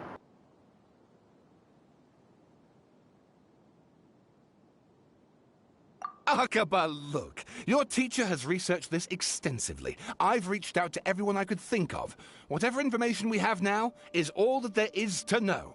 This is as much detail as you're ever going to get. Besides, if there really was a political power struggle going on at anything like the level you seem to be suggesting, what hope would we ever have of finding out the truth? Good point. Okay, back to the drawing board, I guess. Give me some time. I need to find a new angle on this. We have some other stuff to do, so we'll have to say goodbye for now. Good luck with your essay! All right, thank you. If you find out any more info about all this, please do let me know. Thanks so much.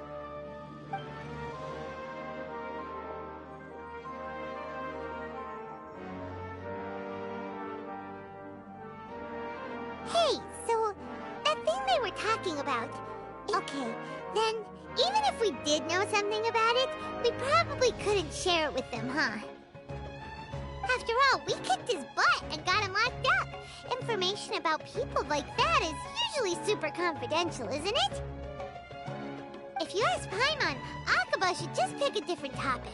There must be as many essay topics as there are trees in the forest. There's no point in... Ah! Hey, did you see that? He literally just went by, over there. It looked like... There he is. The Balladeer! No, it can't have been. He got locked up. Oh, quick, let's catch up and see.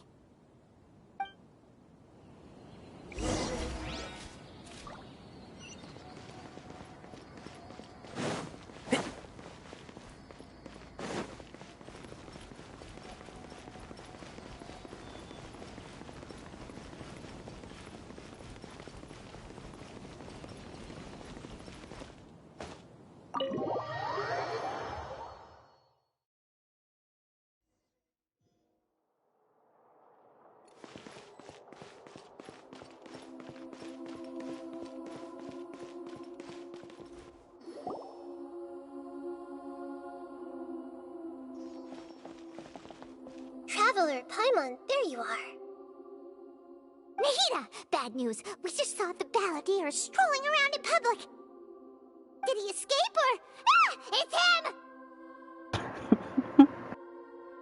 him! Sure enough, you're here. Hey! What are you doing in the sanctuary of Surasthana? Aren't you supposed to be locked up? I know you must have a lot of questions. Please, allow me to explain. It was my idea to set the Balladeer free. We made a deal, and he's gonna do some investigation in Irminsul for me. A deal? Huh. You sure you trust this guy? What did you expect? Why do you think Sumeru would keep me around otherwise? Or maybe killing me is all you can think about. But if that's the case, why haven't you done it already? Don't flatter yourself. It was... Nahida said there's still some mysteries in you to figure out. Ah, so if it were up to you, you'd finish the job? Guess I had you all wrong. There I was thinking you were just getting cold feet. Well, that escalated quickly. Not a good start. Could I ask you all to please calm down? But Paimon's worried about you, Nahida. Don't let him trick you. It's not every day you see people questioning the God of Wisdom's judgment.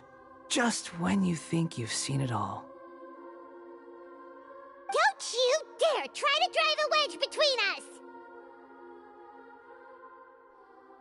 As long as the terms are reasonable, I don't think there's a problem in making a deal, even with the Balladeer. Well, I for one have no reason to doubt you, considering you even struck a deal with the doctor. Yes, one in which I gained valuable information. You'll come to understand more about that in the fullness of time. The Balladeer's power was all but completely spent after your battle. He's no longer strong enough to be a strategic threat to us. That puts him in quite a precarious position. Plus, he's a former Harbinger with knowledge of many of the Fatui's sensitive secrets. Being stuck here in Sumeru could make him a sitting duck, depending on how the Fatui plan to respond. Wait a second. Former? You mean he's not a Harbinger anymore? I take no pleasure in saying this, but it seems as if the doctor had no intention of welcoming back a loser, so... Sometimes it's you using them, other times it's them using you. Most human relationships are this way. Certainly all the stable ones are. That's how it was between me and the Fatui, and also between each of the Harbingers. So as long as you have some value to offer, nobody will ever abandon you. But after recent events, even I have to admit that I'm not worth quite what I used to be. Well, if the Fatui are gonna reevaluate my utility, I need to have a backup plan for myself. As we discussed, I don't like causing harm to living beings, and you said you need protection. So, why not join forces with us? I think these two have made their objection to that idea fairly clear, don't you? And they're your friends, so I guess you'll be siding with them. Yeah, obviously! Nahida, don't listen to him!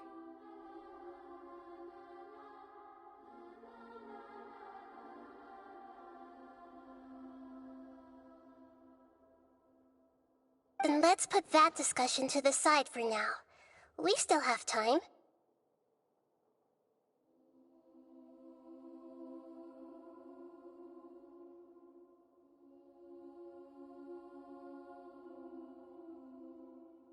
Today can be a trial run.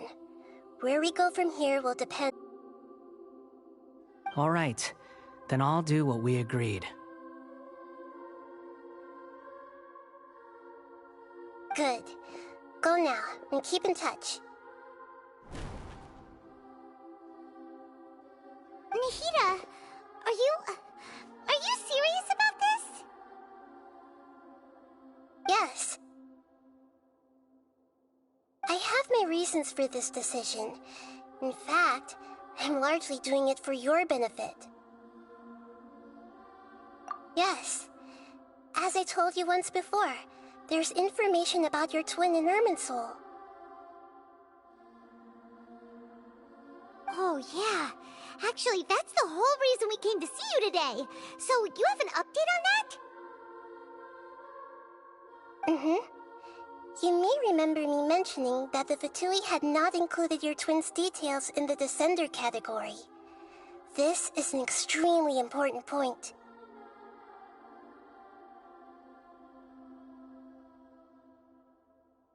It's possible that the Fatui have other information that even I don't know about.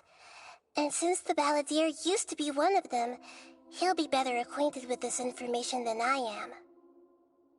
He was granted the power to connect with Irminsul when he almost became the god of a new era. Even though he no longer has the Gnosis, some traces of its power remain in him. He can still connect. The amount of information in Irminsul is vast beyond description. Sifting through all of it without knowing what to look for would take too long, even for me. So I asked the Balladeer to search in Irminsul for any information about the Descenders. He's more familiar with this kind of information, and should be able to find it more quickly. Exactly! Or what if... Paimon just doesn't trust him! He's treated us as enemies every time we've run into him!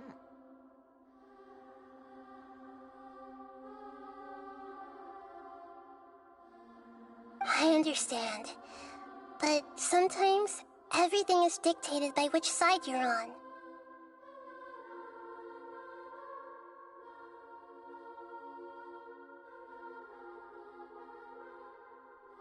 How things will go in the future depends on what information he brings back. And Traveler, I know what your heart desires most of all.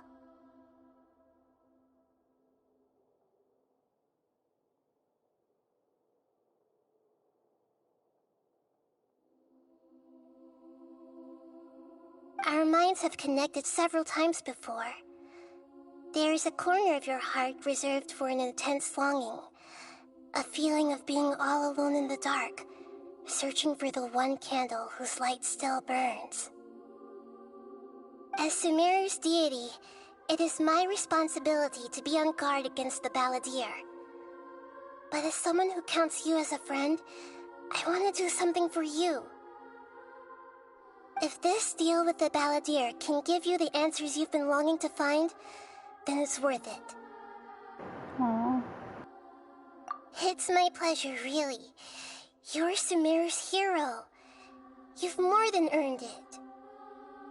Paimon's still worried about this idea. Is there anything we can do to help? I was going to contact you about that, but then you suddenly showed up on your own accord. Seems like we have a telepathic connection. In fact, I was going to ask you to supervise the Balladeer on my behalf while he carries out the task I assigned. Even though he only has a fraction of his full power left, that's still a fraction of a former Harbinger. If you could accompany him, it would put my mind at ease. Of course, I'll be there to help guide you through Irminsul from the outside.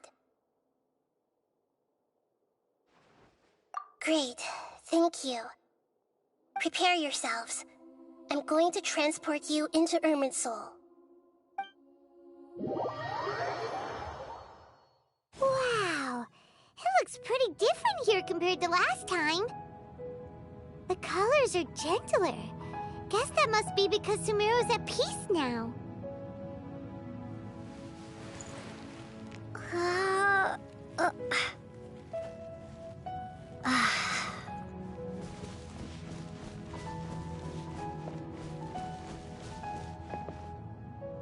Look at that. Hot on my heels. You know, you didn't have to cut your catch-up short just to keep me company. Oh, but I guess you panicked when you realized that I might enter Irminsul ahead of you. Shut your beak, jailbird! No way a prisoner gets to be so smug! I understand that prisoners have to put up with harassment from the guards, but right now, I'm on temporary release. So maybe you should think about backing off a little.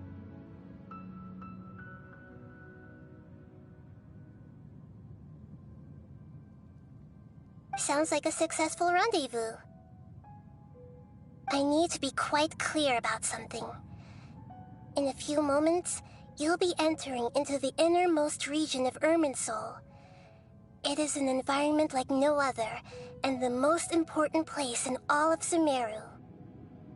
Unlike anywhere else, Irminsul's inner region consists exclusively of torrents of information. You must put aside your differences and be extremely careful as you navigate your way through. I know there are many grievances between you, on both sides, but it is essential that you remain calm after entry. This is as much for your own safety as anything else. Fine. Let's call it truce. But only until this mission's over. Let's cut each other a little slack, shall we? We are going to be traveling together after all. Per my agreement with Lesser Lord Kusanali, I'll be at the front. It's my job to lead the way and get rid of any obstacles in our path. All you have to do is keep your pretty eyes open and try not to fall behind. You sure are confident. Paimon will give you that. You make it sound like you're even more experienced at adventuring than us. If there are no further objections, I suggest we get going. Or did you need some time to mentally prepare yourselves? Ew! Ugh, the snark on this guy. It's unbearable.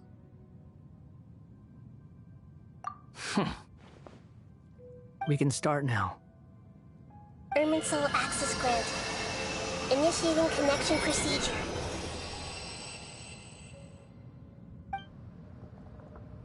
Is this a small sapling?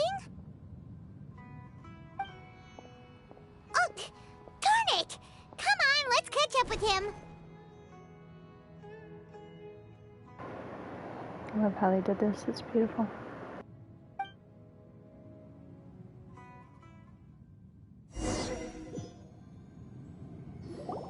Wow!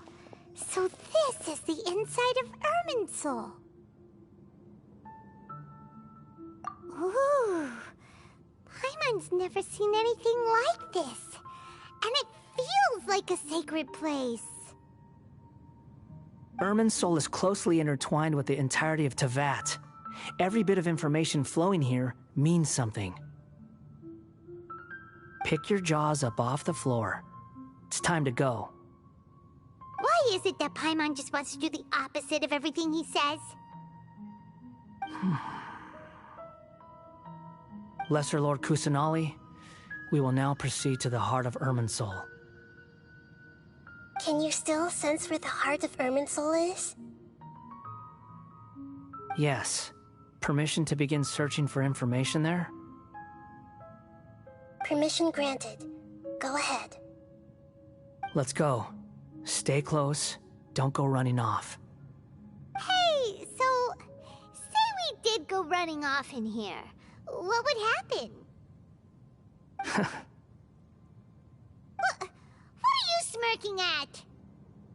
I was just imagining the look on your travel companion's face if you went and got lost.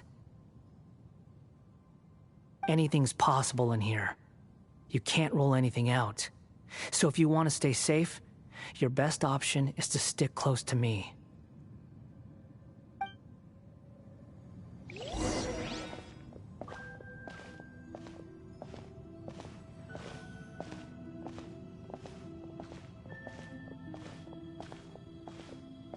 These sapling things have spread out. Those are all packets of information from inside Irminsul. Be careful not to touch them.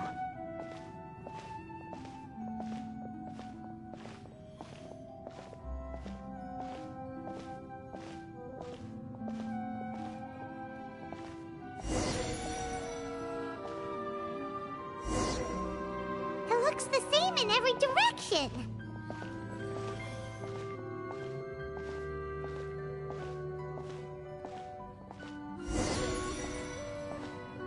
No wonder he mentioned about getting lost. Huh. What do you know? He was actually telling the truth.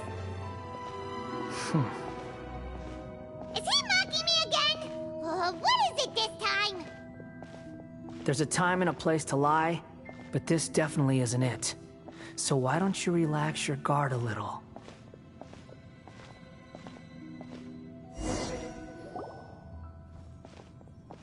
We're here. What a huge tree!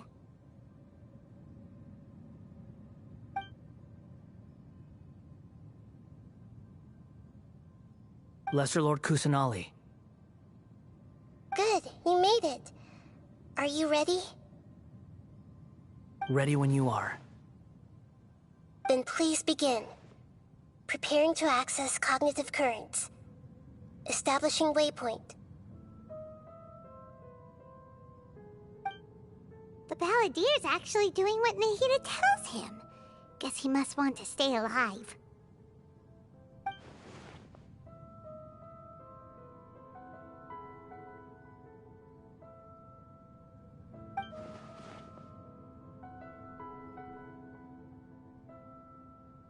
The rest is up to you.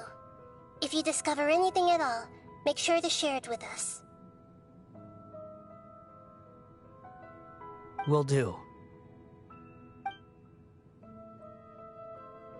Huh. For once, we're the ones with nothing to do. Traveler, Paimon, would you like to talk?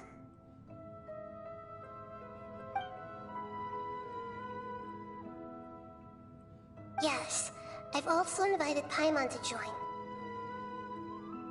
Huh? What the? We can talk to each other inside our heads?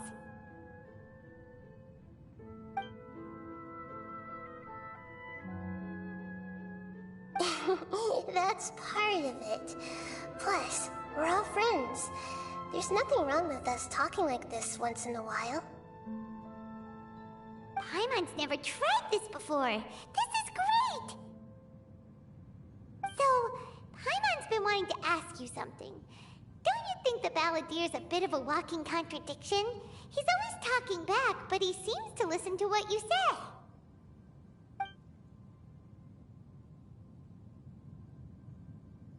As I've told you before, there are still some mysteries for him to resolve. Things that are clear as day to me, but that he has yet to understand. Perhaps today will be the day that he finds some answers.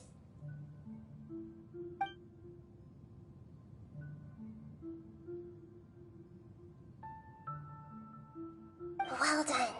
Smart and attentive as always.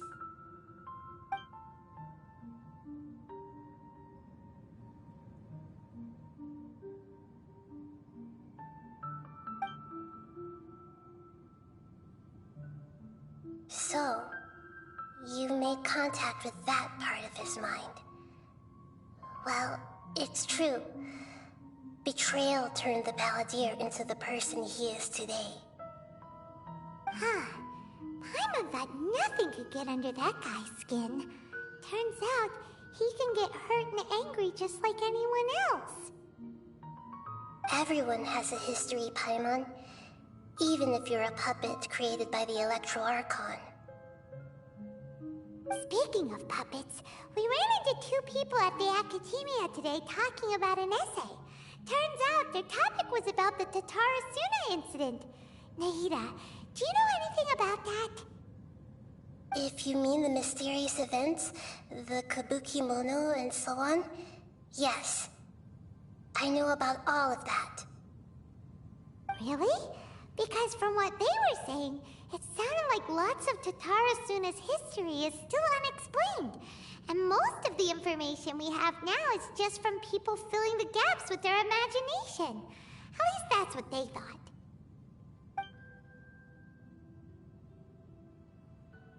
Oh?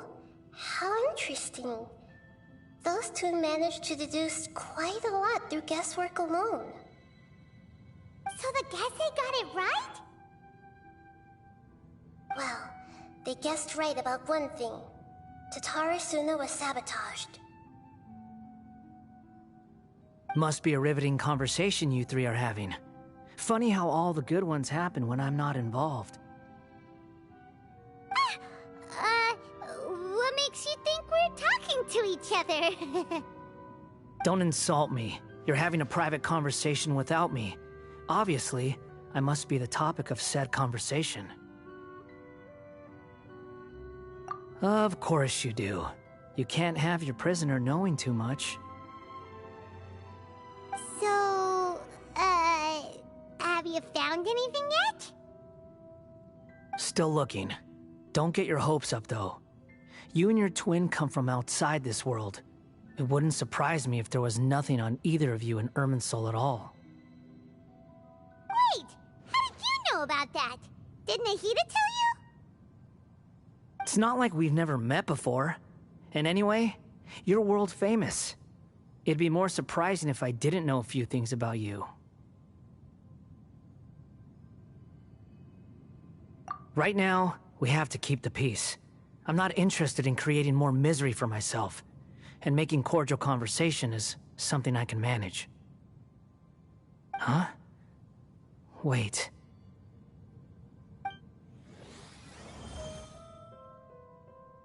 This light, it looks similar to those saplings. What could it be? Anonymous data. Hey, don't you forget the agreement! You have to share it with us! Shh. Just wait.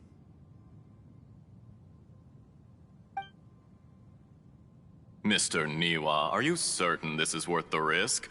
We are talking about Tatara Suna's furnace, after all. It may not pay to act rashly.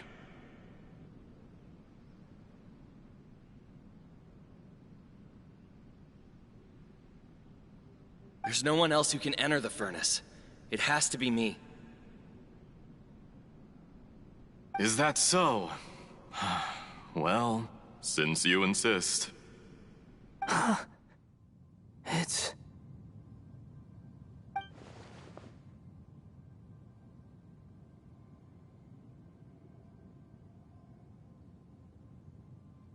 Whoa!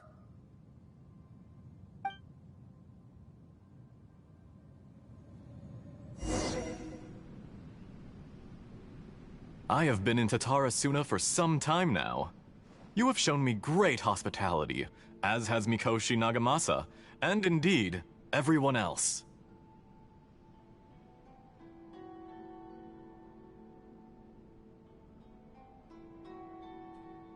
Under your leadership, Tatara Suna is a warm, welcoming place, like a giant village. People are gainfully employed, their lives have purpose. They are motivated. As Ion years eliminated much of the evil that plagued Inazuma. As for Tatara Suna, it was originally established as a means of safely disposing crystal marrow. The forging industry with crystal marrow as a raw material has since flourished, giving rise to generations of swordsmiths.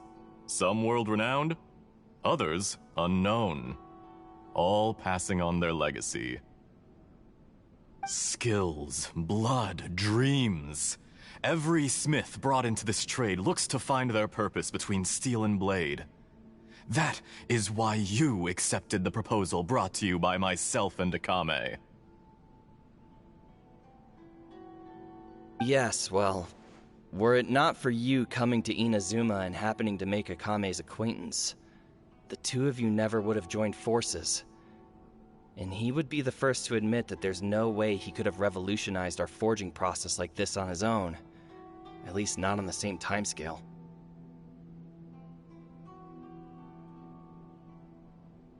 You allowed Akame to take all the credit for a method that you jointly developed. He sold it to me, and now every piece of ore here is smelted using the new technique. Even now, you remain one of Tatara Suna's key consultants, working right here alongside us. I believe it is you, sir, who are truly responsible for the changes in our manufacturing and forging methods. You flatter me. From the outset, I saw much that was commendable in the forging industry of Inazuma, and it has been my great honor to befriend you all.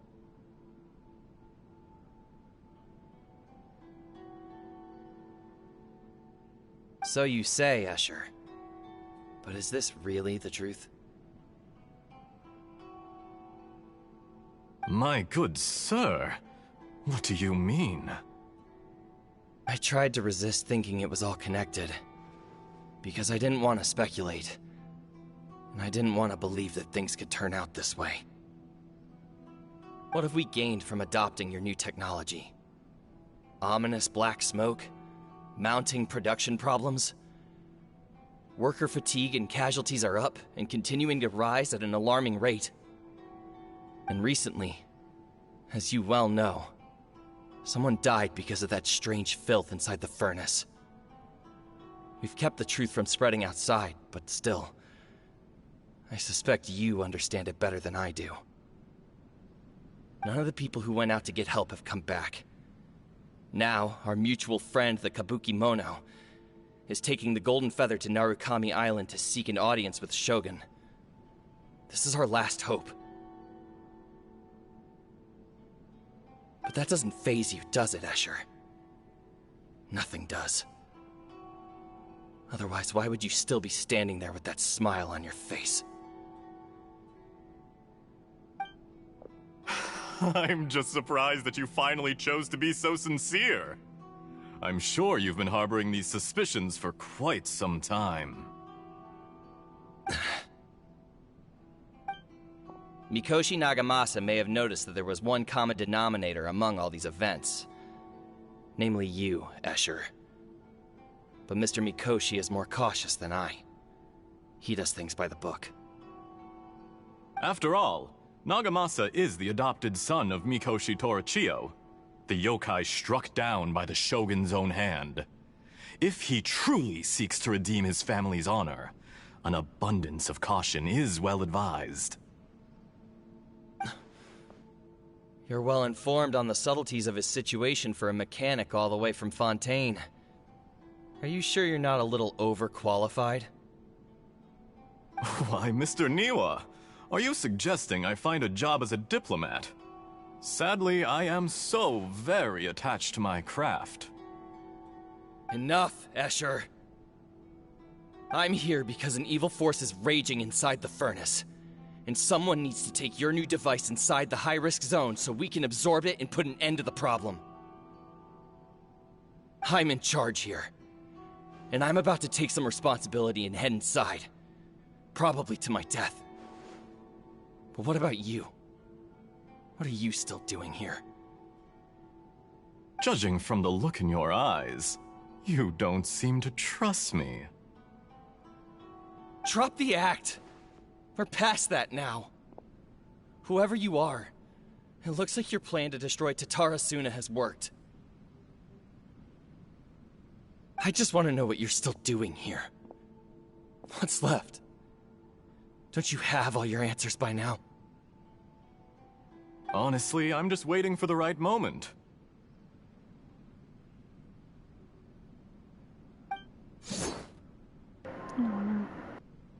A moment like this, where you finish talking and I stop you from entering the furnace.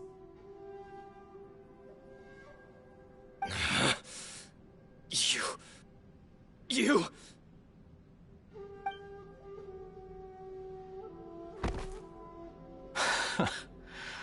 You're a little smarter than I initially gave you credit for. I thought I'd disguised myself exceptionally well, at least for the first few days. But to my surprise, you had your people look into my background right from the start. It's a long journey from Inazuma to Fontaine, but that didn't stop them. Eventually, they managed to confirm that Escher was an alias, and that I was not from Fontaine at all. And yet, despite all of that, you still fail to realize my true identity, and what I seek in Tatarasuna.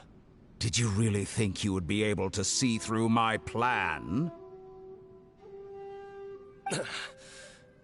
If you kill me, there's no one who can get inside the furnace. So you're really going to destroy this place? Is that it?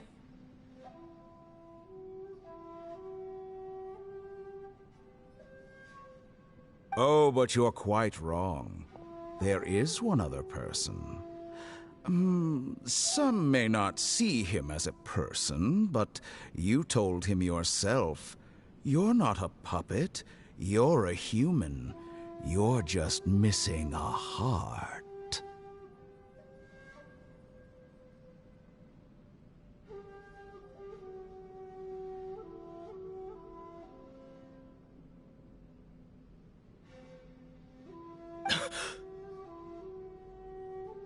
Whoever you're working for won't get away with this. They'll be found out.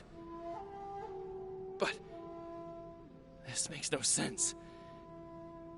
What are you really trying to accomplish by all this? Why go to all this trouble? It's no trouble at all. Patience is a virtue which I have in abundance. This is all part of a carefully controlled experiment.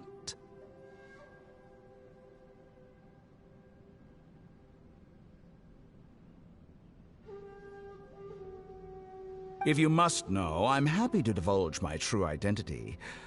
I'm a Fatui harbinger. Call me the Doctor.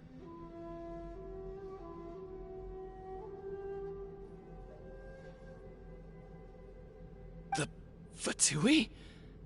Who? What do you want?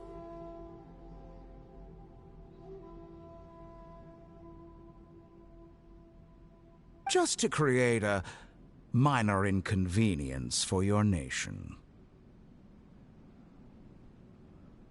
That's it?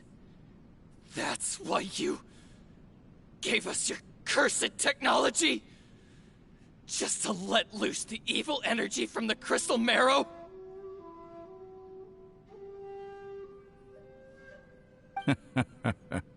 Look how even the righteous soul is filled with venom when faced with its demise.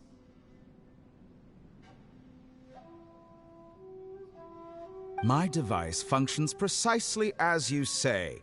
It is the only chance you have of preventing a catastrophe and keeping the truth from the outside world. However, I did not make it with you in mind. It is easier for a person to be possessed by evil spirits when they are filled with hate. So give in to your fury. I want to see what happens when a malevolent heart is placed into an unsuspecting puppet.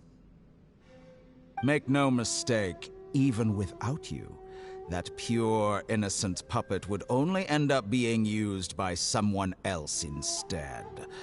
What other reason would a human have for befriending one who is not of our kind?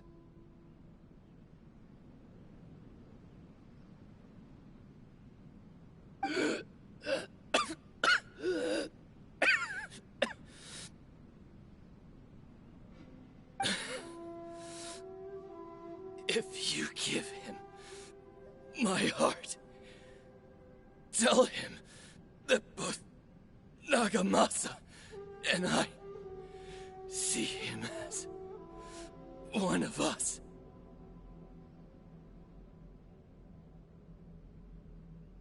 He has nothing to prove to anyone. Because not everyone just wants to use other people. The only ones who think like that are people like you. What a beautiful way to see the world. It almost makes me feel a little guilty. Then out of respect for you, I shall redefine myself. Think of me as a monster or a demon, if you wish. At least this way your death is not a consequence of your own folly turning you into an easy target. You simply lost to something more powerful than you could ever hope to defeat.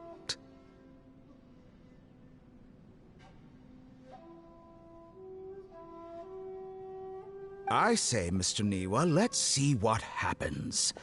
Will your puppet friend become a human? No, that will prove quite impossible. Mr. Niwa? Already dead. What a pity.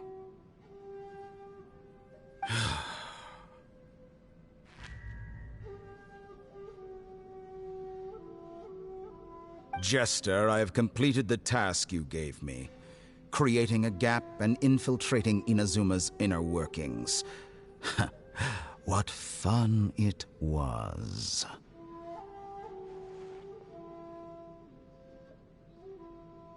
I'd like to introduce a puppet to you. If he proves useful, let's make him our newest comrade. And if not, let's turn him to dust.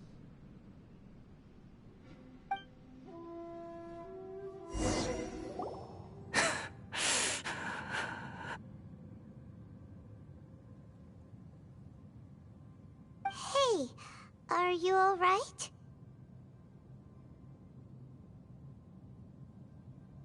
Dottore?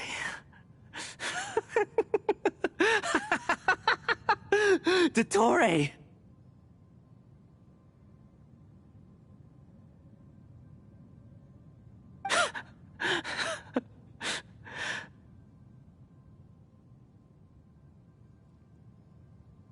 Good. Good. Was that the doctor? Did he turn into a mechanic from Fontaine? But why did we see things from his perspective?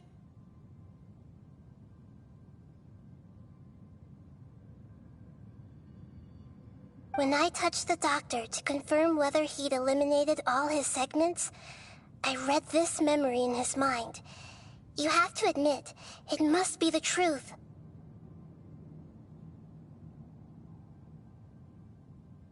Maybe so, but it means nothing.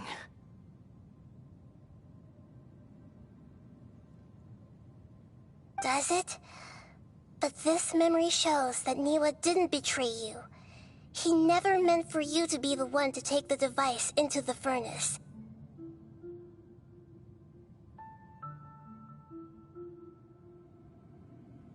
You know very well what that means, even more so than I.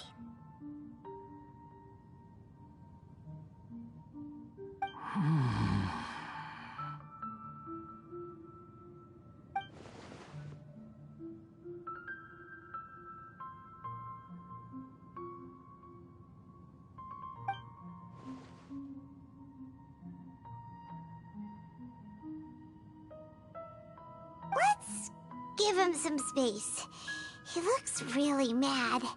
Paimon doesn't want to be anywhere near him right now. We need to give him some time to process his emotions.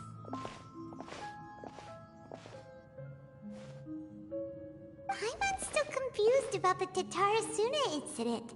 So, the doctor was behind it, but why has that gotten him so worked up? Nobody has ever deceived you like that, Paimon. It's natural that you find it difficult to understand. Perhaps he needed to learn this someday.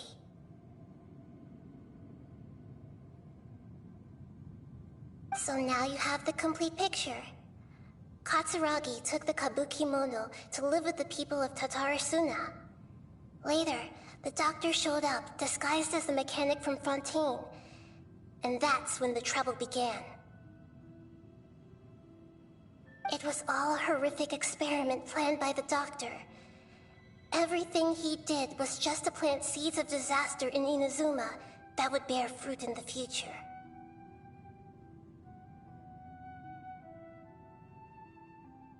Of all the unwitting participants in the doctor's experiment, the balladeer became the main test subject. After the events you just saw in that memory, the doctor put Niwa's heart into the device and handed it to the balladeer. Then, he instructed him to enter the furnace and absorb all the filth caused by the smelting process.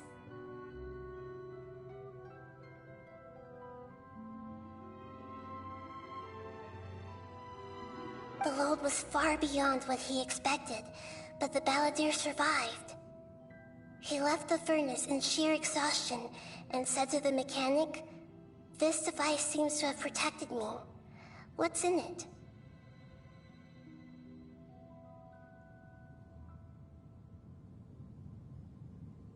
The mechanic answered, "Niwa fled this place for fear of punishment, but he left you a gift. He said it's the one thing that you've been looking for. He took it straight from the chest of one of his innocent servants."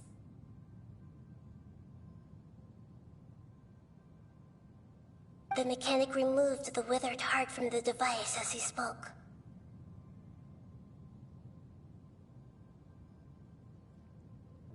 The balladeer was stunned that such unthinkable cruelty had brought him the thing he'd been longing for his entire life.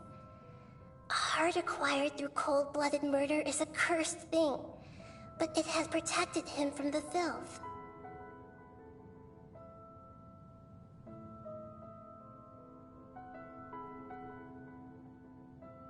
He thought Niwa had completely betrayed him, and yet this very betrayal had ensured his survival. Overwhelmed with anger and sorrow, the balladeer threw the heart to the ground, and left Tatara Suna without looking back.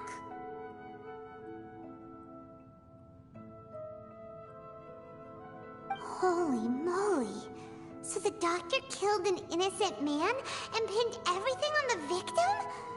That's terrible.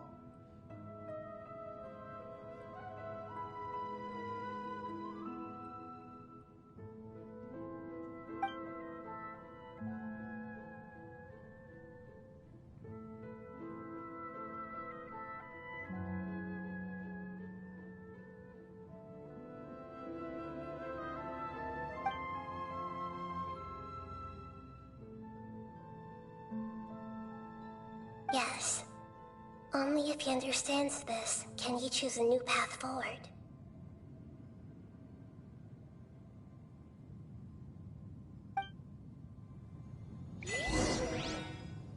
Dottore, you brazen-faced...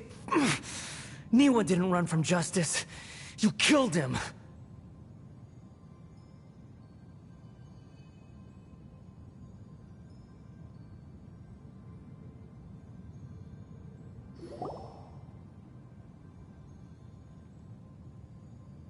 Shall we see how he's doing?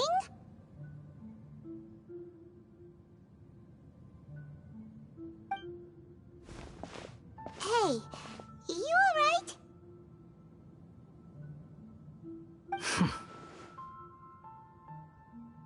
That's a scary expression. Are you worried about me? If we didn't have such a history, I'd almost think that qualifies me to be your friend.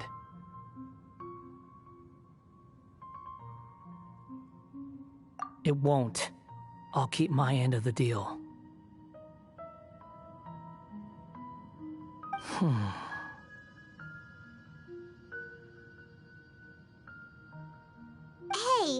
are you investigating the stuff we want to know about? That's why we're here.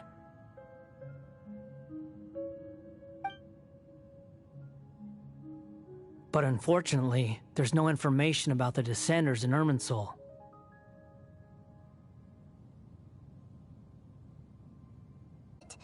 Irminsul does not keep records on the Descenders. Anyone who comes from beyond this world is not counted as part of Teyvat. Oh, does that mean we have to leave empty-handed?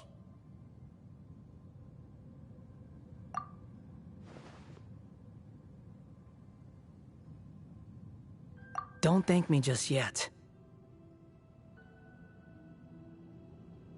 You look really upset. Well, since Irminsul was a dead end, I guess I can share some other info that might interest you. Huh? About what? The reason why there are records about your brother in Irminsul. It might have something to do with Conria. Apparently, Conria was his first destination when he arrived in this world.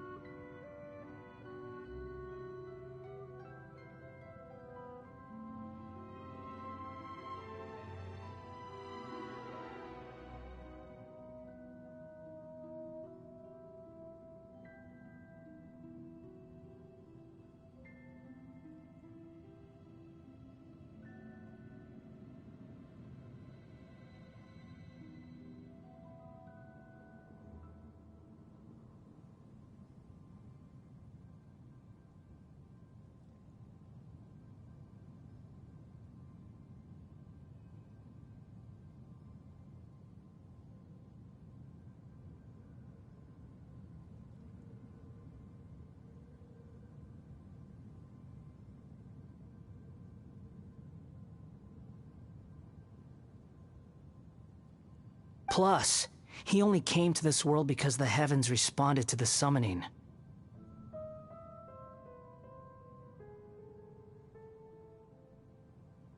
The heavens responded? This is interesting. The Jester told me this himself. You can take his word on this. He was a royal mage in Conria, and lived with your brother for a time.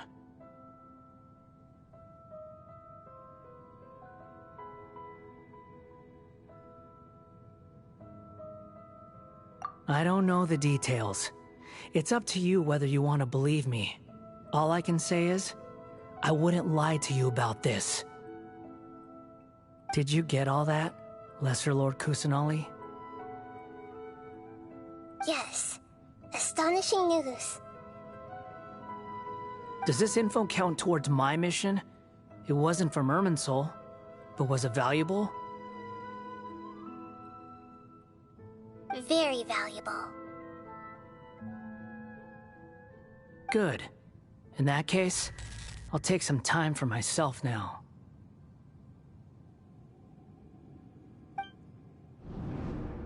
What just happened to him? What have you done? Lesser Lord Kusanali was right. My power's all but completely spent. Even if I use all of the divine power left in me, I can't sustain this shield for very long.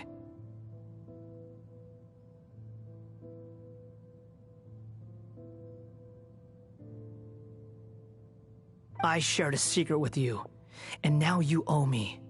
So in return, I'd like you to answer a question for me.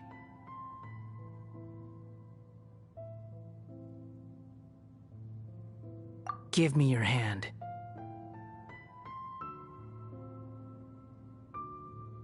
I know what's gonna happen.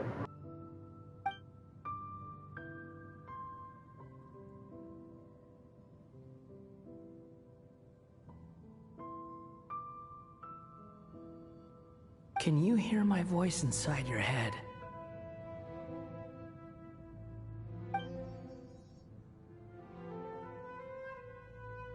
No, I can't do anything like that anymore. At most, all I can do is exchange a few words with you. Finance is you're so upset. So tell me, in this world, is it possible to change the past?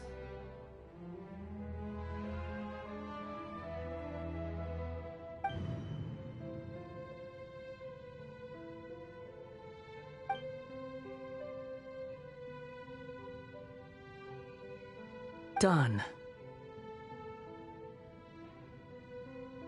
Huh? What the? What happened? Paimon only saw you hold hands for a second. Nothing. I was just thanking her for helping me.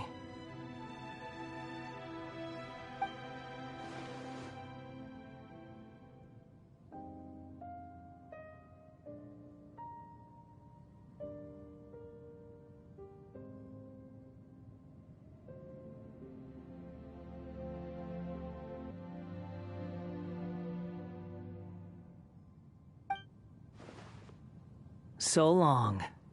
I suggest you get yourselves out of here quickly.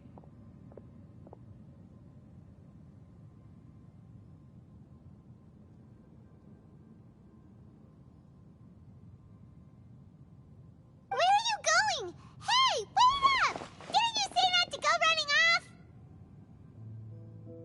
Fast reaction time. But I don't think we'll be seeing each other again.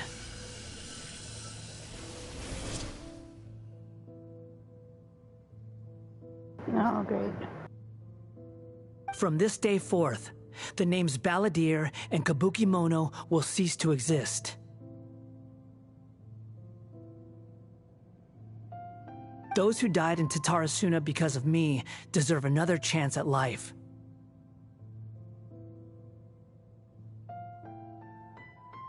Hey, Balladeer! Don't do anything stupid! You know, I never did like insects. Hordes of the puny things swarming together can be a real nuisance. And I enjoy nothing more than to stamp them out like the pests they are. But if a colony of harmless ants isn't threatening anyone, I guess they deserve to be left alone. Luckily, everything can be set right. It's time to Oh, he disappeared! Come on, we gotta find him somehow!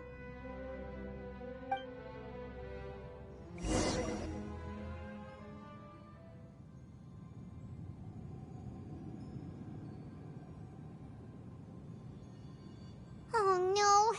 He's really gone! Oh, can you hear me? Nahida!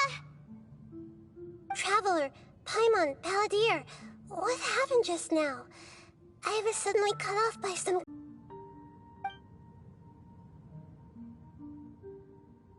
I didn't think he'd be capable of something like that with so little power left. Did he keep some of his power hidden when he was defeated? Or did he achieve something beyond his abilities, and it took everything he had? Where the heck did he go? Ugh, it's all our fault. We were supposed to keep an eye on him. Sorry, Nahida. Don't be. It's not your fault. Please, let me handle this from here, even though I'm not sure I can solve it. We're running out of time. Follow my lead and get out of Irminsul as soon as possible.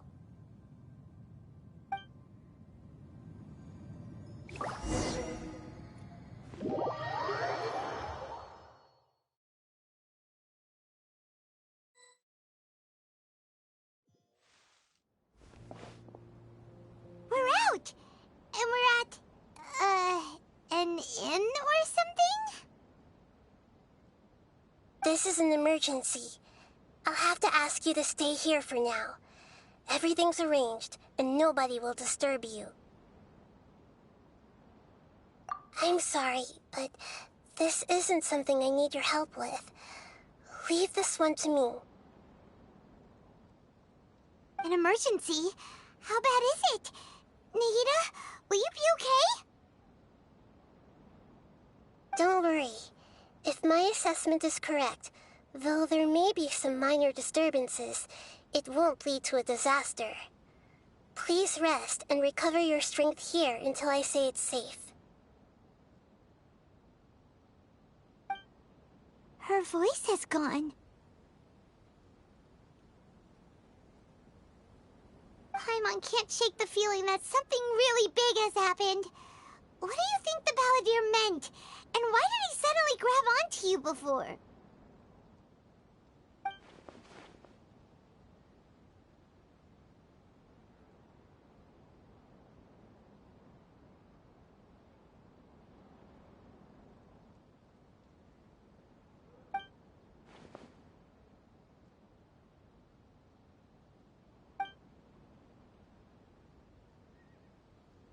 He wants to change the past? But surely that's impossible! Right! You can't just rewrite history! All that stuff happened already in real life!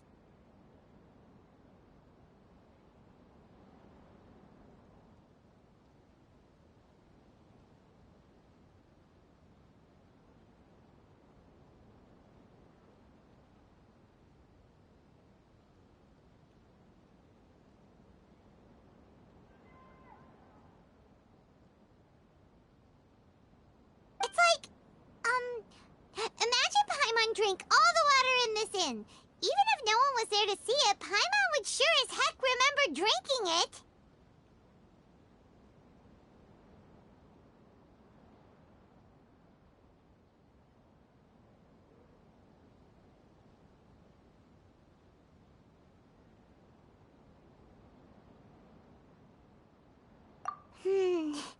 So, why does Paimon still have a bad feeling about this? Paimon can't help but feel scared about what he might do. Oh, Paimon's so confused. Huh? Ah! What was that? Sorry. Paimon accidentally... It's the Balladeer's fault for causing Paimon all this mental stress.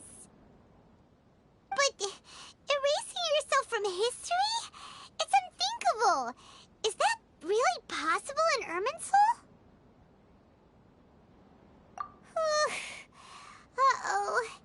Paimon's head is overheating for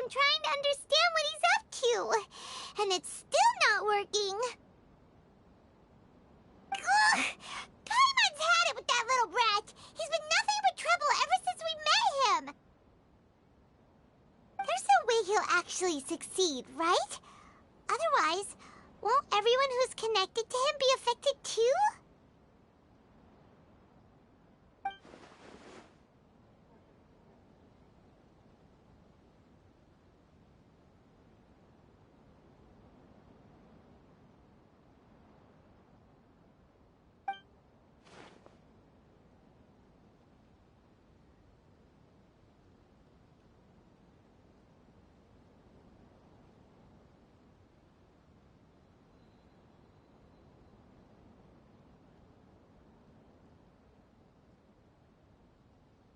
There's nothing we can do about it at this point. Hey, have you got any ideas on what we should do next? Seems like now there's nothing left for us to do but to go to sleep. But Paimon's still so worried. Paimon won't be able to sleep a wink tonight.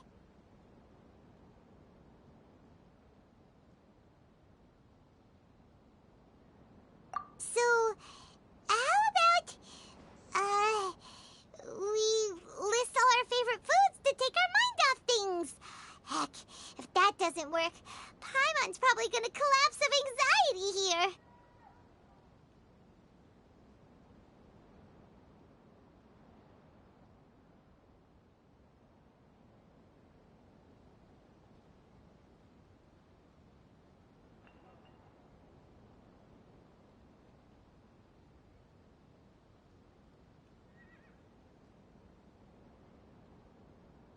Alright, Paimon will start. First dish.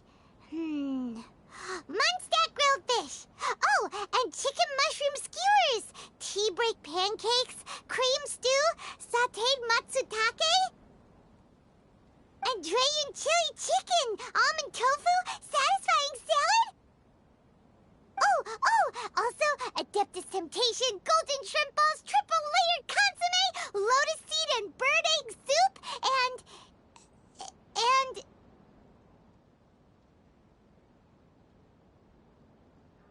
Let's go home, Paimon.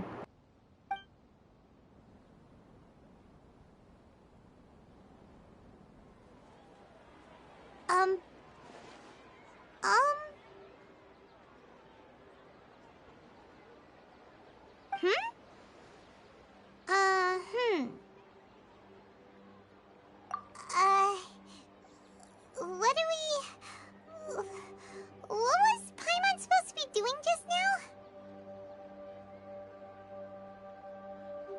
Paimon was, talking? Huh.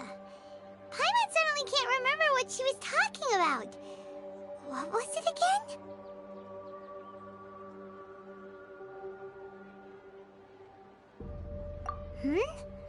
The Balladeer?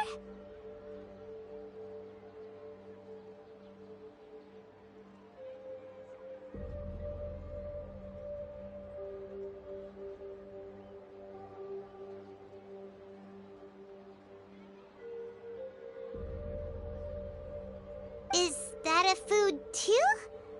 Huh. Weird name though.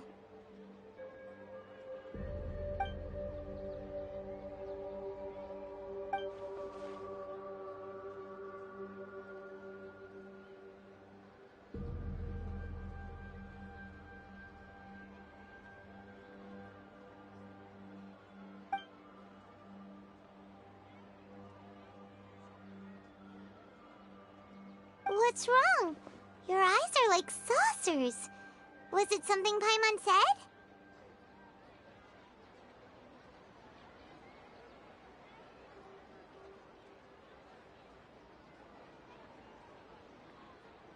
So, the Balladeer.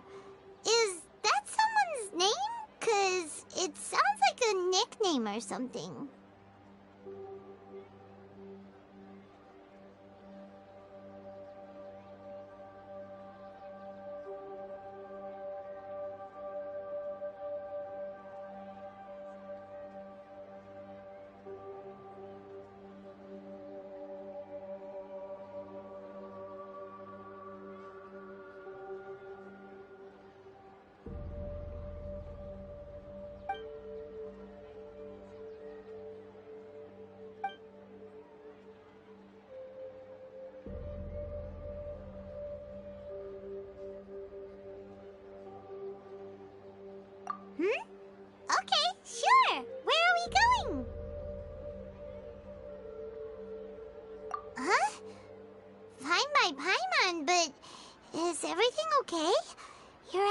like this is an emergency.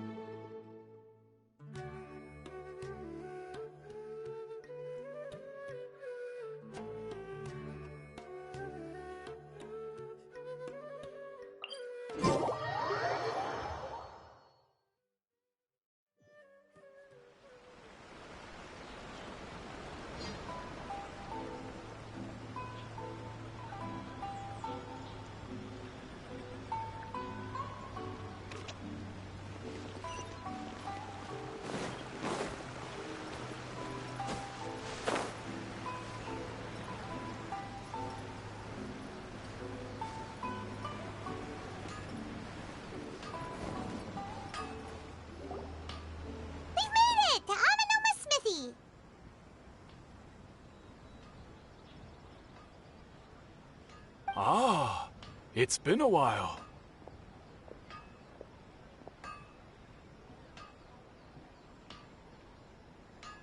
Of course. Go ahead.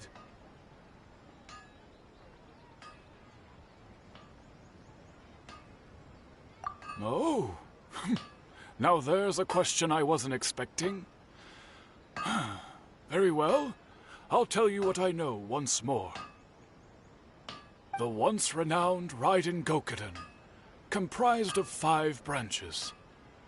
Amenoma, Futsu, Ishin, Hyakume, and Senju. The art of forging practiced by these 5 clans was first taught to them personally by the almighty Shogun.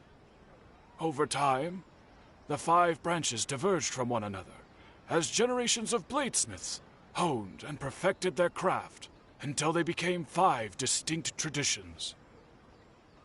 Most of the great swordsmith clans of old have since fallen into decline, and for a long time, only the Amenoma branch kept its art alive. But fortunately, Kaedehara Kazuha recently returned to Inazuma and took up the mantle of the Ishin art. Now, 2 clans remain of the original Gokuden 5. If my memory serves me right, you yourself were present when he forged the Ishin blade.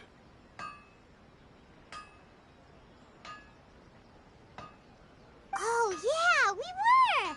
Paimon remembers that now. We learned a bit about the decline of the Raiden Gokuden then too.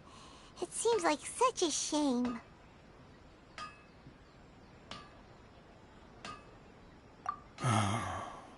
That, my friends, is a tragic tale indeed. In fact, this was not made known to me for most of my life. All these years, I knew of those great clans' demise, but never the cause. Only recently, when the question was on my mind, did I ask Kaedehara Kazuha about this. He told me that, as we are both heirs to a branch of the Raiden Gokunin, it was right that I should know the truth.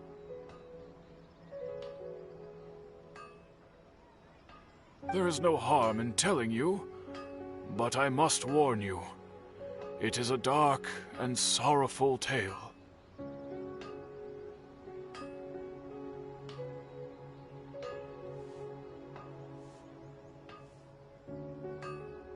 The Raiden Gokunin were the targets of a murderous rampage by a vengeful bladesmith.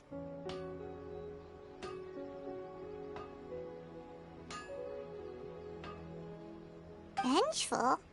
Why? 400 years ago, so I'm told, there was a catastrophic malfunction in Tatara Suna's furnace. One brave swordsmith heard the commotion and chose not to flee, but he rushed to the scene, hoping to prevent a disaster. Tatara Suna was home to a state-of-the-art forging and smelting operation in that day, and overseeing it was the armory officer. His surname was Niwa, though he had family ties to the Kaedehara clan. Knowing that they had just one chance to save countless lives, Mr. Niwa and the swordsmith leaped together into the furnace. The furnace quickly stabilized, but neither of them made it out. The smith's death, though heroic, dealt a devastating blow to his family's fortunes. His orphaned son was left to fend for himself, and grew up deeply resentful at the world. In his heart, the whole of Inazuma was culpable in his tragedy. He hated the almighty Shogun for her apparent indifference towards his father's death, and he hated everyone who had done nothing to try and save him. Powerless and destitute, the only legacy he had to pass on to his children was his hatred. Generation after generation bore this grudge, living in utter misery. Alas, if only the story could have ended there. But 100 years ago, the then head of this family reached the end of his wits. He could bear their fate no longer, and yet he could do nothing to change it. Finally, he made a drastic decision to take revenge on the Raiden Gokunin. In doing so, he sought to vent his pent-up anger and shake the very foundations of Inazuma's forging industry. In his fury, he murdered indiscriminately, killing even bladesmiths from the Hyakume clan which he belonged to. His goal was absolute, the devastation of all of the Raiden Gokunin. But when he came to the Kaedehara and Kamisato clans, his killing spree came to an abrupt end. He failed to catch them unawares. They fought back fiercely, and they did not spare his life. That is why the Kaedehara clan and their Ishin art survived that day. I suppose they were the lucky ones, under the dire circumstances.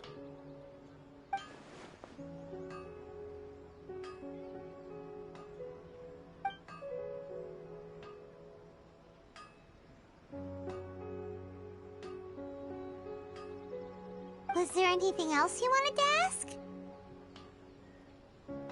Kazuha? Why, yes.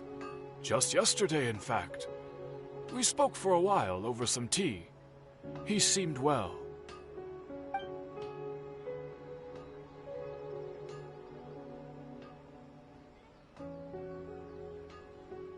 My pleasure. Don't tell Paimon. There are other places you want to visit too, right? Your expression says it all. You can't hide anything from Paimon. On to the next stop. Lead the way, traveler. Paimon will be right behind you.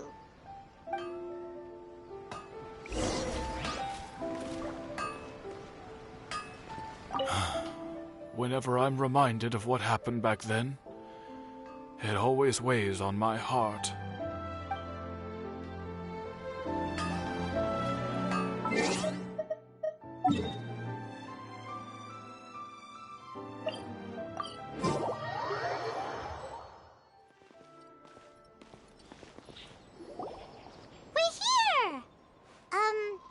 This is the Yashiro Commission's headquarters, so... Traveler! It's been a while.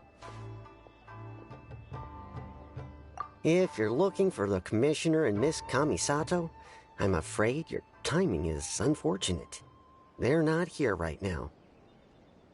Are they out on business?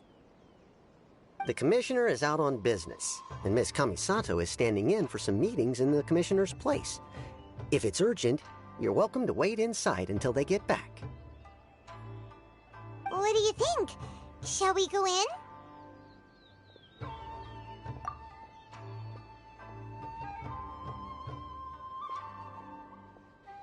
If it were anyone else, I couldn't allow it. But seeing as you're so close with the Commissioner and Miss Kamisato, I think it should be okay. We'll be heading in then. Thanks!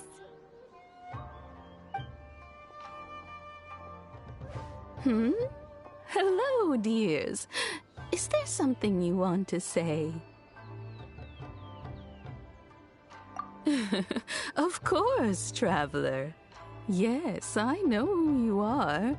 Miss Kamisato has told me about you. What would you like to know? Oh, they're both very well indeed. Lately, Miss Kamisato has been rather busy attending all kinds of meetings and occasionally paying visits to some local organizations on the Commissioner's behalf. As for the Commissioner himself, well, you know, busy as ever. That much hasn't changed. Although he does seem to be in a rather good mood these days. So pretty much business as usual in the Yashiro Commission, huh? Very much so.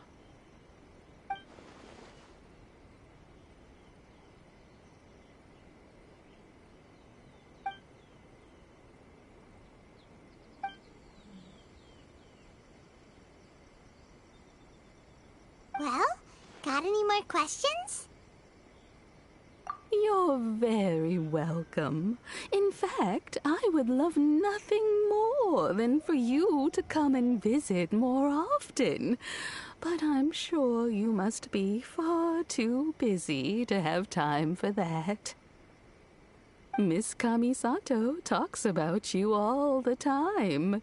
She seems so thrilled to have you as a friend, and she's always saying how talented you are and how much she admires you. I must say, many things in Inazuma seem to have taken a turn for the better since you arrived here. So you're not just Miss Kamisato's knight in shining armor, you know. You're a hero to us all. I mean it. Whenever the Commissioner dines at home, Toma always joins him. I always find myself at my most relaxed when I'm serving the two of them and listening to them chat away.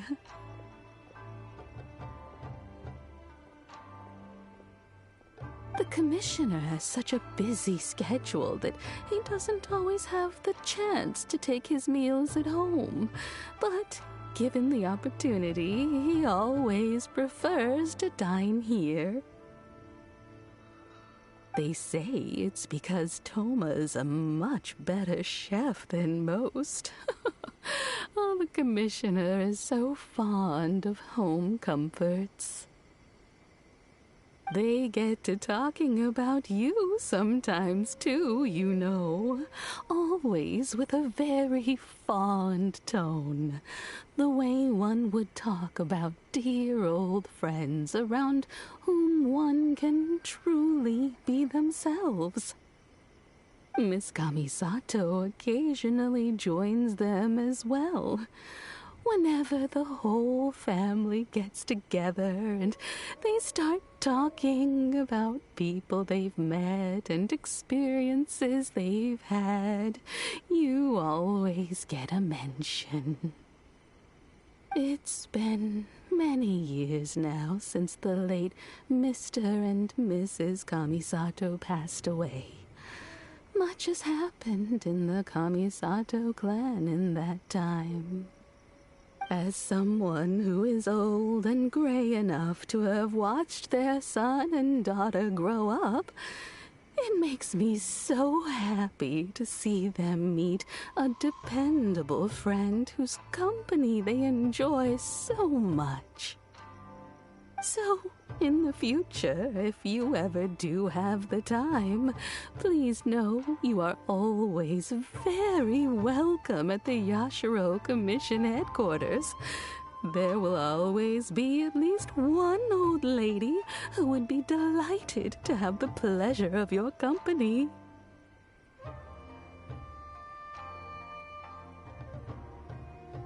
Wonderful. Thank you. Paimon likes it here too! Also, you were saying something about the food here being really great. Paimon's itching to try it. We may just have to invite ourselves around for dinner sometime. Paimon meant we should come pay a visit again real soon. Ideally around dinner time. Of course. You're always welcome. Alright, goodbye for now.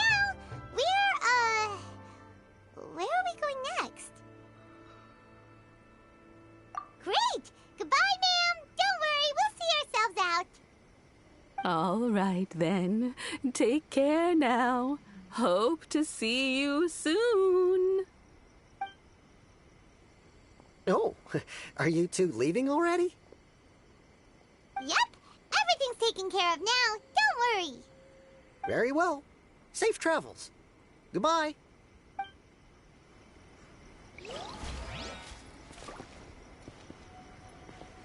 Hold on, I gotta go finish the quest.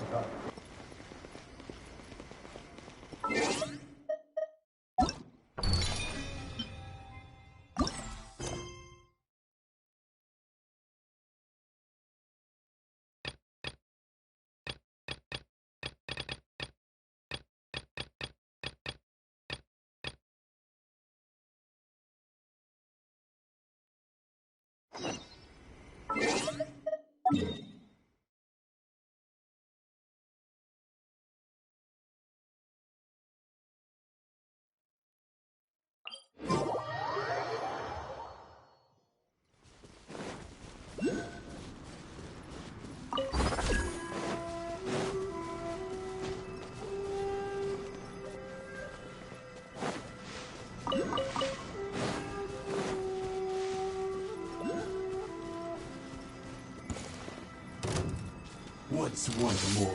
One with the forest. Let's nip that in the bud. Midnight Phantasmagoria!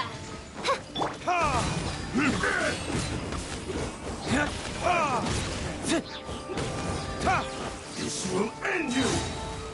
Time for retribution! By royal Cut down! Enshroud!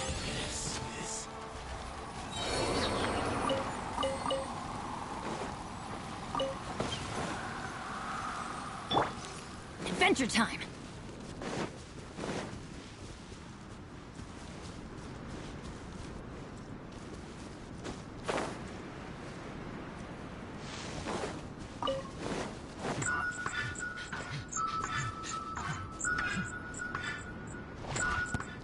Off we go!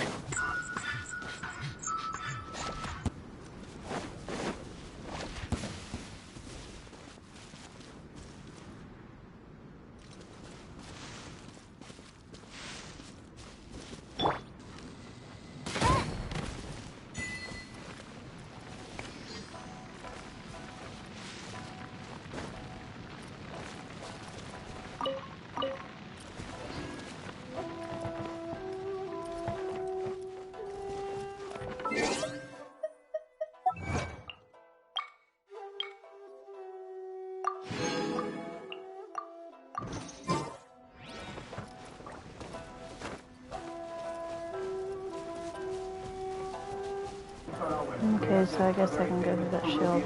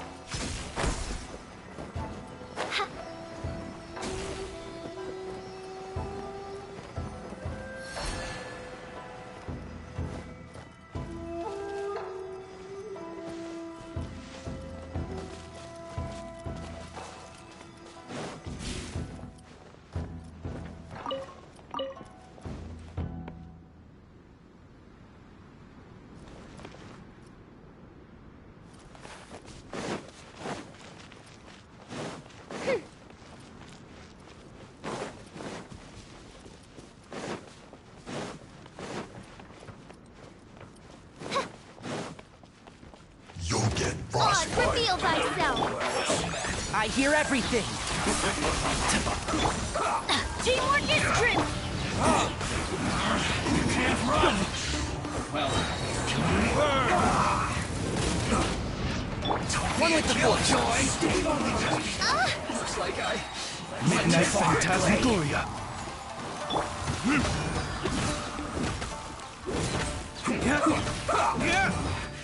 This isn't good.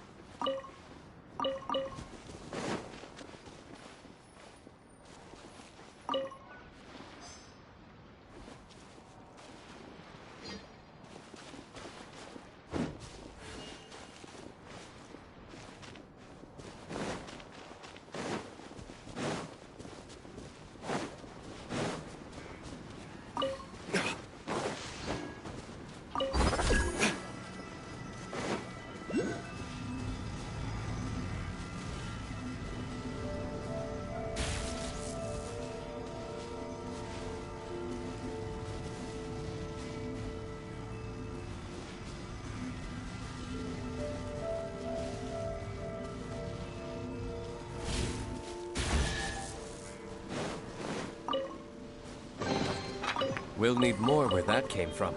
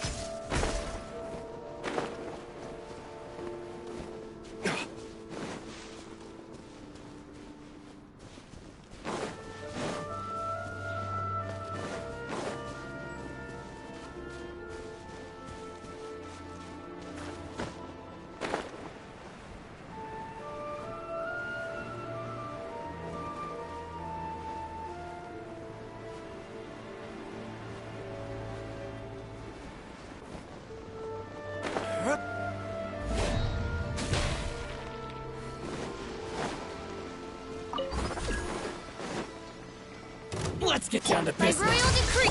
I'm going in! Let's nip that in the bud. It's my blade, finally. Retribution!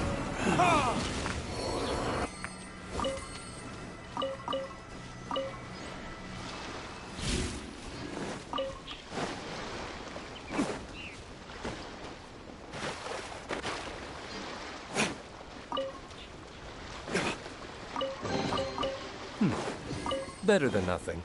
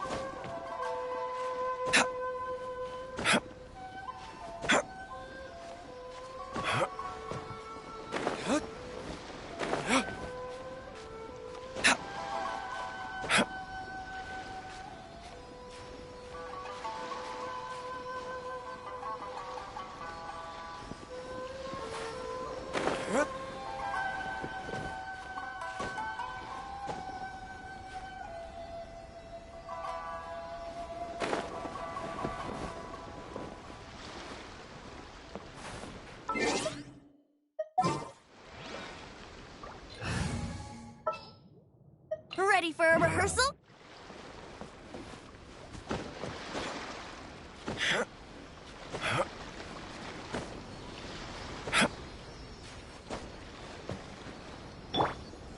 Yahoo!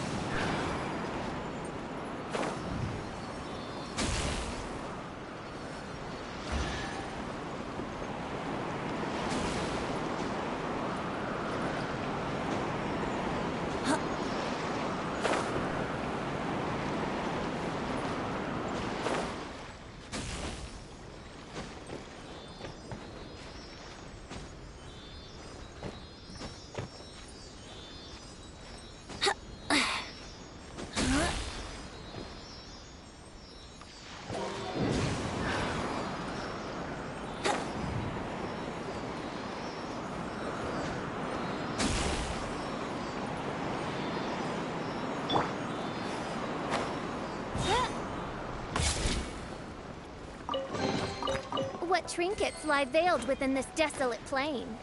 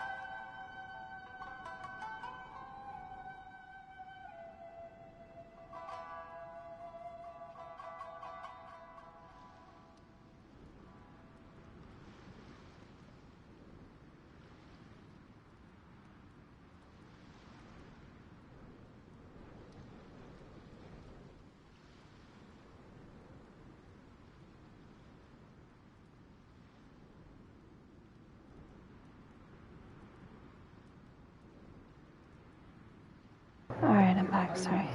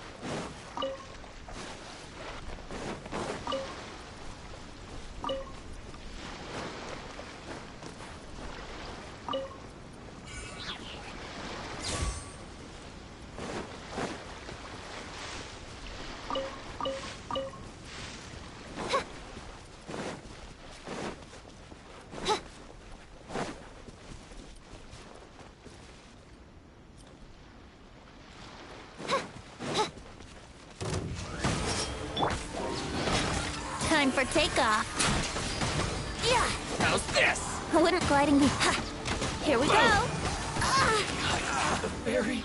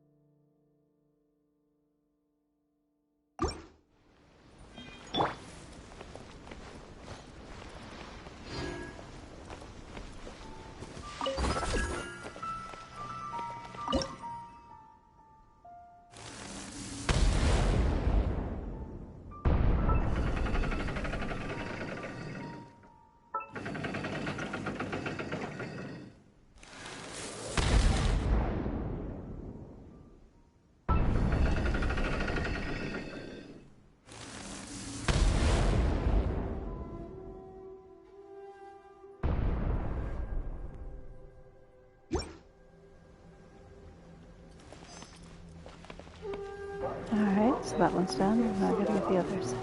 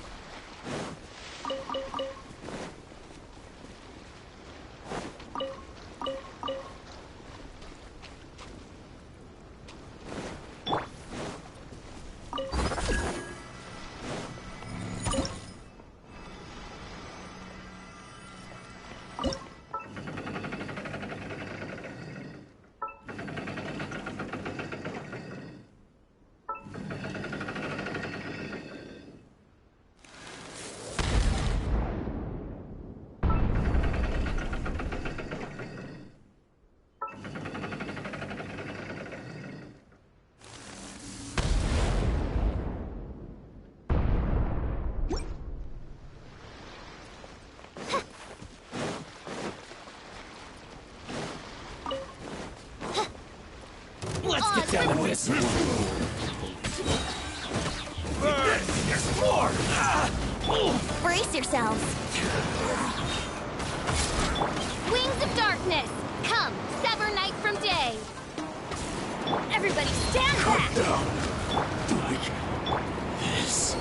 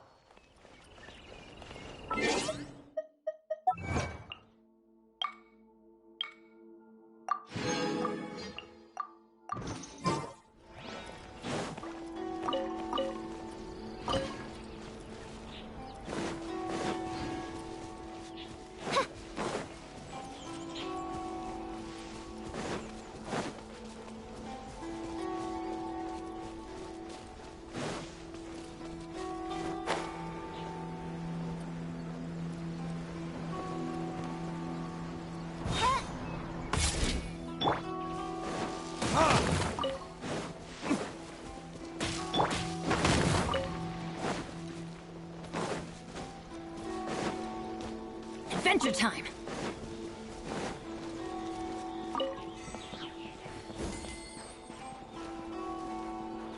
Off we go!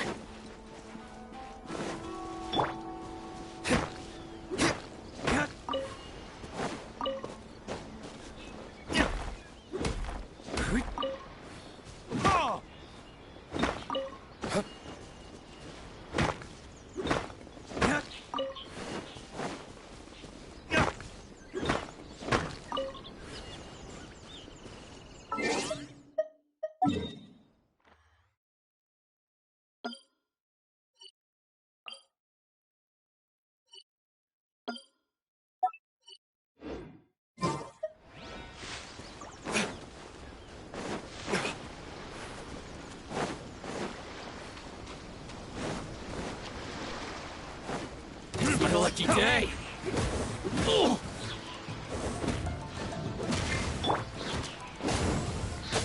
Let's play!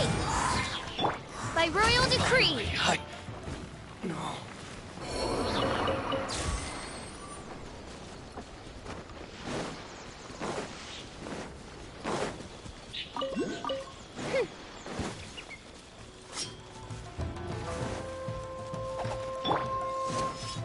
Verdict is... Ha! Teamwork is dreamwork! Let's light it up! Off we go!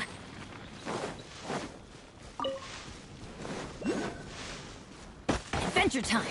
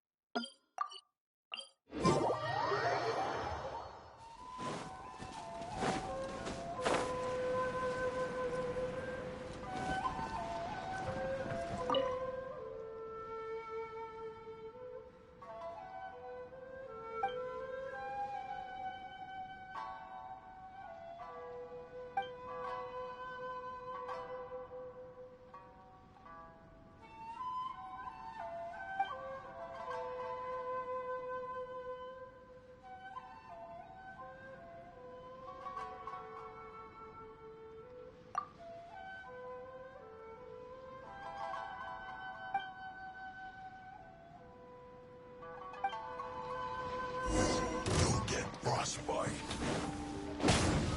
Oz, reveal thyself! Here we go! Think you can get away? Midnight Phantasmagoria!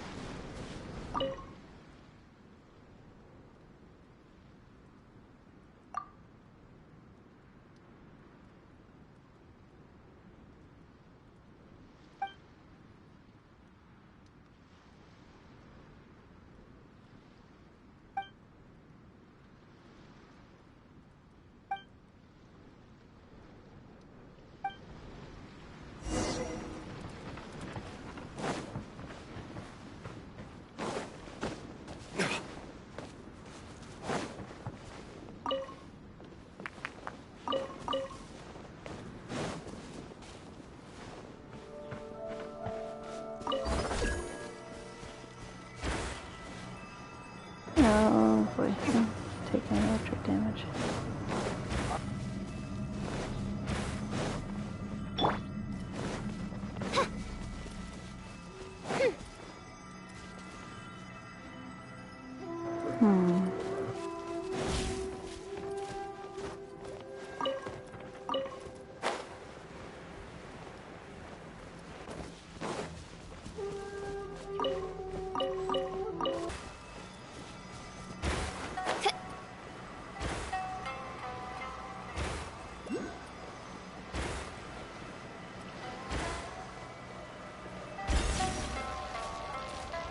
Oh boy.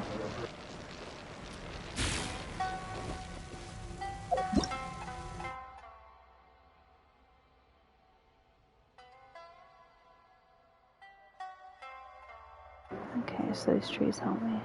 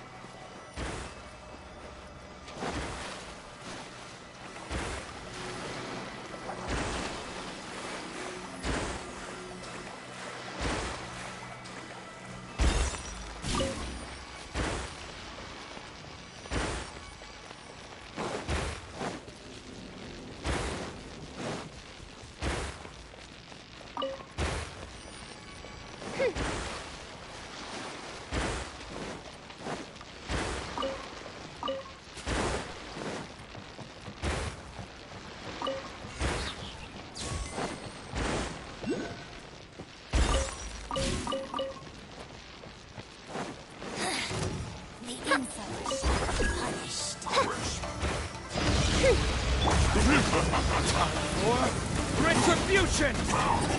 Brace yourselves. Freshness preserved. Everybody stand back!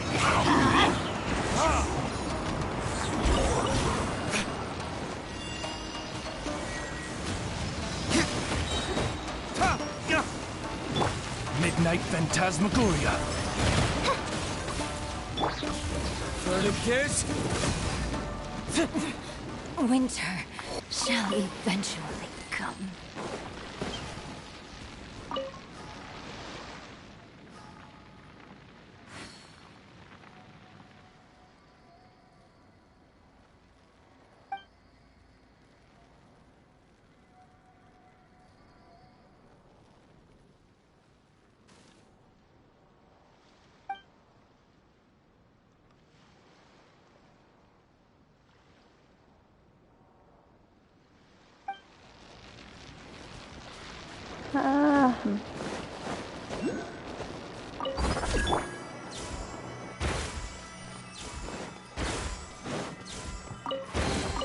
Destiny has brought me hither.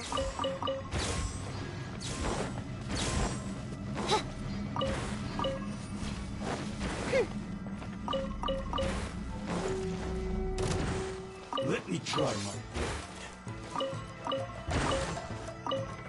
one strike will suffice. Taste my flame.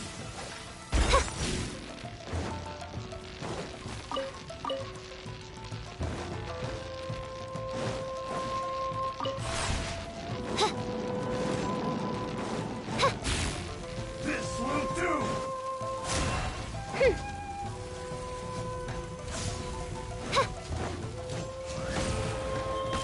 Here we go. Time for takeoff. Suffice. Let's light it up! That's gonna hurt in the morning. Teamwork is dream!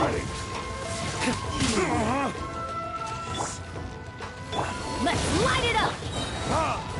This will end you.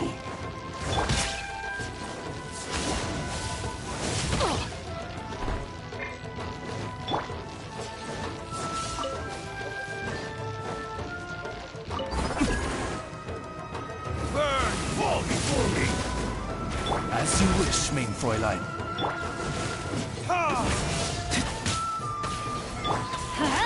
Brace yourselves.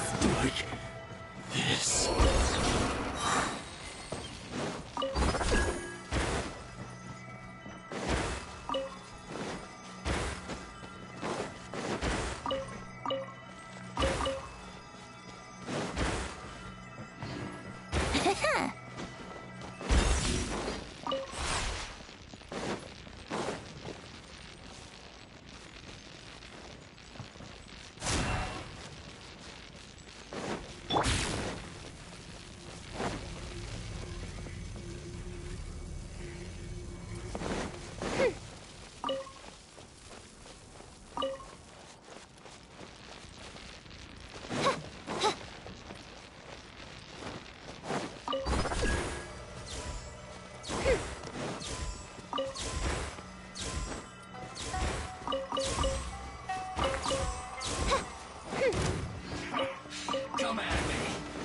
By royal decree.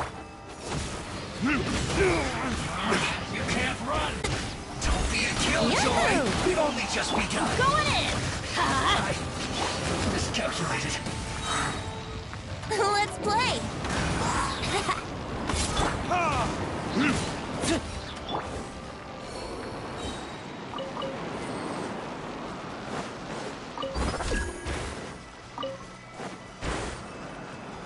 Have to keep the shield up, or else I take a lot of damage. Adventure time!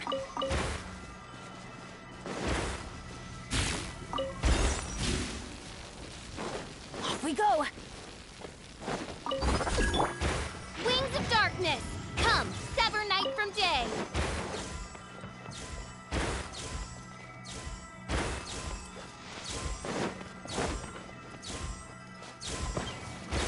Alright, so the forge is up there.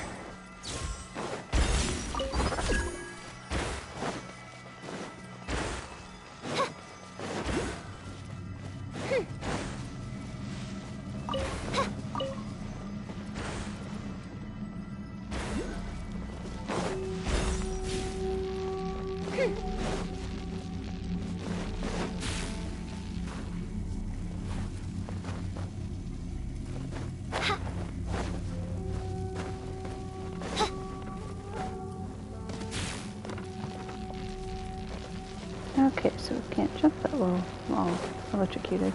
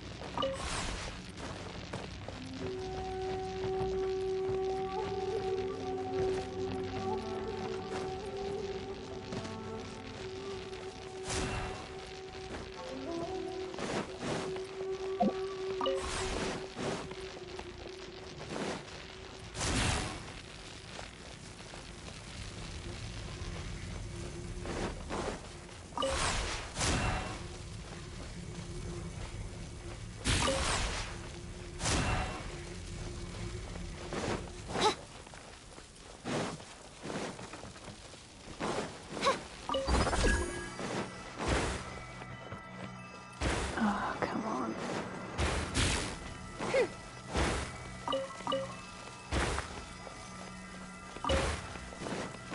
Teamwork is dreamwork!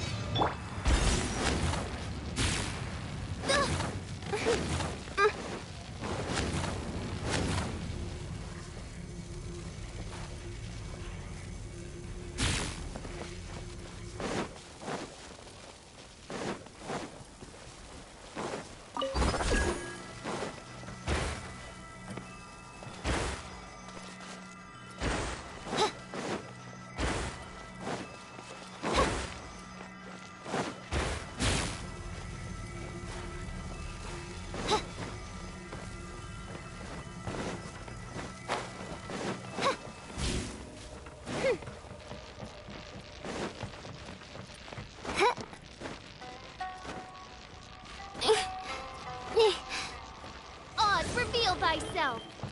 Yahoo!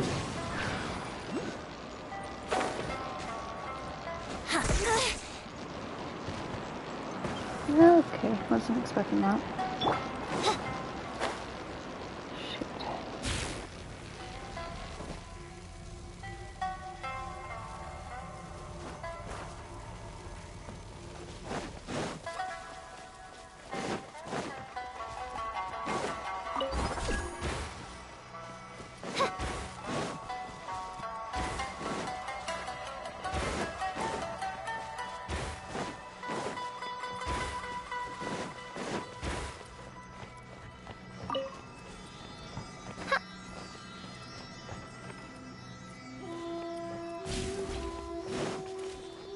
No rest for... Here we go.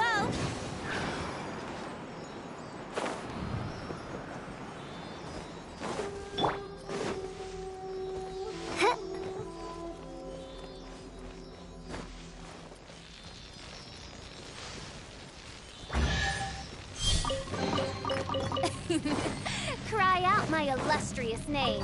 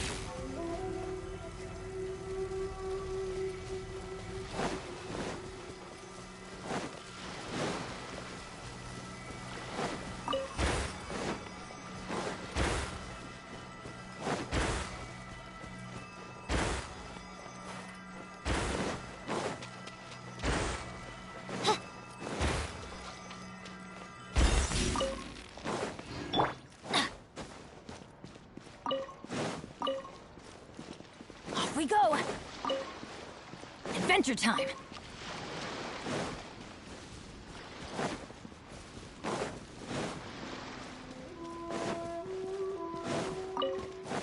Off we go! Adventure time!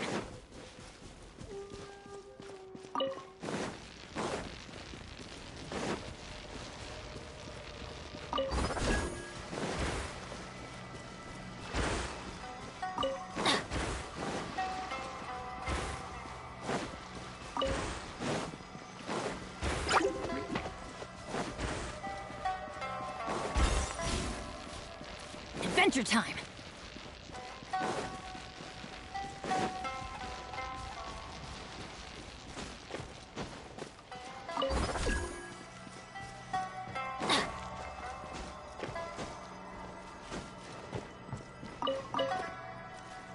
Adventure time!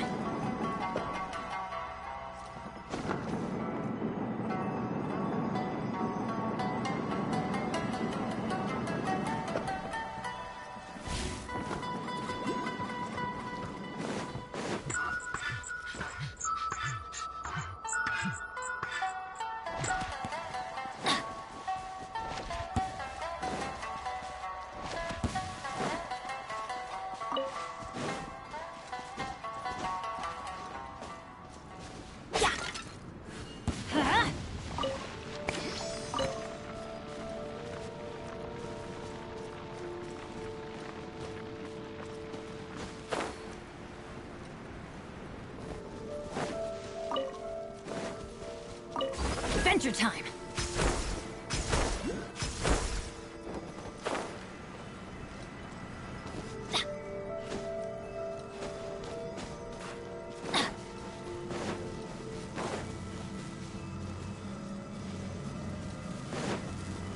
Off we go!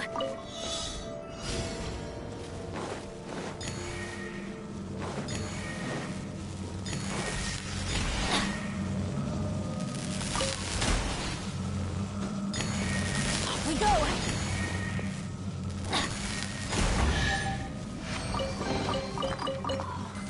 It's a miracle!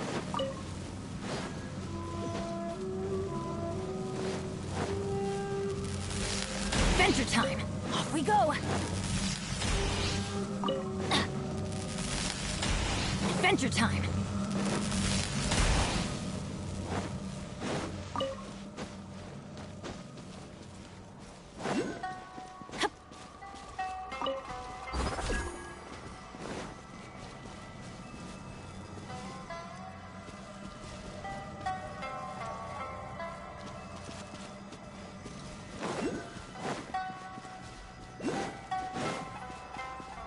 Let's light it up! There's more! Verdict is... Get at it! Why do they never miss? To the ferry.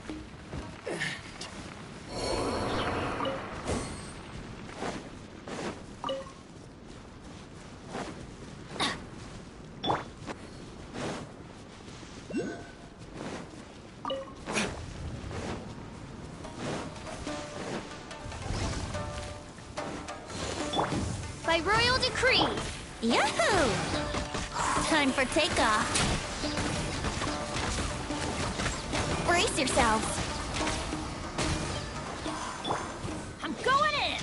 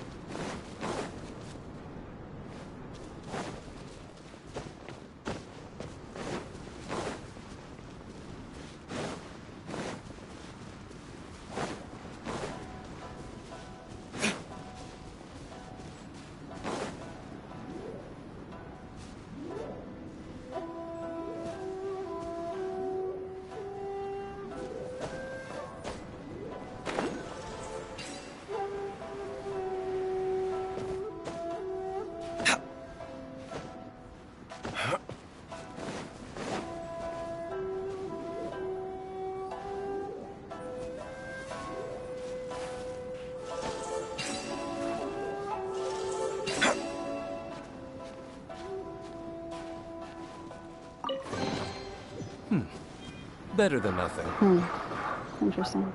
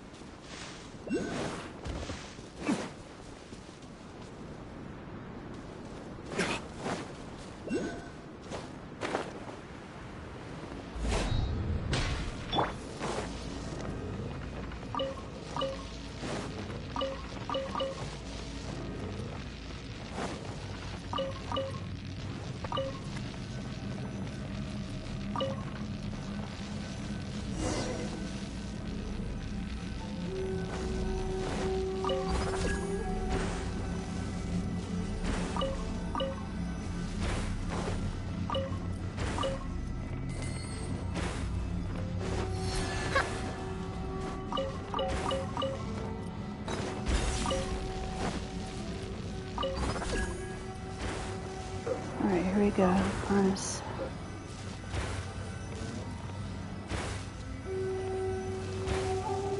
Oh, it's a picture.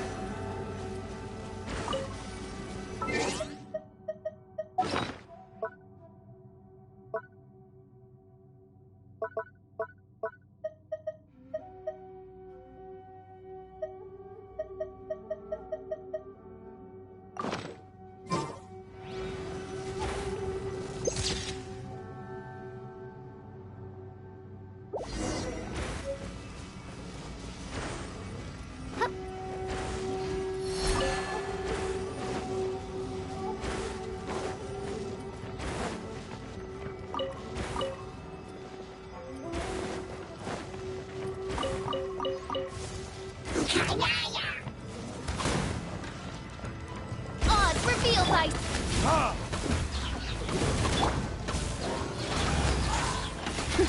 Midnight Phantasmagoria! Oh, goodness great! I summon thee! Here we go! Ha, yeah!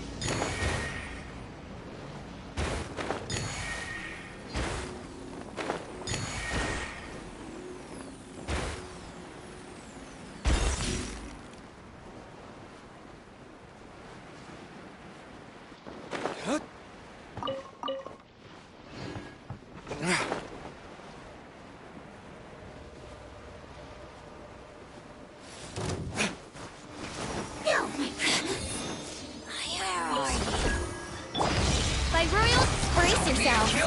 Think you can get away? I see through you.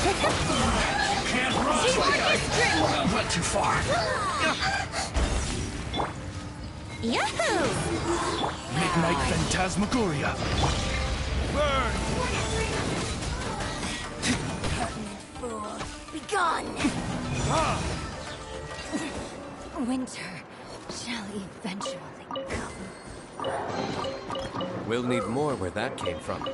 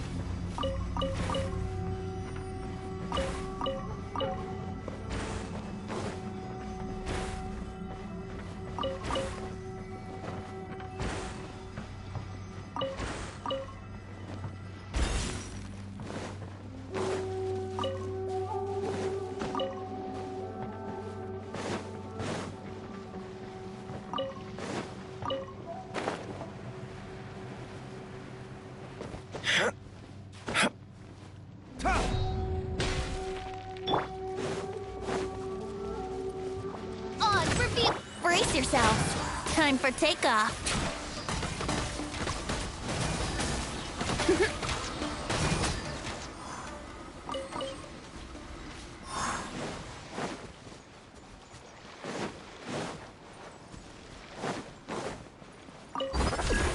Everybody stand back!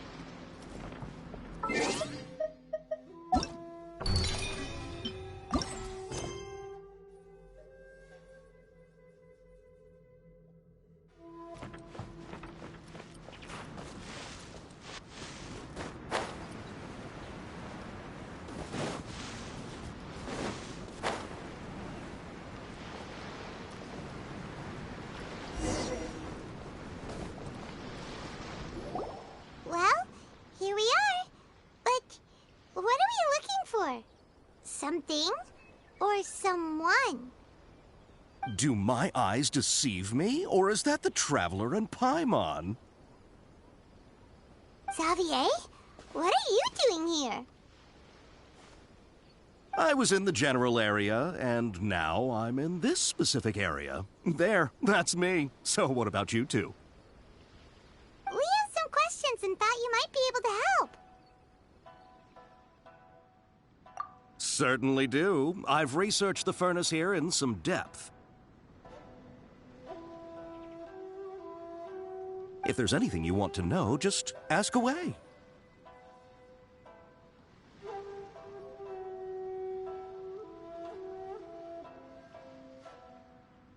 Like the back of my hand. Make no mistake, I have been here a good many times before. Not only that, but I've met people in Inazuma whose families used to live in Tatarasuna years ago. They said it's all true, the history here. Oh, well, it's a long story, don't you know? The tale of Tatarasuna starts a long time ago. I'm told that its history is one of the most foremost forging and smelting operations in the nation, goes back around 1,000 years. Still, the furnace has had a couple of serious maintenance issues along the way. A couple? When exactly? One was just in the last few years, the other was several hundred years ago. A fun fact, I'm not the first Fontaine tech guy to come and work on it either. There was a guy back then, too.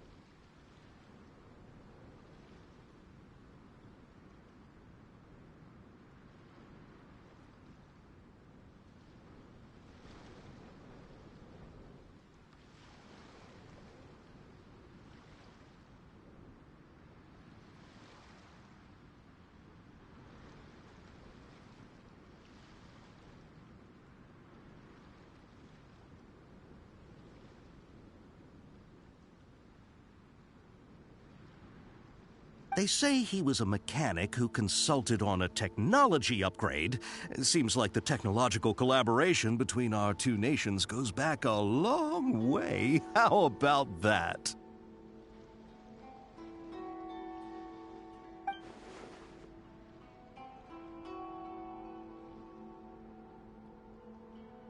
Hey, weren't you gonna ask Xavier something about Tatarasuna? Come on, ask already! Oh, I didn't realize you two were here for a history lesson. Me neither. Paimon doesn't know what's gotten into this one today. Feels like we've been preparing for a history exam or something. What brought this on? Did you just wake up today with a sudden burning desire for historical knowledge? Sure, go ahead.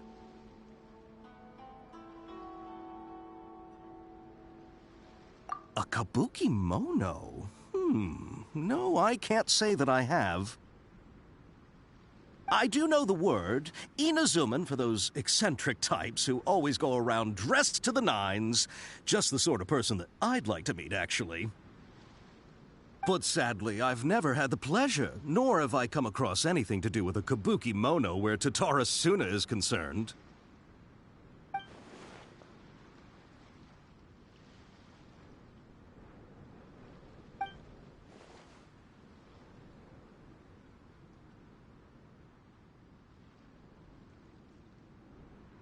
Of course! Don't mention it.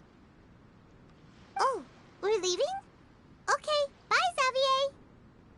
Oh, you're most welcome. More than happy to help. Farewell.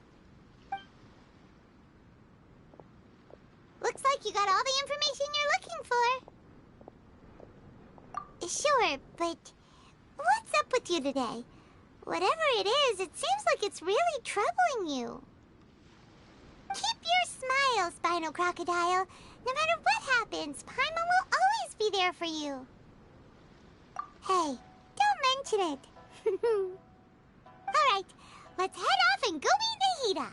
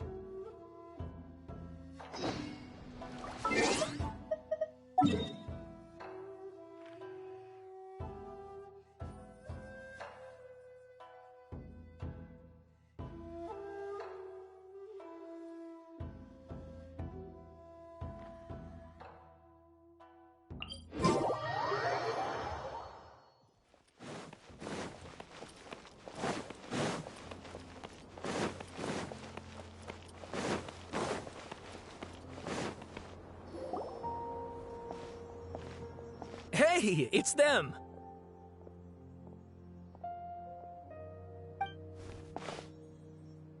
Akaba, Sawada, you're still here?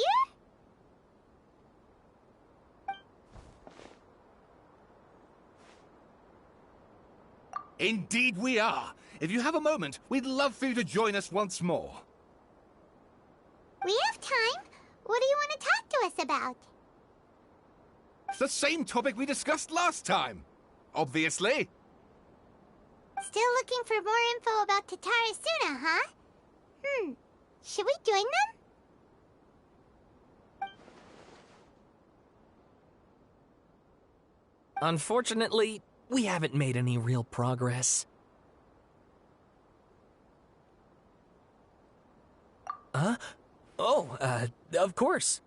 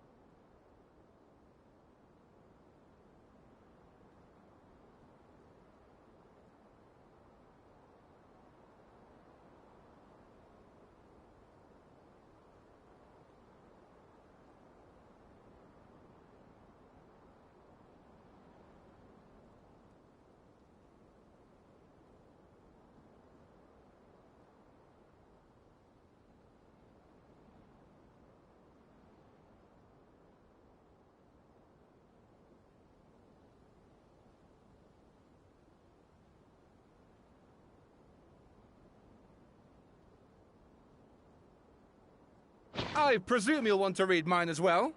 Here.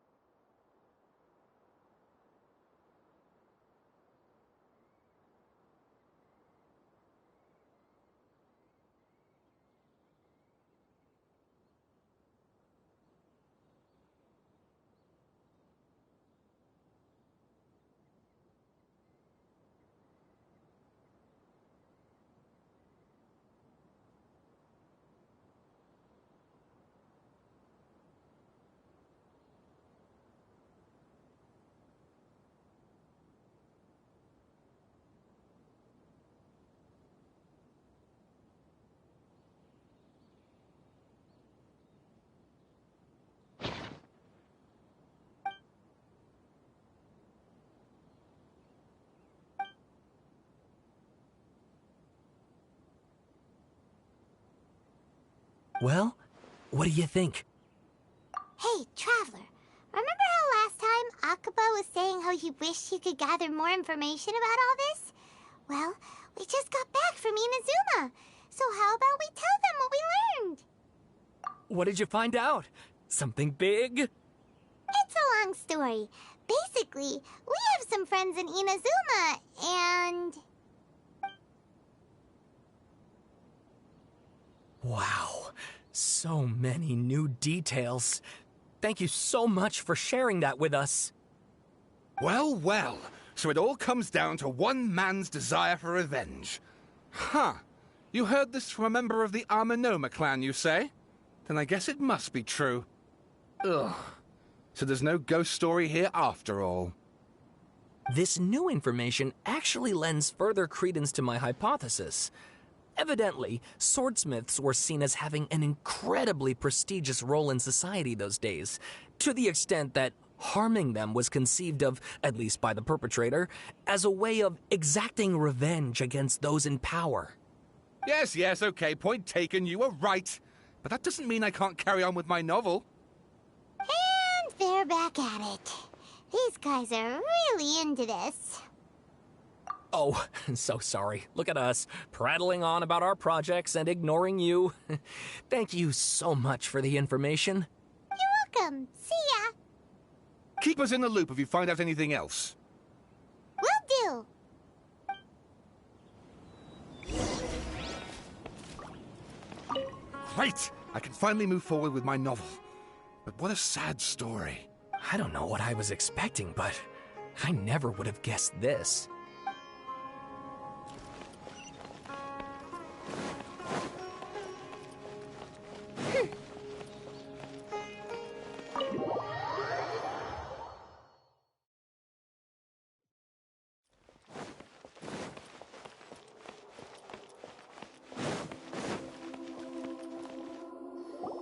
Nahida, we're here!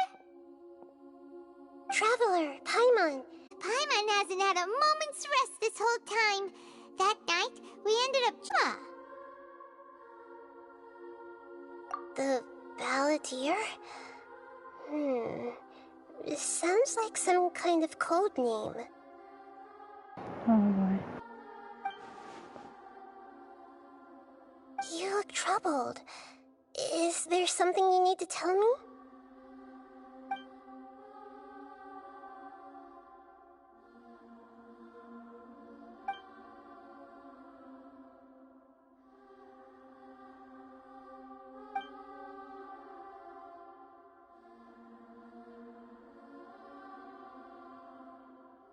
Traveler? Hey, what's wrong? You look so upset.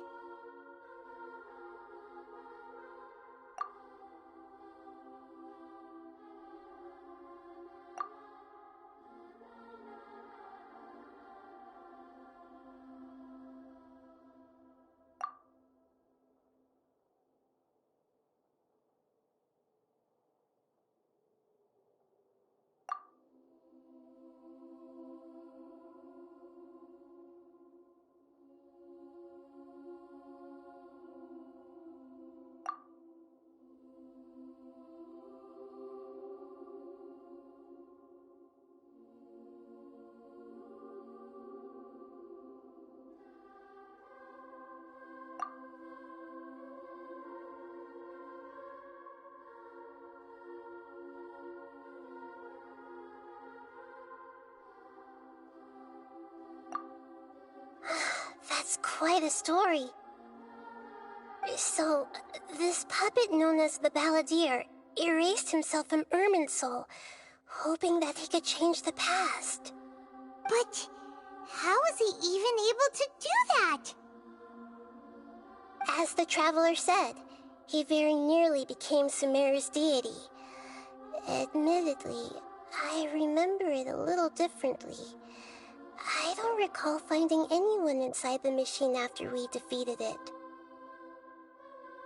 Nevertheless, it does make sense. If someone were to successfully erase themselves from Irminsul, the world would change to reflect the new reality. So, you believe this person really existed, and we just don't remember him because... well, because he literally changed the world? Yes.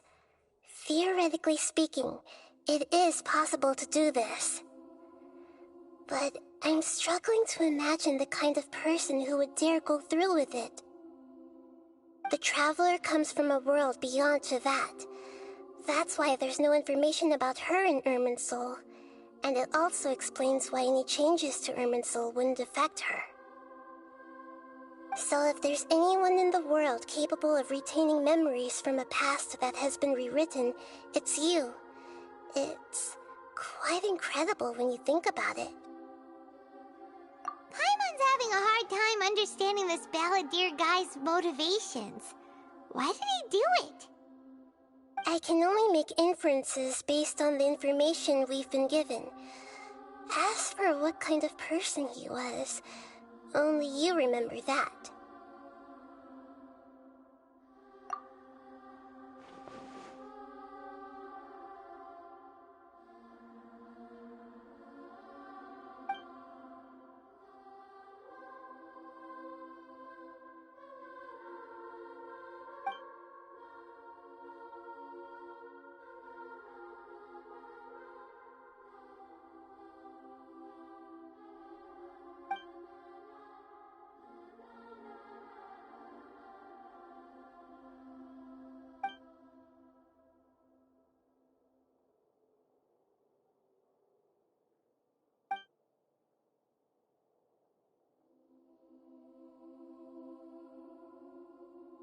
something else worrying you? Something that you can't share?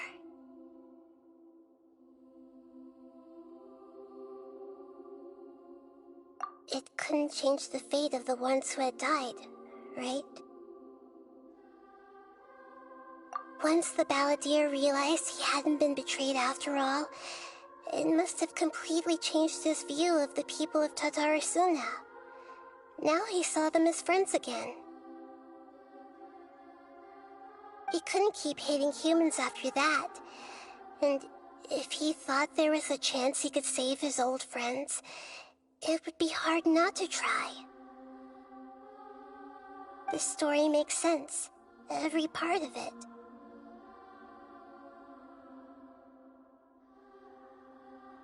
The balladeer tried to achieve godhood with the doctor's help. He was unsuccessful, but retained the power to connect with Irminsul.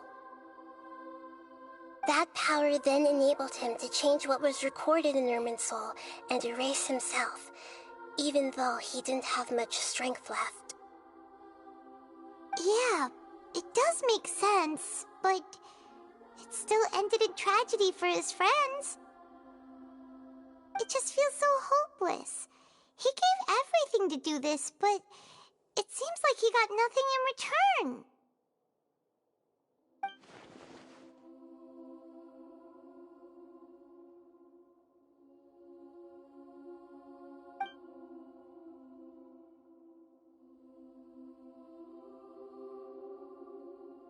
Please wait a moment. I want to check something.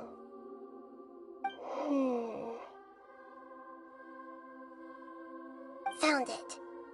This should be the one.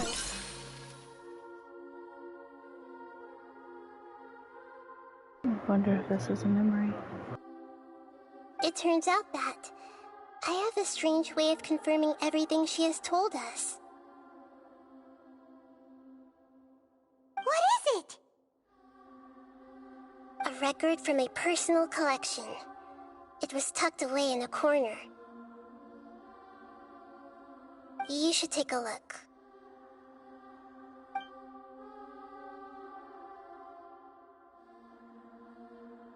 Is this a fairy tale? Who wrote it? I authored this record myself. Huh? You wrote a fairy tale that somehow has something to do with the balladeer? Narrative, it's clear that this story is an allegory. Everything in it is a symbol for something else. Hold on. So this record survived from the past? Yes. Any information about the balladeer or the Kabukimono and other records will have been changed. But I wrote this story in a way that means it was left intact. Changing the information in Irminsul changes to that. But Irminsul can't change information that was well hidden in advance.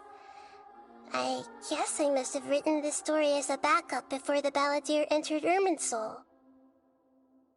That's incredible! What a great idea! And sending the traveler into Irminsul with the balladeer must have been a further precaution.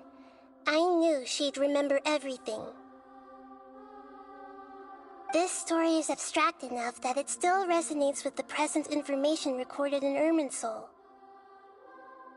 But if we connect all the different pieces together, the true story that emerges is the one she told us, the now erased life of the balladeer.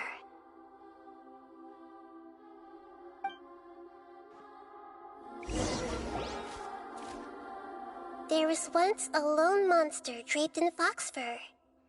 The monster found a family of foxes, joined them, and they became friends. The monster lived with the family day and night, and everyone treated it as one of their own.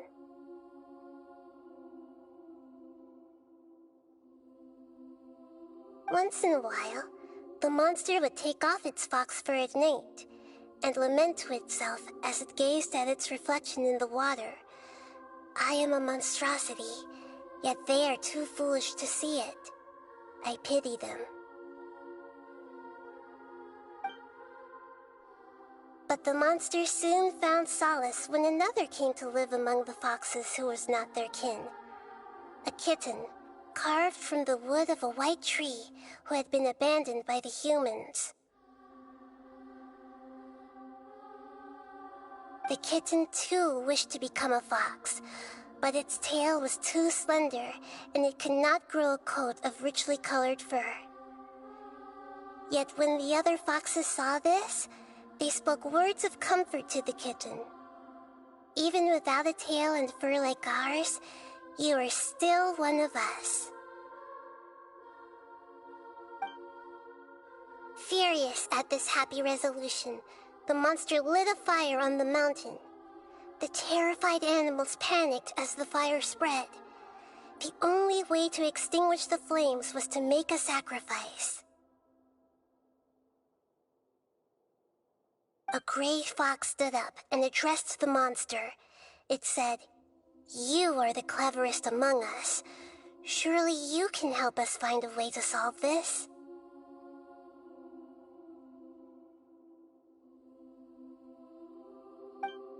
The monster smiled, led the fox toward the fire, and murdered it.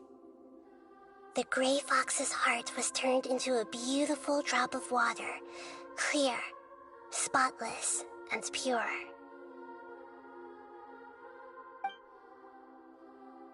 The monster gave the heart of water to the kitten, telling him, "The foxes have decided.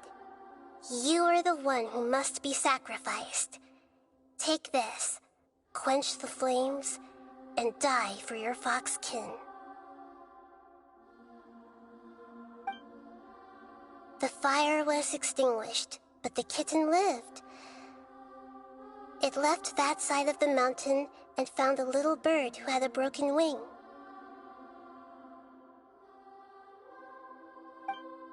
The two promised they would spend their whole lives together, but the little bird did not have long left to live. It passed away soon after. After burying the bird, the kitten left the mountain for good.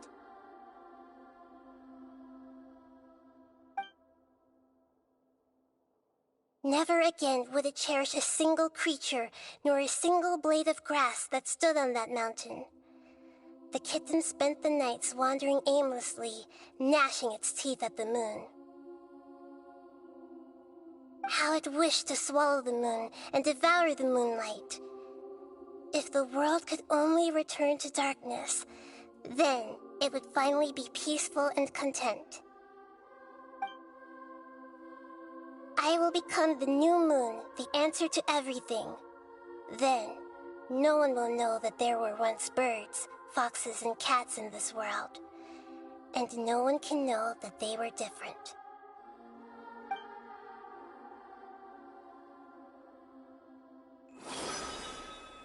We solved it!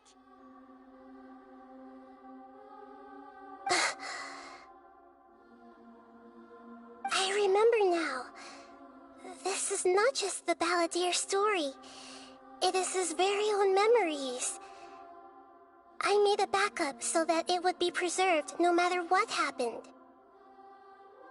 To become a god, he was experimented on and modified countless times. It was brutal torture, and the only reason he was able to survive is that he was a puppet. This memory was extracted from him by the scholars. Presumably, they kept it to have something to defend themselves with. Creating a deity was just the first step. Some of them wanted to be able to control it. That's why they backed up his memory for later use. I buried it deep inside one of my own dreams, and then hid it inside an allegorical story so that it wouldn't be altered. It's hard to believe that this person really existed, let alone that he tried to get rid of us on more than one occasion. Paimon has no memory of him at all. He completely vanished like a puff of smoke. The Balladeer agreed to help me look for information about the Descenders, and although he was unsuccessful, he still helped you. Before he vanished, he confirmed an important detail, that Conria was where your twin first came into this world. We still don't know how the change to Irminsul will affect the senior ranks of the Fatui, but in all likelihood, they won't even remember their own Harbinger.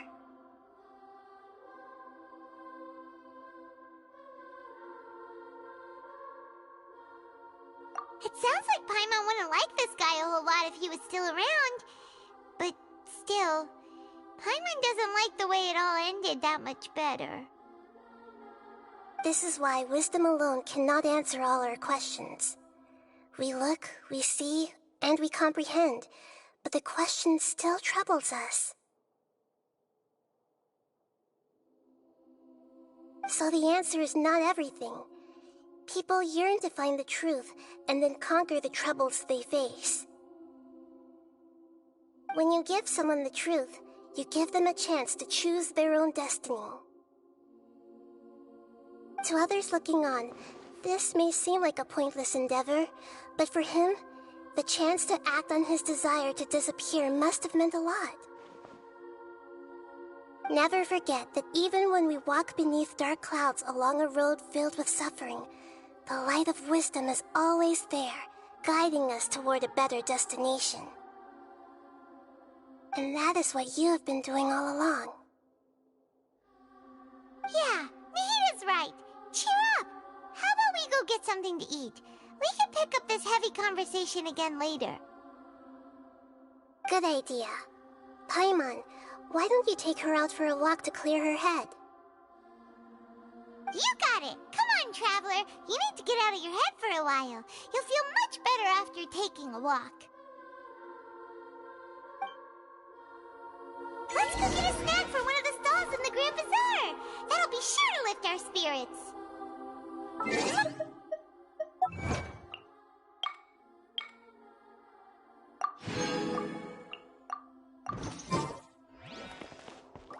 There's a few things I'd like to look into.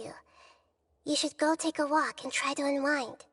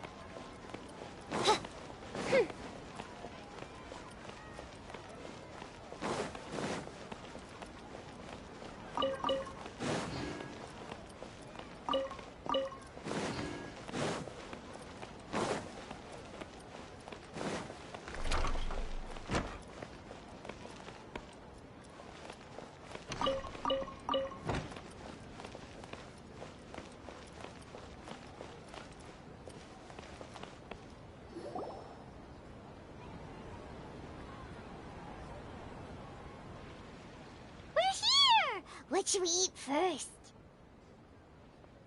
Everyone's always thinking about food.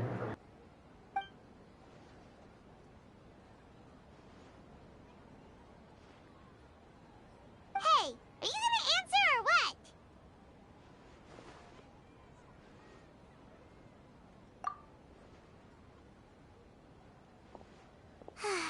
Alright, whatever you want. Well, Paimon will be right here when you figured stuff out. Then we can get something to eat.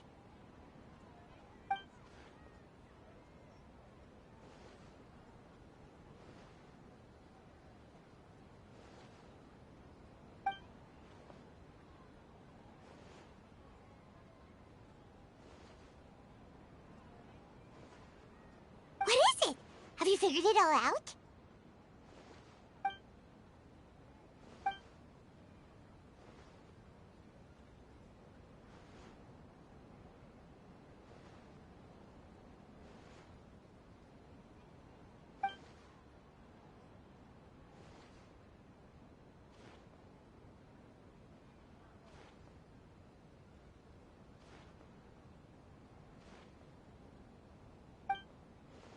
Why'd you jump up all of a sudden?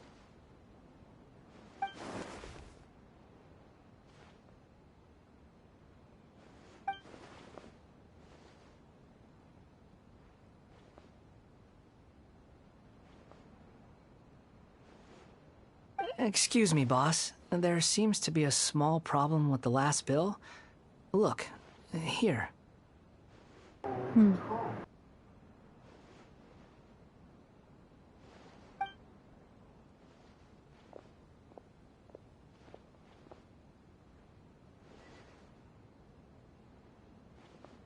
Hey! Hey, wait! You mean me? No, not you. That kid. Didn't you see? Little rascal grabbed my last 2 fresh Sunsettias and ran off. Look, if you're gonna help out here, you can't keep spacing out, okay? What is it? Work's too boring for you? Or has the big city got too many distractions? I wasn't paying close enough attention. Sorry, boss. I think you're right. Maybe it's the city. It's so exciting. It can be hard to focus. He's who? You're a strange one, kiddo. You say you don't want any money for helping out here, and then when I actually give you some work to do, you keep letting yourself get distracted.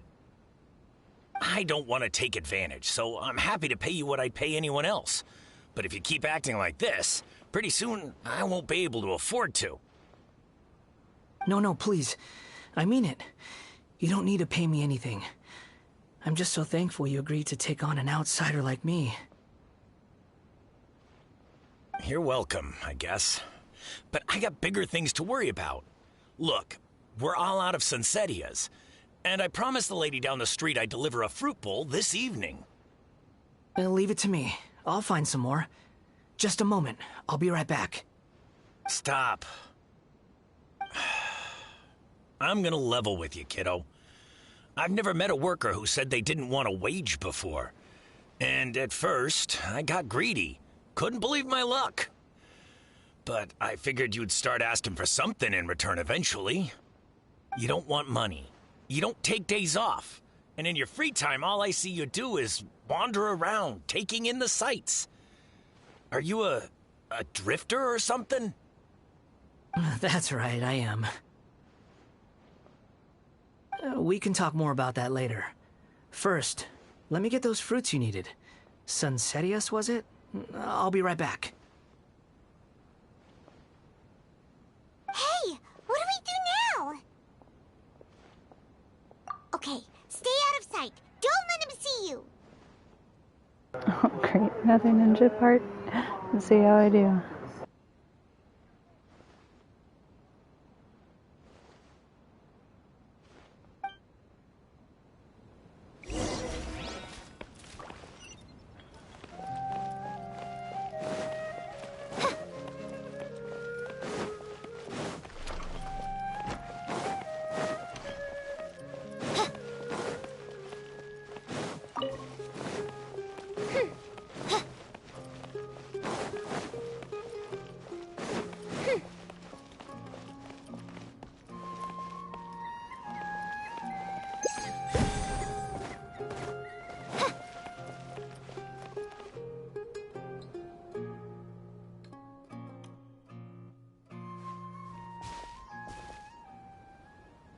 Yeah, this'll do. Even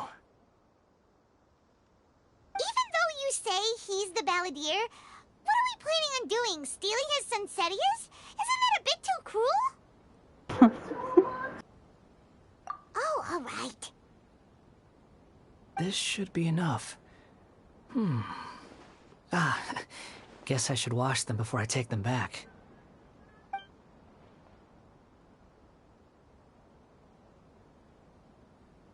Huh? You two over there. Is there something I can help you with? He spotted us! You've been following me all the way from the city. I'd have to be blind not to notice. Have we met before? No, we haven't met. But you know me? I have no recollection. Are you absolutely sure? Sorry, but I just can't take your word for it.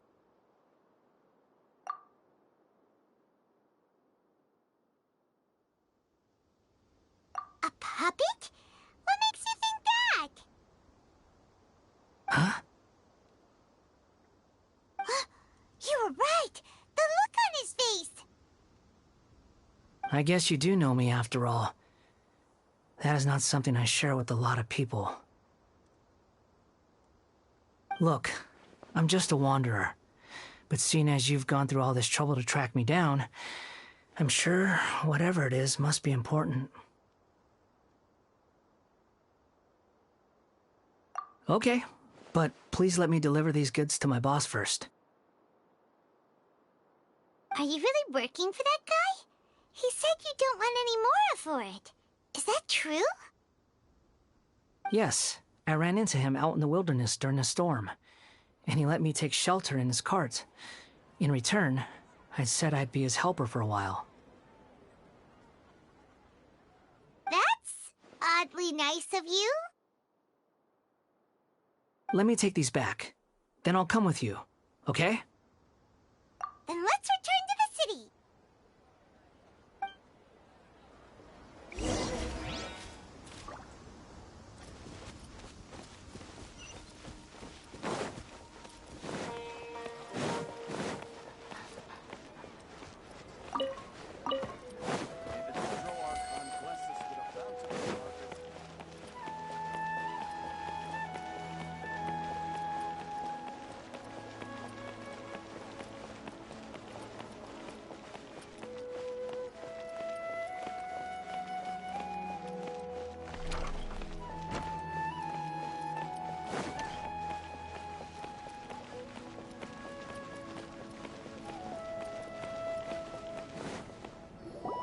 Here you go, boss. I'll leave them right here. Oh, you really went and picked some more. Who are these two? Something's come up, and they need to borrow me. Sorry, boss. I'm afraid I'll be away from the stall for a while. I was just about to pay you anyway. Go wherever you want, kid. Don't waste your time here. What? I get it, okay? You just wanted to help me out, to thank me for giving you shelter from the rain that day. Even then, I don't understand why you're so adamant that you don't want any pay for it. But look, it was pouring down, and there you were, sauntering along without a care in the world, like you had nowhere to be and didn't even care that it was raining. Imagine you and me for a second. It's a little weird, right? Why is this guy traveling during a rainstorm if he's not trying to get somewhere? And why is he taking a shortcut through the open country if he's not even in a hurry? But anyway, taking you in didn't put me out even slightly. You don't owe me a thing for it. Certainly not all this. Your time is valuable. You know, you should go live your life. But I don't...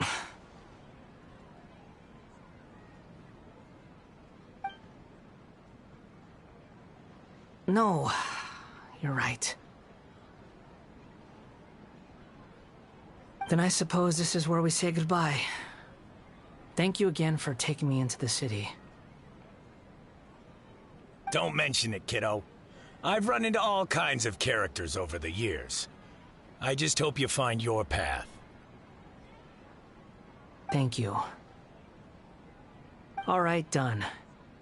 Thanks for waiting for me. We can go now.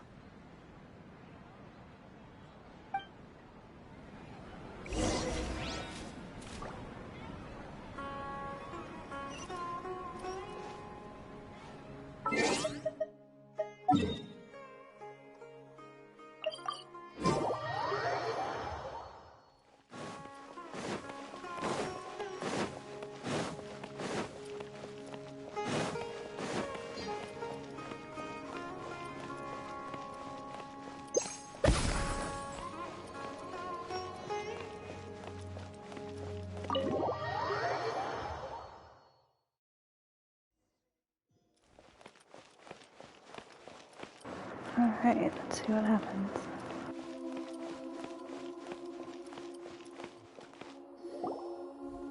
Nahida! Nahida! What's wrong? Huh? Are you? Hello. I do apologize for the sudden intrusion. We found this guy in the street, but he doesn't seem to remember anything. So, yeah, quite an eventful walk.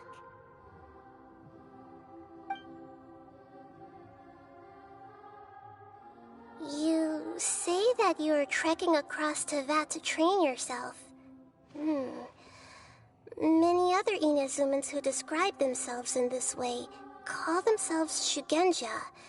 Why do you refer to yourself as a wanderer? Well, it seems more relevant in my case. To me, it sounds like a plant with no roots. But these two claim that they know me, and that I have a hidden past unknown even to myself.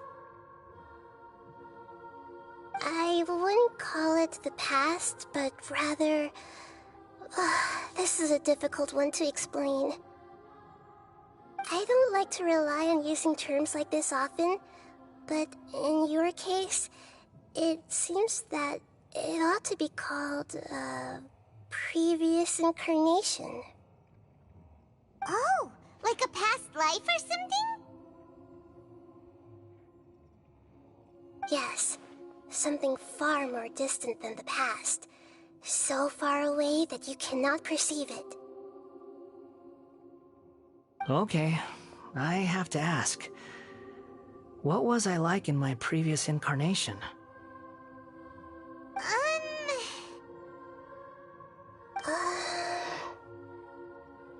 Oh, okay. I see. You want to tell me, but you can't bring yourselves to say it. Looks like I didn't have the most wonderful existence in my previous incarnation. If it's that difficult to talk about, I have no doubt it will be just as difficult to hear. But I'll be able to handle it. Please, tell me the truth. Is truth something you care a lot about? Yes.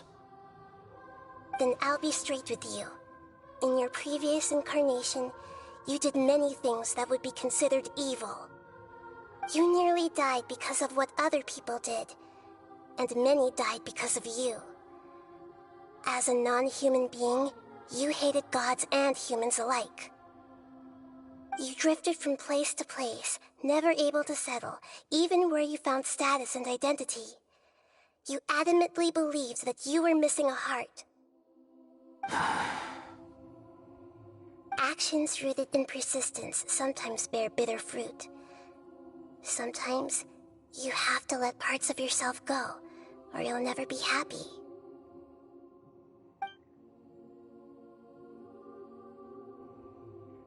I gave everything I had, but it barely changed history at all. In terms of the outcome alone, that's true.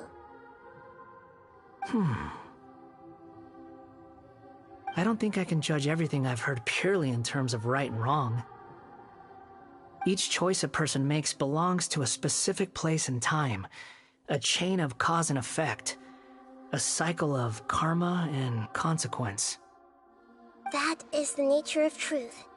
If one thing is right, its opposite must be wrong. And yet, dichotomies like this are not enough to explain the world in all of its complexity. It seems like my previous incarnation wasn't the most likable individual. We're not trying to hurt your feelings or anything, but yeah, we weren't your biggest fans. If we were enemies, why are you trying to help me find the truth? This is so frustrating! This guy's supposed to be our arch enemy, but now he's just some random stranger we met on the street! He's got so much to answer for, but we can't make him talk because he doesn't remember anything. What a weird situation. Lesser Lord Kusanali, as the God of Wisdom, I trust that everything you told me must be true. Yes, it's all true. I can even show you the memories themselves, if you're willing.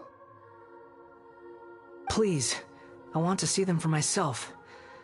I want to experience my own transgressions. Even though it will cause your present self great mental anguish? I'm just a puppet, with no heart and no name. There is nothing in this world for me to cling to fill the void within me. Except maybe these sins that can never be undone. Very well. As you wish. Wait, shouldn't we go with him? This one's kind of on us for bringing him here. Don't worry. Whatever danger I might face, it's my burden to bear. Traveler, could I ask you to supervise him on my behalf? Oh, good point. Given your, unique situation, we'd better keep an eye on you. Understood. Thank you. Now, prepare yourselves, everyone.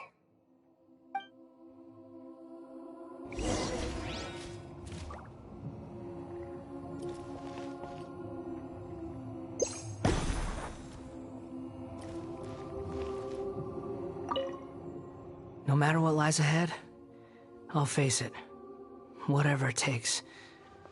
I'm just sorry that you have to join me for the whole thing.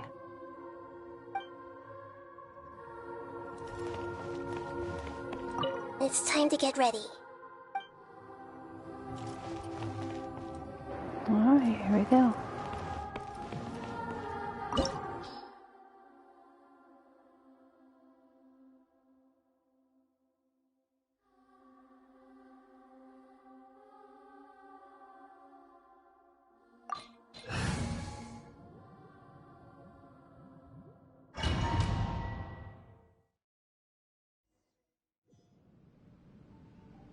This looks like Inazuma.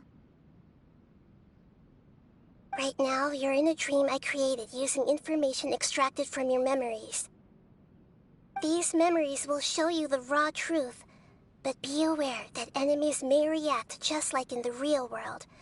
Please be careful. Sounds like an immersive experience. It's a good thing we came along.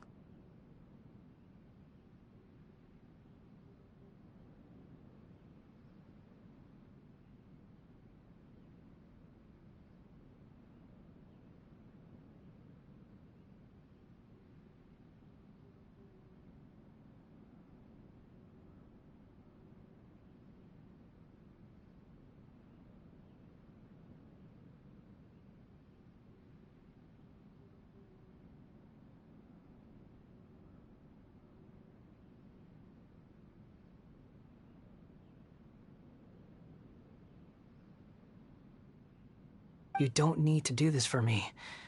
I don't deserve your protection.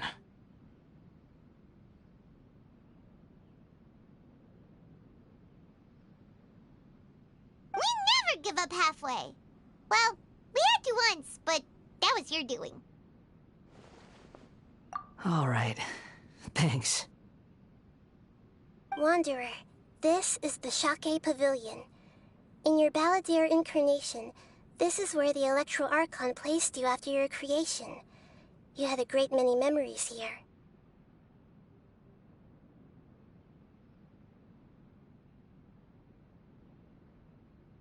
Is that because this is kind of like his birthplace? You could say that, in a sense. You'll see why shortly.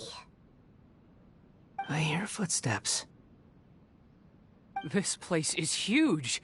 I can't believe the landslide didn't fill it in. I wonder who built it. The Crystal Marrow Miners? No, there's no way. Look at this exquisite construction work, and so well preserved, too. No mining crew would be capable of this. There's someone passed out on the ground. Who are you? You're awake. What happened? How'd you get stuck here? Are you injured? Huh. Not a scratch. And these fine clothes. Who are you? This man is Katsuragi, deputy to Torichiyo's adopted son, Mikoshi Nagamasa. He found the Balladeer in Shake Pavilion and took him back to Tatarasuna. And the rest is history. Well, it used to be. In the original version of events, Katsuragi was ultimately killed by Nagamasa. Let me get you out of here. Our people are nearby. Hang in there. During the Tatarasuna incident, Niwa was murdered by the doctor disguised as a mechanic. The Balladeer, then known as the Kabukimono, disappeared not long after. As the second in command at Tatarasuna, responsibility for what had happened fell to Mikoshi Nagamasa.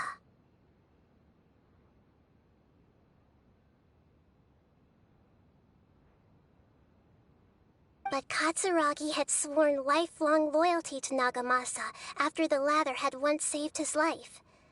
At Katsuragi's insistence, Nagamasa killed him to put an end to the Tatarasuna incident.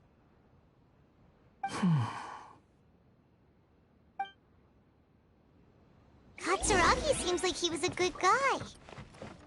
He looks like a warrior, but he has a kind face. Why couldn't he live a long and happy life?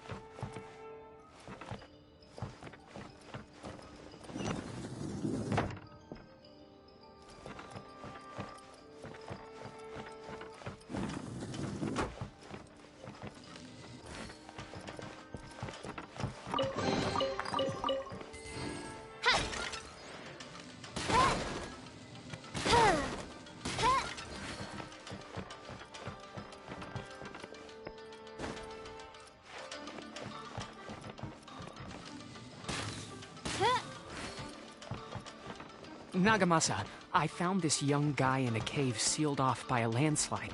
He doesn't remember his name. Well, we need to call you something. I hear the workers are calling you the Kabukimono.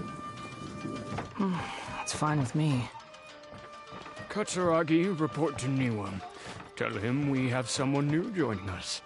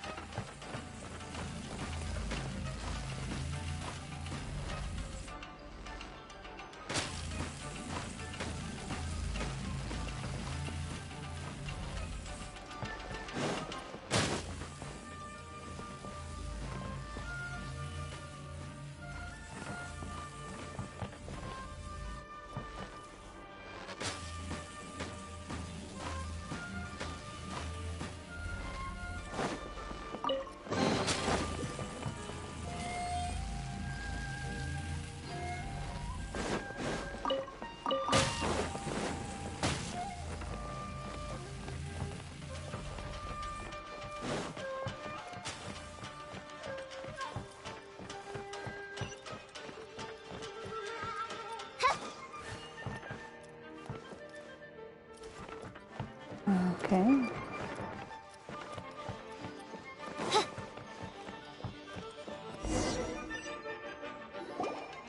Huh? What are we doing back here? Whoa, this is where you were born? It's pretty, but there's nobody here.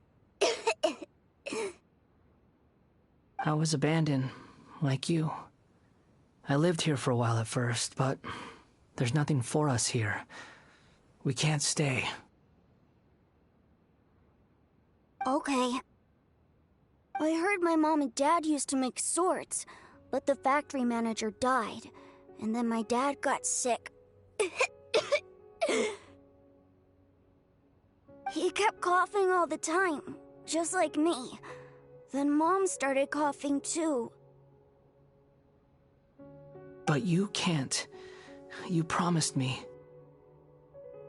Yup, we're family now. We're gonna be together forever and ever. This child didn't have a name.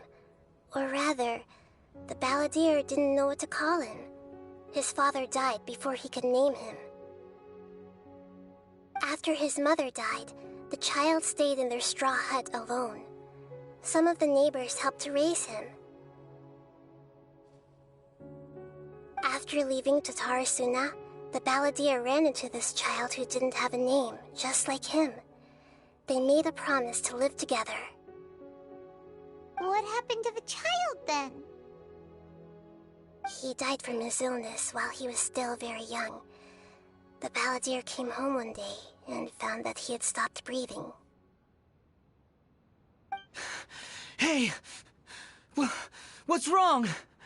Say something!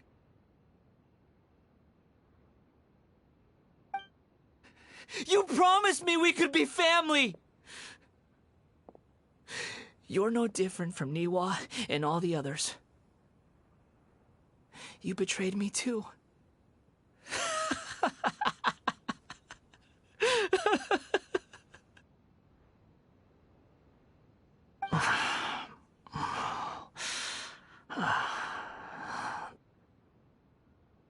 The voices have gone. It looks like the memory ends here. Let's keep going.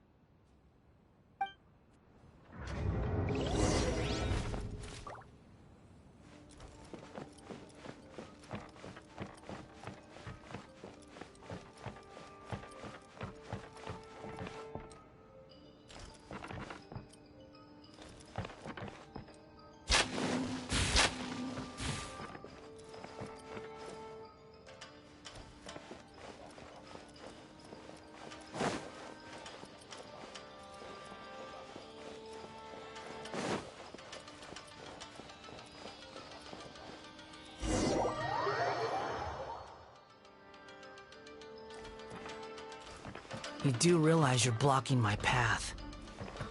I come not to obstruct you. I've been waiting. What you are truly is a weapon. One that could be wielded with an iron will.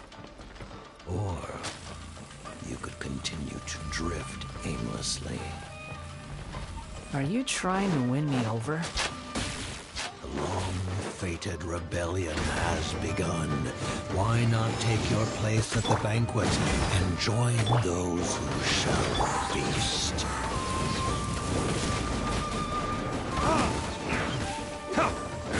Let's play! By royal decree!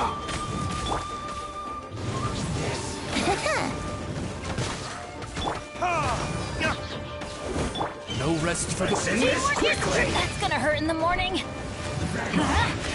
This isn't good.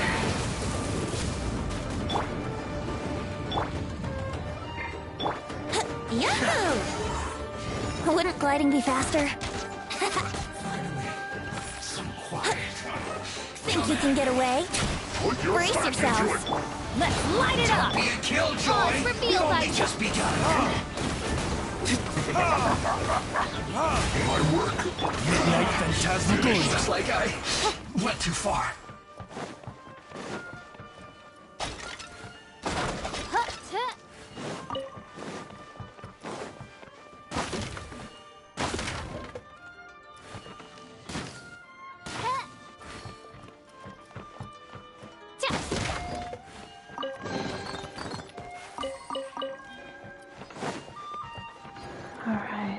Let's see.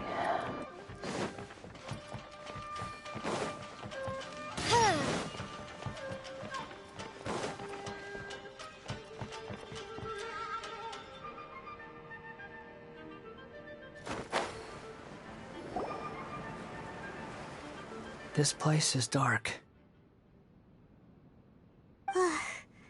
Paimon knows this place. It's the Delusion Factory in Inazuma. In the original version of events, the Traveler once encountered the Balladeer here. Such a creepy atmosphere. And so familiar.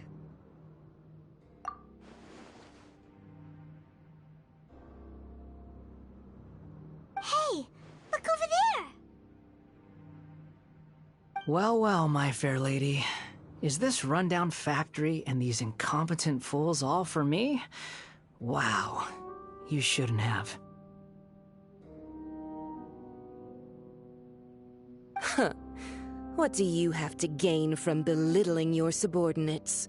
You might not want to admit it, but you are a part of this plan. Perhaps you find fighting in the Abyss to be a more meaningful use of your time? Oh, but of course, even this pales in comparison to being experimented on by the Doctor. What a sharp tongue you have. Funny how negotiating never seems to be your strong suit. For the task ahead, I suggest you keep your true feelings to yourself. Save your breath. I know what I have to do. I'm sure you think so, but I still think you need to hear it. Don't start thinking you're invincible, and don't let your emotions get in the way. Surely you're not worried about me. I just can't have you getting in my way. You and Child never fail to find ways to complicate things.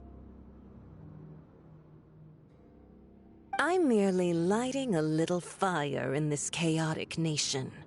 But you, being tossed out like trash, must make you want to destroy it completely. Do you remember the last time you were here? That was a lot of swordsmiths you killed. I'm sure the descendants of the Raiden Gokaden are still suffering the consequences now. Look at you. Oh, don't get so sentimental. Now, give that poor little tongue of yours a rest and stop pretending like you're above everyone else. Bye then. See you at the victory feast.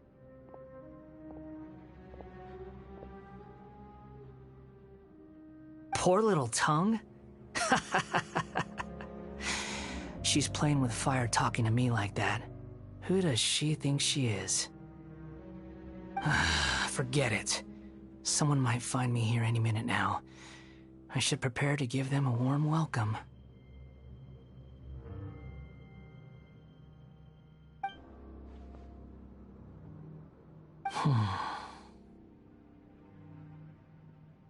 The plot does not end here.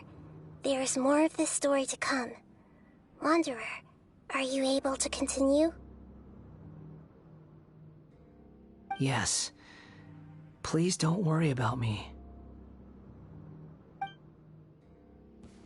Why are you staring at me in silence? Can't you think of a nicer way to express yourself? I'm under no obligation to be nice to you. Besides, I thought nothing mattered to you except results and your own interests. Isn't that right? Witch? Muddle-headed puppet. You're only number 6 because you can take more abuse than other humans. Do you really count that as an asset? You're about as much fun to be around as a raging inferno. But before we murder each other, it'd be best if we finish our duties.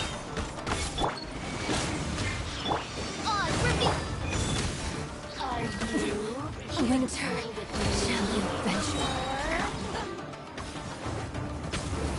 Victors? Prepare yourself. Let me amuse myself a little. Leaving so soon?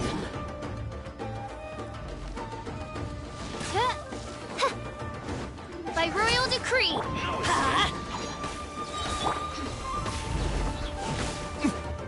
Everybody stand back! Think you can get away? Over here!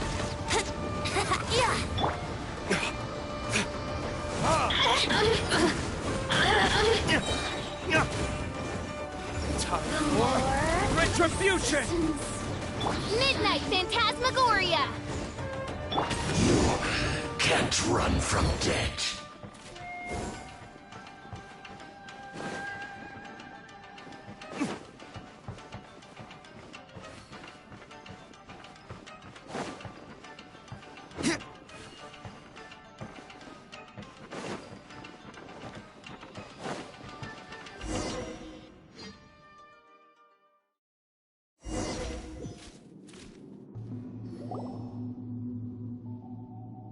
Looks like we've arrived in Sumeru. Is that? Considering that Amorta's sage, Nafis, refused to join this project, I'll take part in the experiment in his place. Welcome. I look forward to a fruitful collaboration. When do we start? You seem impatient. You should know that becoming a god is far from a trivial affair. The biological transformation is a lengthy process. As such, I too would recommend that we commence as soon as possible. In the event that a successful connection is established, his body will become permanently bound to the machine, and he will be unable to move independently of it. Nothing worse than what I've been through before then, Doctor. You were the most resilient test subject I ever came across. Thanks to you, I was able to garner a great deal of information. Alas, after that, you were under orders to remain in the Abyss. We barely saw each other, and it became difficult to further refine the knowledge I had gained. That was gracefully worded. Ever wonder what they think if they knew that nothing matters to you, apart from your crazy experiments? I suggest you speak to me in a more respectful tone, Scaramouche.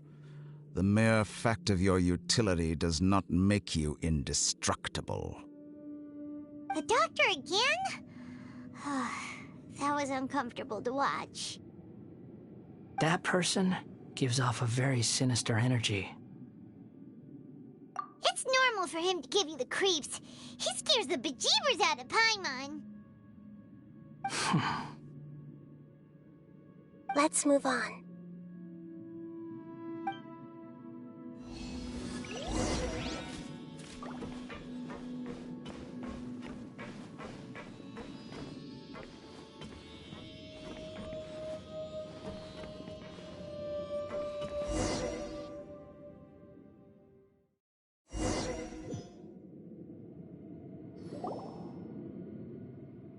You're a god. Do you think I'm evil?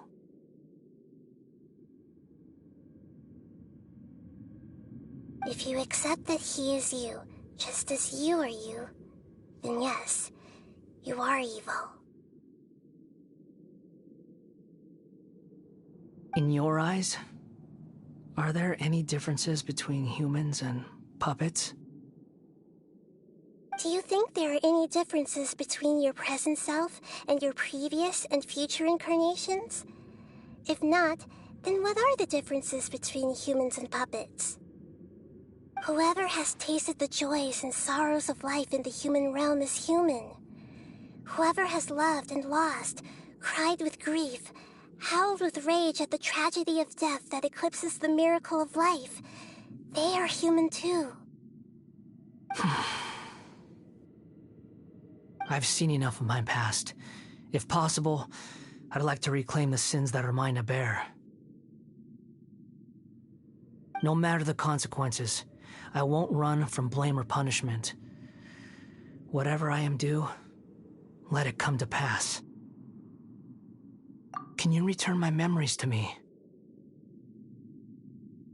Huh? But won't that mean you'll lose your current identity? I've always believed that human lives follow a set of rules, with each person being a collection of past experiences. As a puppet living in a human world, my life is subject to the same rules. Regaining your memories means reverting completely to your previous incarnation. All the emotions that you discarded will return to you.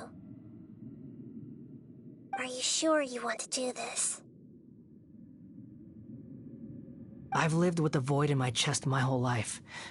My creator didn't need me. And ever since I awoke, I've just drifted from one place to the next. But then I met you, and I finally realized that reclaiming my missing sins might be my one opportunity to become my true self.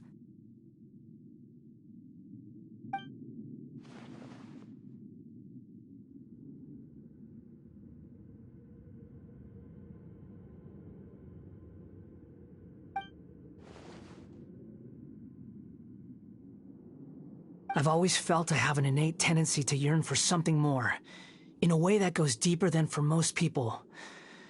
But for all my soul-searching as a Shugenja, I've never fully understood it. Looking at it now, it seems that I brought this curse upon myself. So I beg you, grant me this opportunity to gain a purpose, to change my destiny, and end my wandering. Very well. Since your mind is made up, I will return to you that which is yours.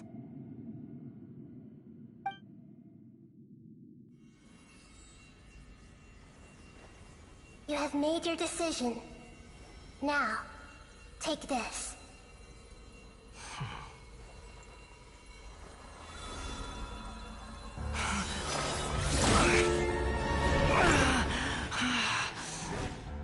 Set him free? A puppet? What's he doing here? You're a human as far as I'm concerned. Everyone's here. Wonderful. What a fine blade. Nagamasa will be thrilled. This is my...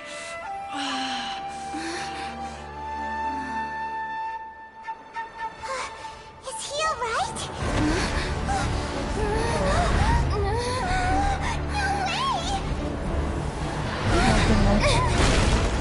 I gotta fight him again.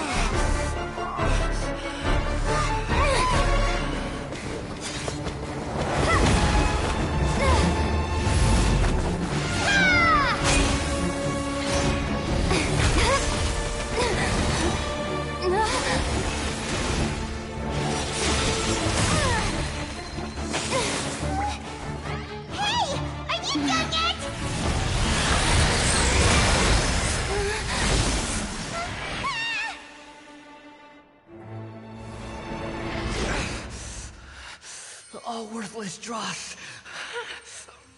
will be purged. That's why this won't be the end.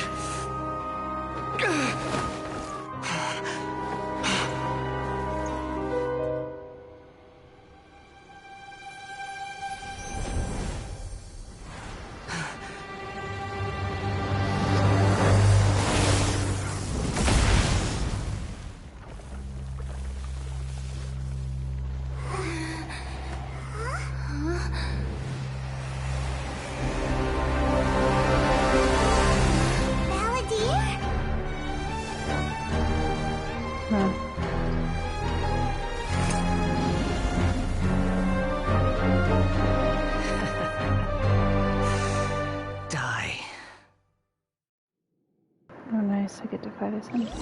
This is trying my patience. Have you got all your memories back now? Have you got any more stupid questions?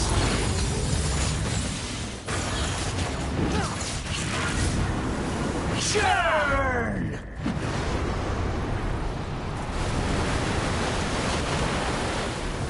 Quit following me. The wind rises. Insignificant pest!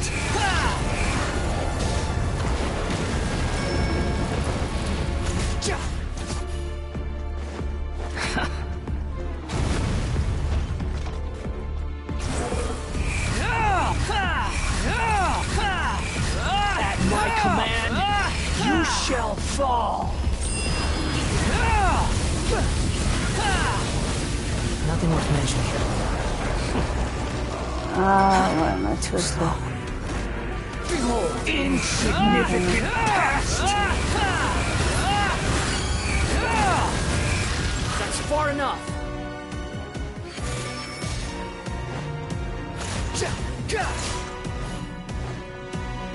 My endless cycle begins!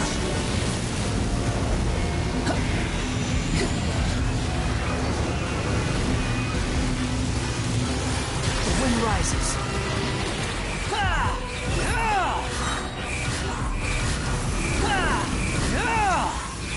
Perish! Wretched vermin!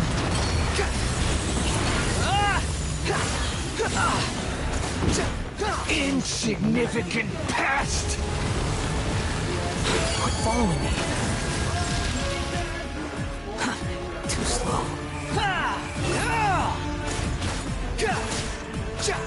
Quit following me. Feeble human!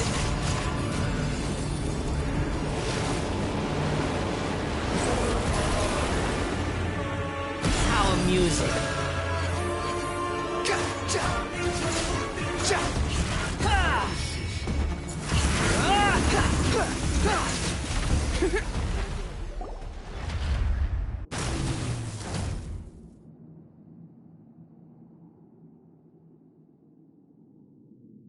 Interesting.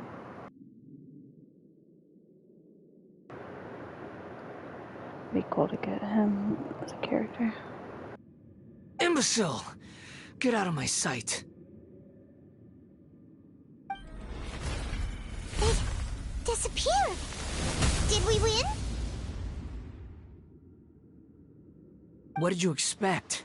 I'd never lose to that. There's the tone of voice again. You're definitely back to your old self. Wait, but it was you inside that thing too. What have you got to be smug about? Sorry. I'm harsh on myself and everyone else. Just the way I am. You sound like you're concerned about me. But don't worry. Thanks to you, even if I didn't change a thing, at least I now know the truth. The memory recovery seems to have been a success. This dream has served its purpose. Come on. Let's continue this outside.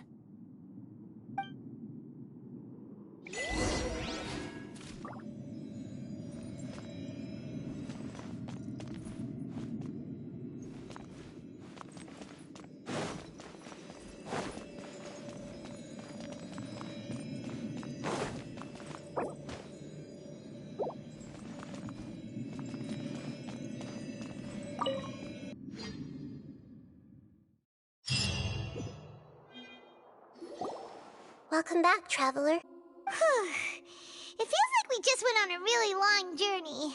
Paimon's exhausted. By that name? It's fine. But I was just thinking, I should probably change it. After learning about everything the doctor did, there's no way I can carry on using a name connected to him. I'm not planning on returning to the Fatui, and they wouldn't take me back anyway. Recent events will have affected a lot of people, and they might not even remember who the Sixth is. So, you're quitting the Fatui for good?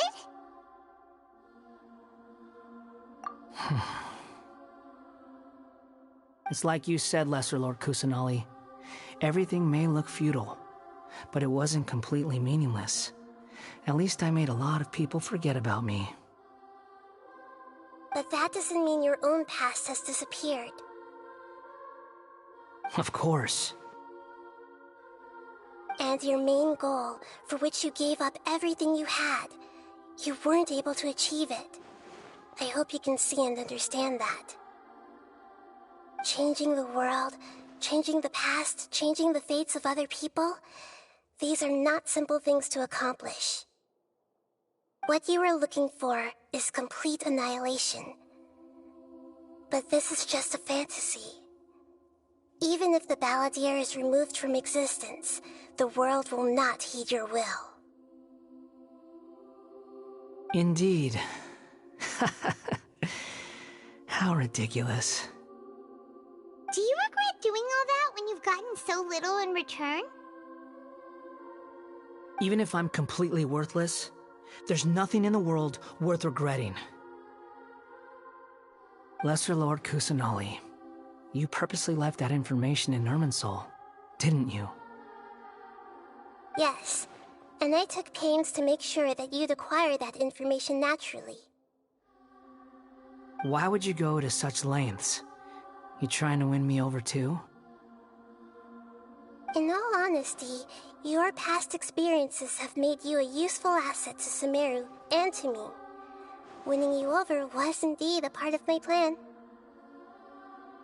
But before that, I wanted to tell you the truth about your past. If all I wanted to do was use you, then I'd be no different from the doctor. Very clever. I guess you could say that's one of my virtues. Utility to others is what gives me worth. So if embracing my sins is what it takes to make me useful again, so be it. Oh right, I almost forgot. You're the good guys. You're into justice and all that. Sorry if I have a slightly different perspective on things, but I don't feel like I've been duped. The wisest leaders are fated to end up with the best helpers. I can live with that. I'm glad you're able to think of it in that way. Traveler, in the future, I'll continue to search Irminsul more deeply and see what secrets can be uncovered. Including the beginning of your twins' journey recorded in Irminsul. What exactly happened before and after that point? I want to know as well. I will try. Hello, how are you? Traveler. After I dove into the information torrent in Irminsul, why did you go to Inazuma?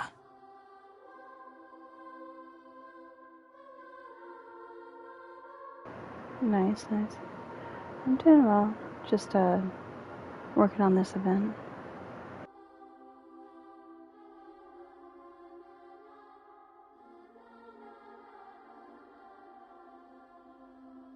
So that's how you found out Have whose you played fate had Genshin changed. Impact? And how.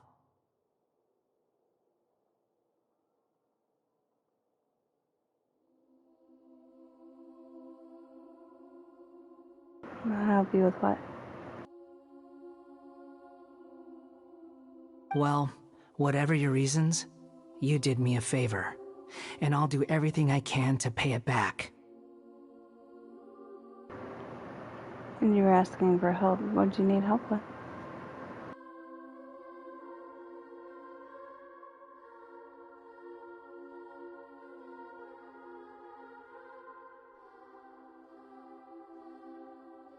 Borrowing and returning are the only real relationships between individuals. I'll balance the books one day. Don't you worry. That's not true. A relationship between two people is not simply a ledger that can be reset to zero.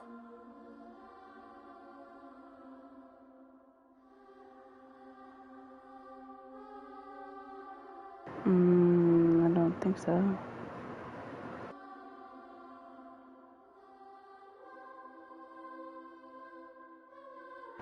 Can you describe the thing in more detail, maybe I can try to help with some advice.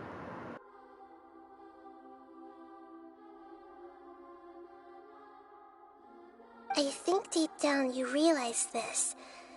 People who show up in your life don't just evaporate like water drops and leave nothing behind. There is no such thing as balancing the books. Some things in this world can never be brought back, and they can never be changed, which is why there is emotion in the human world.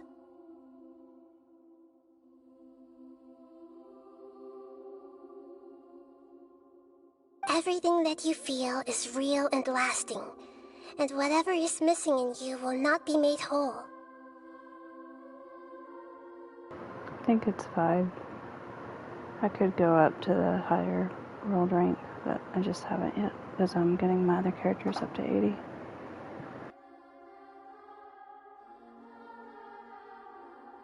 To be human is And to I have live so with much XP backed imperfections. up that You can choose it's whether or gonna not shoot you up want to be high. human.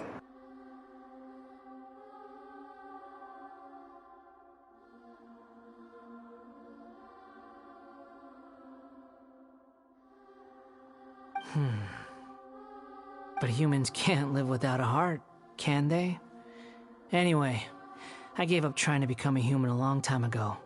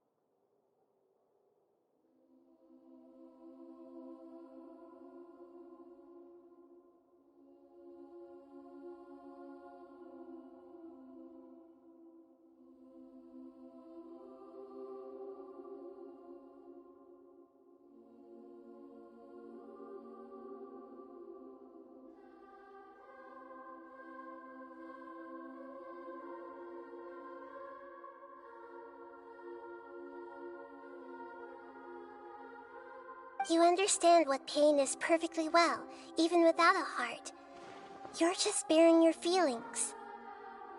The past is set in stone, but you can keep moving on. And the longer your future lasts, the shorter your past will become, until one day, it is but a tiny fraction of your life. Sounds like you've got a future planned out for me. Everything's ended up being pretty darn complicated. Paimon doesn't even know where to start, but the most important thing now is that you need to follow Nahida. Otherwise, all our efforts will have been for nothing.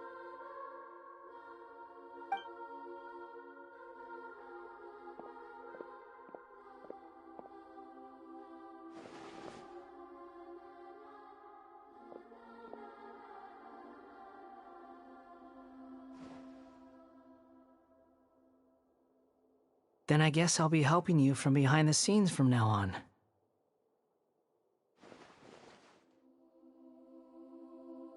I'm glad that you've accepted our proposal. Why don't you choose a new name to celebrate?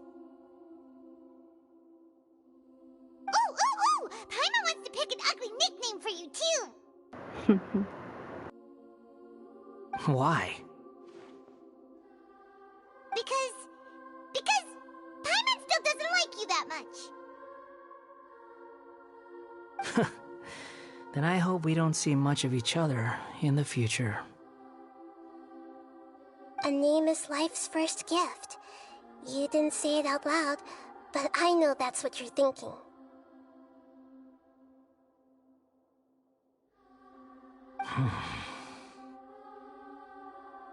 The Traveler and Paimon have helped you a lot. If you can't decide on a new name, maybe you can ask them for ideas. No, Paimon only does nicknames. If it's a serious name you're after, it's all yours.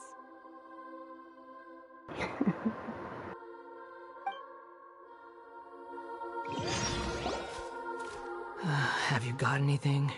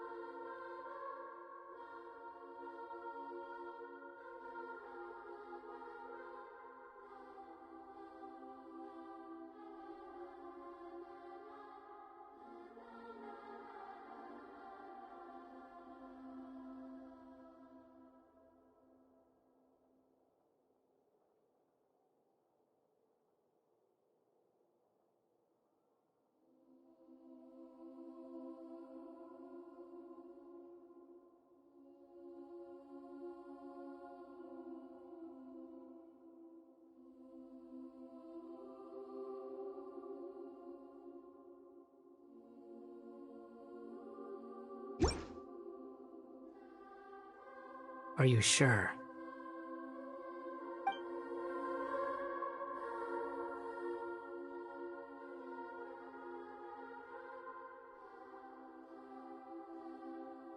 Oh, all right. If you say so. There. Now you have a name of your own. What about a nickname? Are you done yet? Still thinking. Stop rushing me! Take your time. I don't need to see you again until you've thought of one. Everyone who manipulated me and made me suffer will have to pay the price. You mean the Fatui? The doctor, at least. Now that your stance has changed, I believe your future path will change accordingly. But it won't be immediate. You still need some time to compose yourself.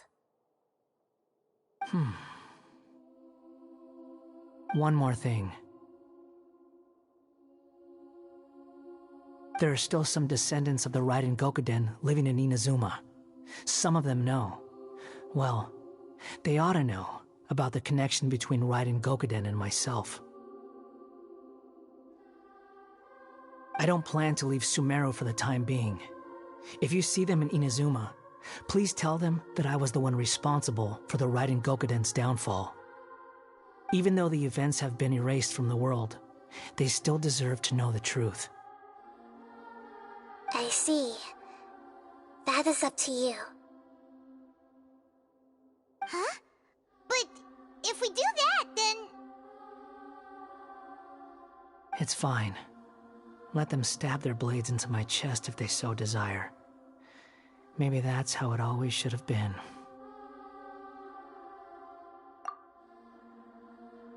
What's that look for? Don't make that face. I know what I'm doing. That day will come. All right. We're done here. Goodbye, wise deity. And you too. He's gone. What he went through today would have been like living an entire lifetime in an instant. He'll need some time to calm down. Yeah, true. But even so, after everything that's happened, he doesn't seem quite as fierce anymore. So we can finally go eat? Paimon is starving. Thank you both. I hope you will find somewhere nice to go and relax for a while.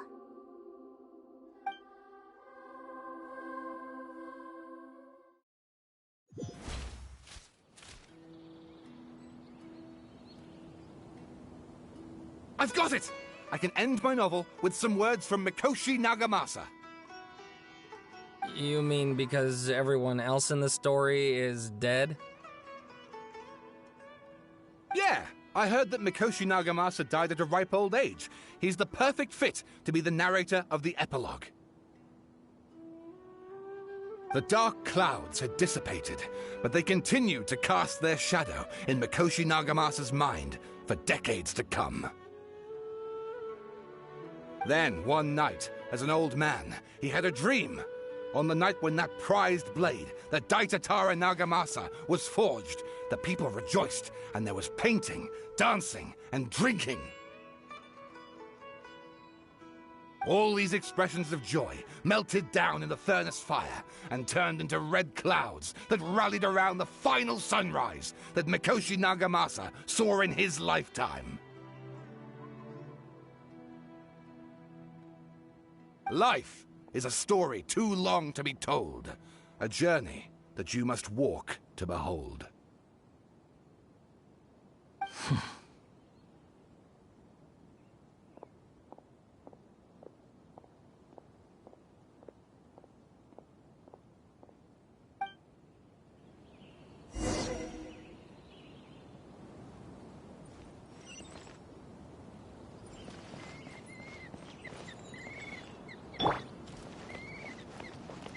Akaba, Thanks for inviting me to research together. Of course, Sawada.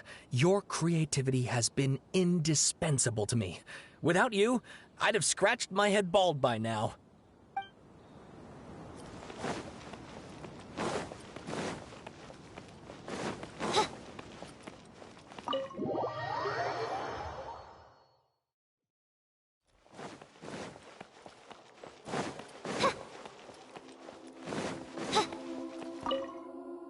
Thank you so much.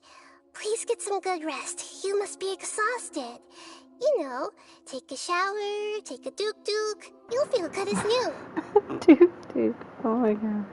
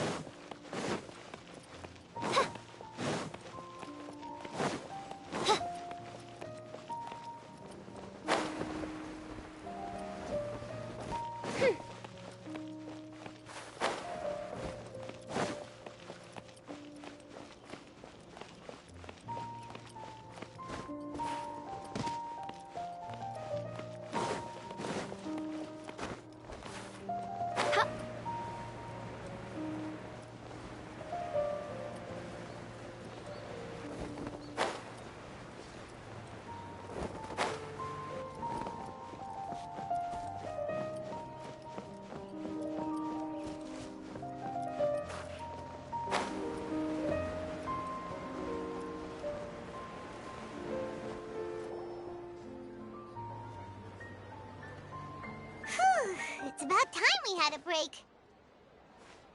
As soon as you stop, all the tiredness and hunger comes rushing back. Wow, great! Huh? Look at that vase.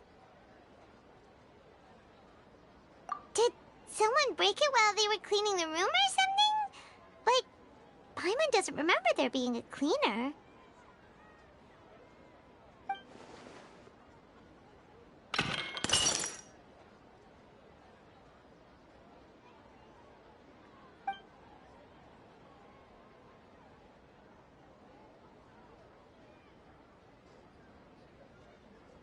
You sound lost and confused.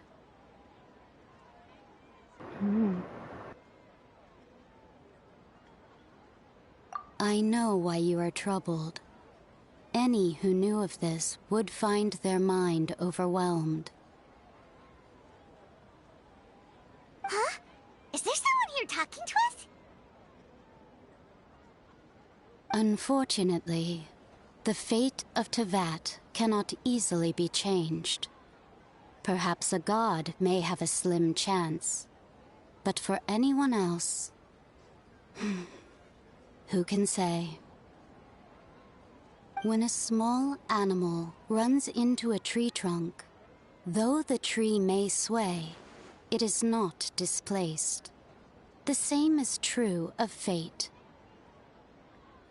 Like a vase that falls to the ground, whether it is broken by a cat or by a bird, the result is still a broken vase, is it not? Who are you? How do you know about all this? History does not change easily, but human hearts can. Believe your own eyes. Only that which you see is true. What is unseen is but an illusion.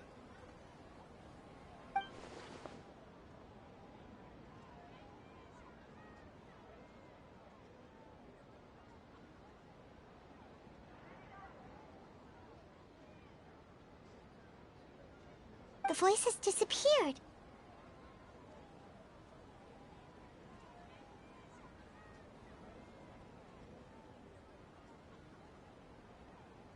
And who the heck was that? And what were they doing coming out of nowhere and saying all that scary stuff?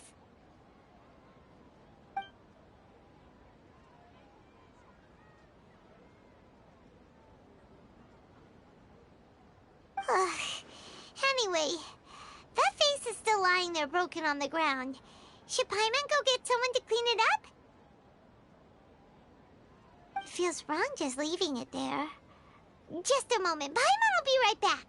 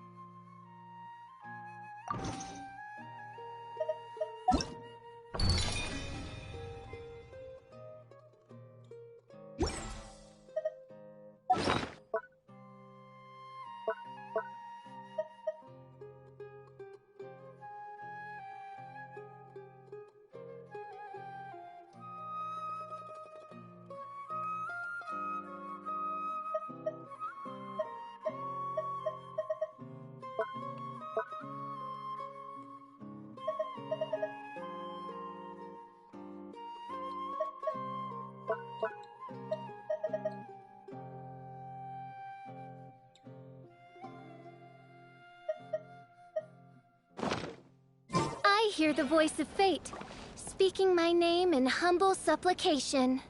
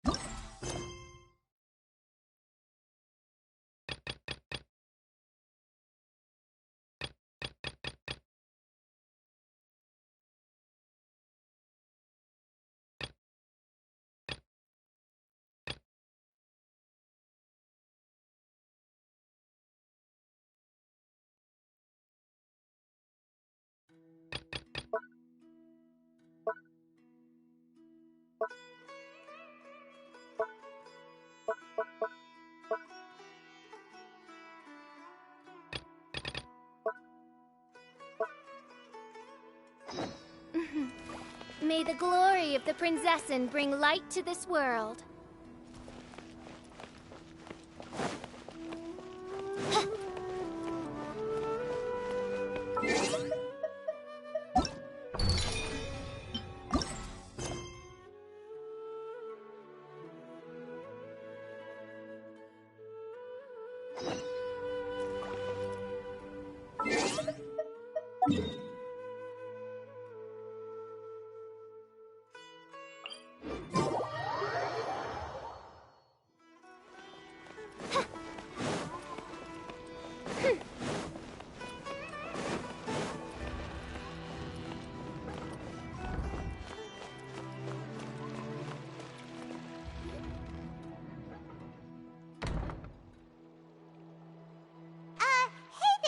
Excuse us, but is Sino at the Academia? You two look familiar. Are you friends of Mahamatra Sino? I'm afraid he's out on a mission right now. But if you'd like, I can pass whatever message you might have on to him. We ran into this guy by the gates, and he seems really eager to speak with Amatra. It sounds like something urgent. Oh? If you don't mind, why don't you tell me about it first? Siraj.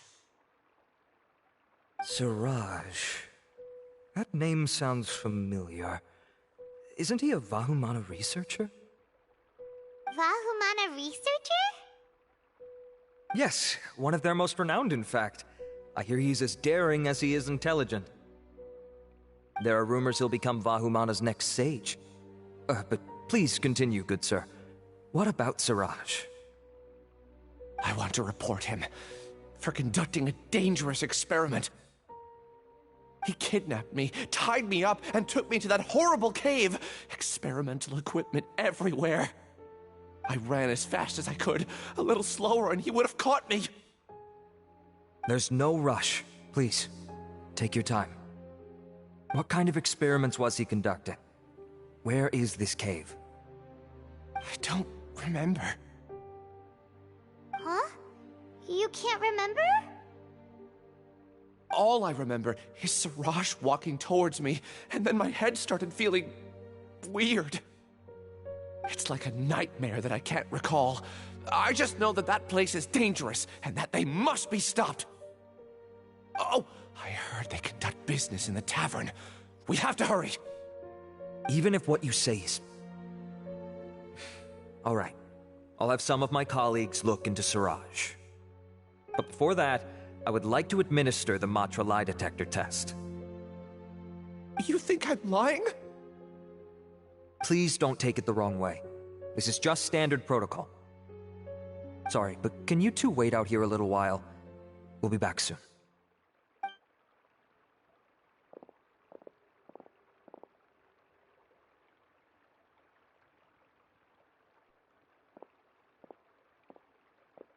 Huh?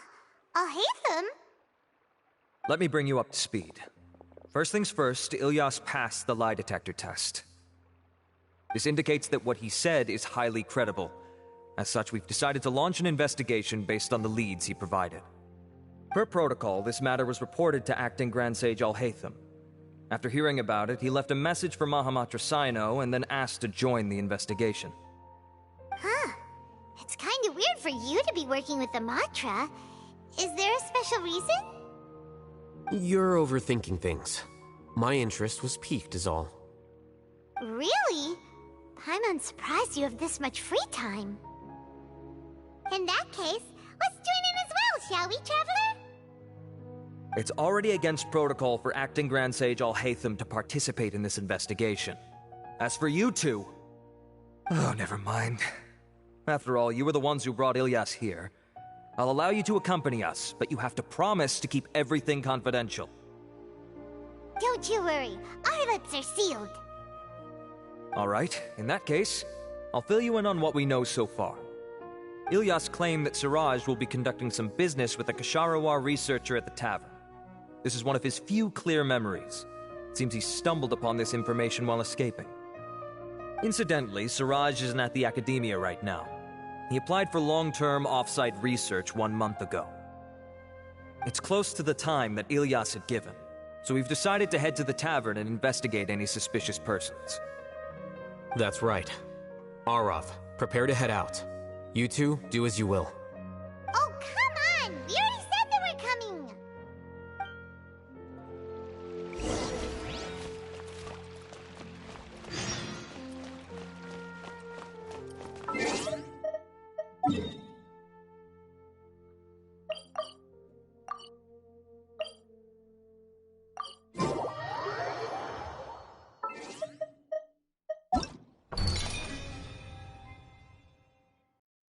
It's interesting that this is part of the quest.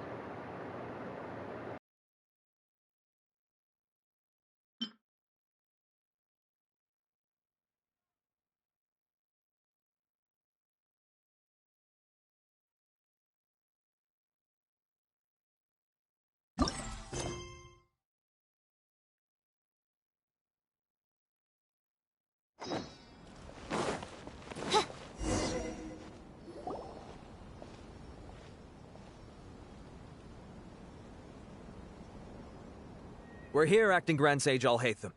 What's our next course of action? Acting Grand Sage Al-Haytham? Looks like you haven't read any memos lately. The new Academia decree clearly states that even a sage doesn't have the authority to interfere with the Matra's actions during an ongoing investigation. If your superior were here, he wouldn't be asking me what to do. Instead, he'd be telling me to stay out of the way. You're right. Understood. Then please wait here as we lock down the perimeter and search for suspicious persons. Ilyas, please stay here. Acting Grand Sage Alhaitham, I'll have to trouble you with the protection of our primary witness. Sure. Though I'd rather he just protect himself.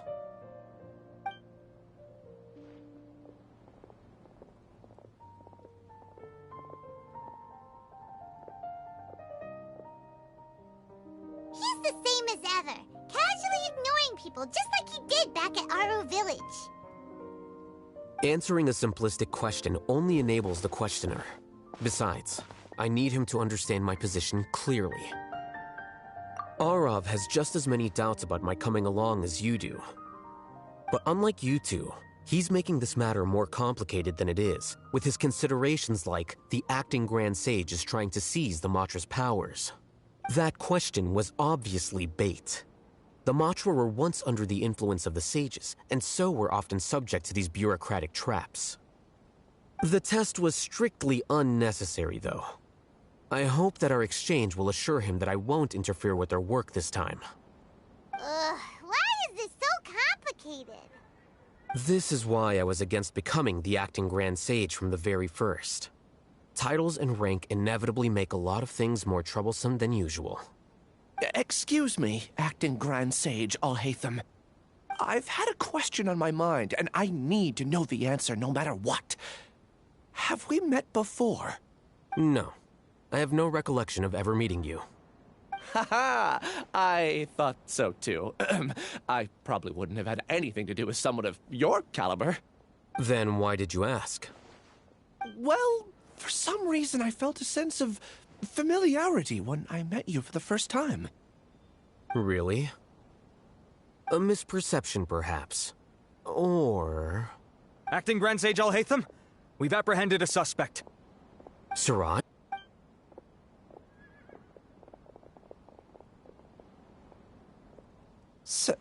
Acting Sage Alhaitham? Wait, can someone please explain what's going on? I admit that I did steal some mechanical components from the lab and sell them, but does something like that really warrant the personal interest of the acting Grand Sage? What have I gotten myself into? I know I let greed get the best of me, but please, I promise that this won't ever happen again. I would like to ask him a few questions. Of course. Do you know Siraj? Yeah, that's the name of my buyer. He asked to make the transaction at the tavern, but he never showed up. What were the details of this transaction? He's doing some kind of experiment that seems to require many power generators and electrical components that can only be found in our project. He contacted me in private and said that he'd pay a large sum of Mora if I was willing to put some aside for him, under the pretense of them being defective parts. We had originally agreed to meet at the tavern earlier today to do the trade. I sure didn't expect to get stood up, or run into you all. Perhaps Siraj was aware that Ilyas might leak information, so he intentionally didn't show up. Whatever the case, it seems that this lead ends here. The good news is, regardless of what Siraj was planning, his progress will now be severely hindered by a lack of power generators and electrical components. We still have time to conduct our investigation. Do you have any more questions for the suspect? No. He's all yours. But I'd like to borrow Ilyas for a while. Oh, that's fine. We conducted a comprehensive lie detection exam, which showed that he has a genuine case of amnesia. We're not planning to pursue any further breakthroughs on that front. However, I am curious, what do you need him for exactly? I've read some papers regarding amnesia, and I'd like to try restoring his memories. I see. We'll be returning to the Academia then. I'll leave Ilyas in your care.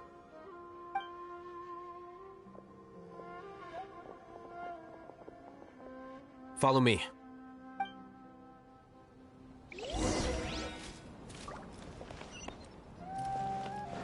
I don't know how much of this quest I'm going to be able to get done. I'm getting pretty tired.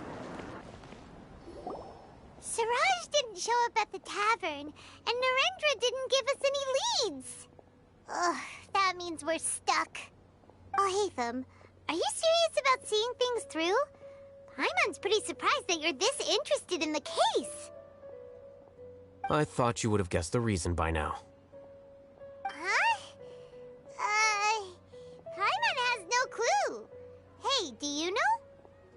Yes.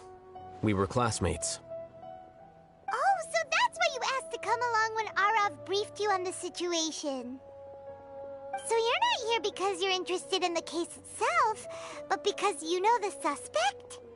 You couldn't be further from the truth, but I wasn't expecting much from you to begin with. For the time being, all you need to know is that we were once classmates. I became the scribe afterwards while he continued his academic endeavors. He submitted a thesis 1 year ago, and the Grand Sage at the time asked for my opinion. I did not approve of it because it committed one of the 6 cardinal sins by touching upon human evolution. From violating matters regarding human evolution to attempting the forbidden and fearing none, the 6 cardinal sins are the origin of all evil in this world. They are also what the sages use as a reference when formulating or amending the rules of the academia. My opinion was that Siraj's research was both overly naive and in violation of various core principles. The Grand Sage took some of my suggestions on board and ultimately decided to reject the application. So that's why he's buying energy sources and electrical components. He's most likely trying to circumvent the rules and conduct his experiment in secret. That sounds super suspicious. Oh, we gotta stop him. Ilias, can you try to remember things again? Maybe something new will pop up. I'm sorry, but I've already tried many times. And no matter how hard I try, it feels like everything in my mind is shrouded in a thick mist. It is possible for a person to subconsciously forget some of their memories as a defense mechanism against extreme stress. However, these memories aren't truly lost, but merely sealed away. They can be restored with the appropriate stimulus. Now, try to recall things you care about. They don't need to be related to this case. Well, actually, I feel like I've forgotten more than just the memories of the time I was kidnapped and experimented on. The kind of person I am, the things I've done, I can remember some things, but I can't recall some others no matter how hard I try.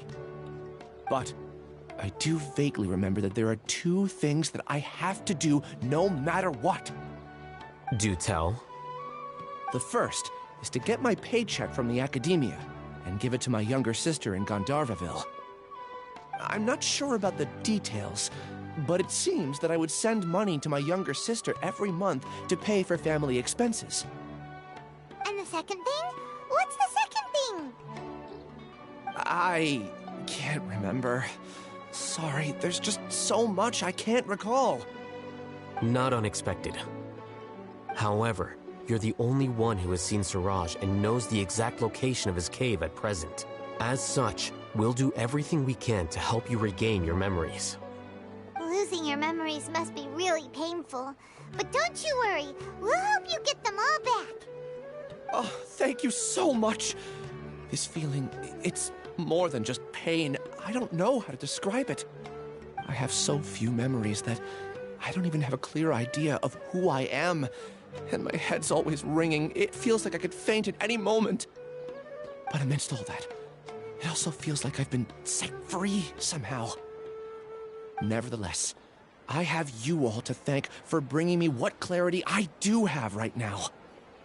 Now, I do remember that I worked part-time at a place in the academia called the Research Preparation Center. That's also where I got my monthly paycheck. I see. In that case, let's go and find whoever's in charge there.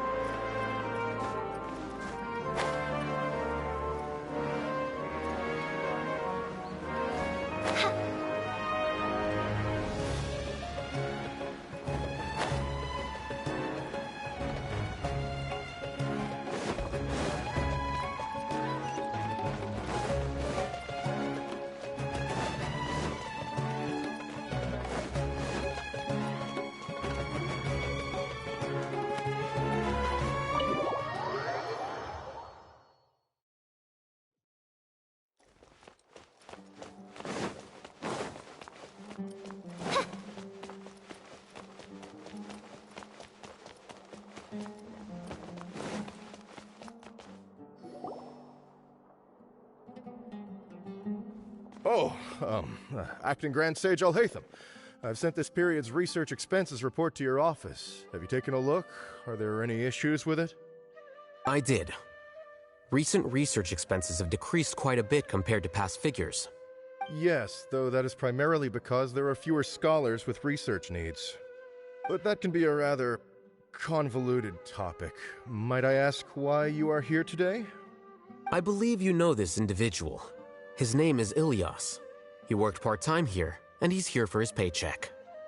Oh, yes, of course. Though, Ilias, where have you been these past few days? That was our busy period, but then you disappeared without a word. Everyone had to pick up the slack. I'm sorry, something unexpected came up. But I know I've caused trouble for everyone. Is there anything I can do to make up for it? The other researchers have more or less finished your share of the work. However, there is one thing that is yet to be settled. Do you remember Chandra? You were in charge of following up on his off-site research application. He retracted his application a few days ago and canceled his off-site project. He's the 12th person to retract a research application this month. I'd like you to ask him why he did that. Chandra is probably having coffee at this hour, so you can find him at the cafe. Understood. Then, about my paycheck. I'll pay you in full once you return. However, make sure you don't disappear without saying anything again. Be considerate to your colleagues and give them some forewarning at least. Is this acceptable, Acting Grand Sage Alhaitham? I have no objections.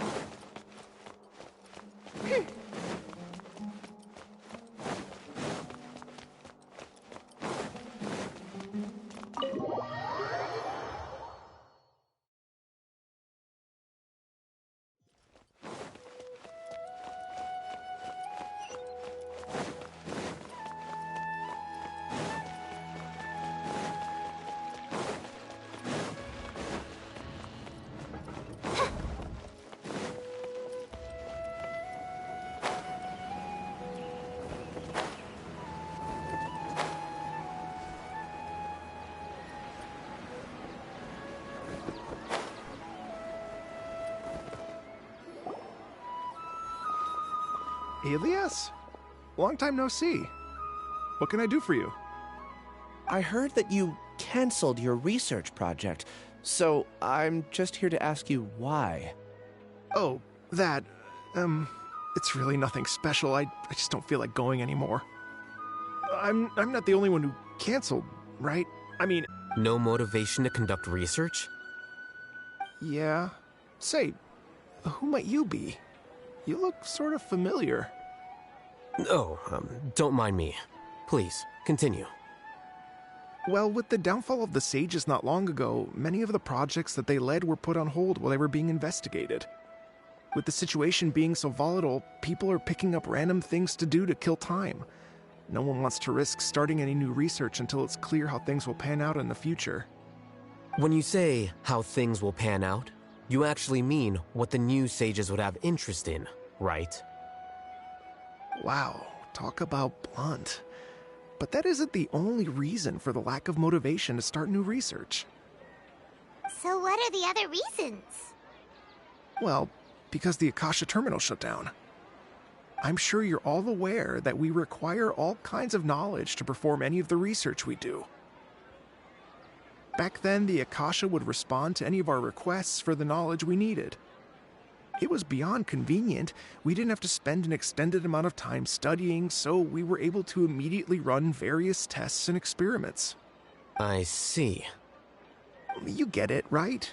After having had a taste of something so amazing, who can be bothered to manually sift through data and files ever again? There are only a handful of people at the academia who are starting new projects or performing research. Most people are like me, waiting for a recognized researcher to start a project before immediately applying to join. Although our names will be further down in the paper, we'll have a much easier time. We don't have to do most of the mental heavy lifting. All we have to do is focus on our assigned tasks.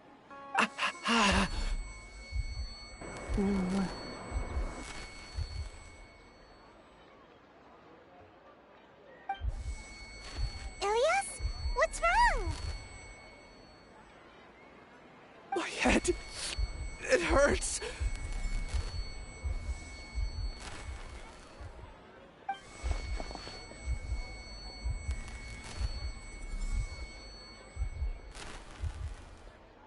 I remember now. I remember what Siraj said to me as he approached.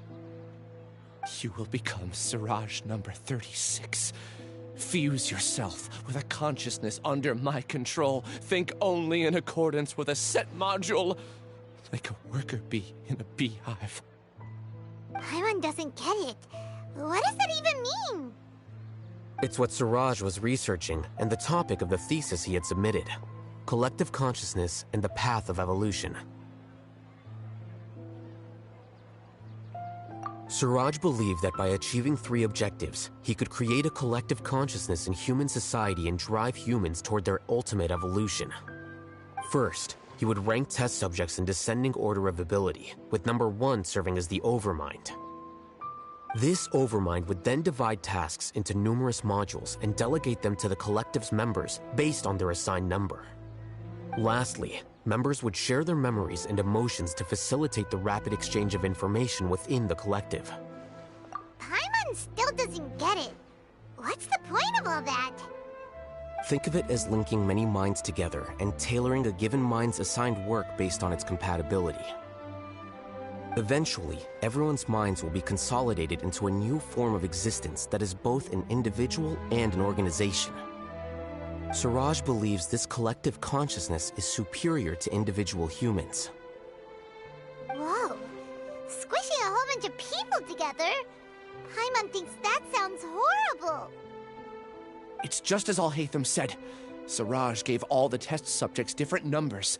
Bigger numbers meant you had a lower rank, so your assigned tasks were less complex, such as being responsible for everyone's basic needs. Smaller numbers were ranked higher, so you'd be given more complex assignments like planning for the future. Siraj referred to me as number 36, and I think that was a low-ranking number. I also recall that Siraj said his plan was proceeding very quickly, and that the hive would soon be complete. Oh no, then we gotta hurry! We have to stop him before it's complete! I tried my best, but that's all I can remember. I still can't recall where the cave is. I'm really sorry. Take your time. You'll eventually remember it all. However, something doesn't seem right. Some details don't add up. What's off? You were only designated as number 36? What a shame. From what I can see, your talents merit a smaller number. I'm not sure what Siraj's numbering system is now. Are you looking for him? Huh? Do you know something? Well, Siraj is pretty popular as of late. I heard he's gained recognition from a lot of well-known researchers. Supposedly, he's a strong contender for being one of the next sages. There are many who would give up everything to be a part of his research team. I'm nothing special, though, so I doubt I'd get the opportunity. That said, I do know a researcher who received an invitation from Siraj but declined it. Her name is Janaki. If you're interested, you can try to find her. She's usually reading at the pavilion in the garden.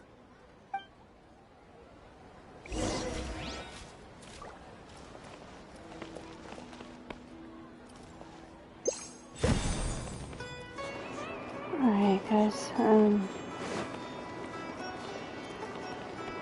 to last through this quest, but I'm super tired.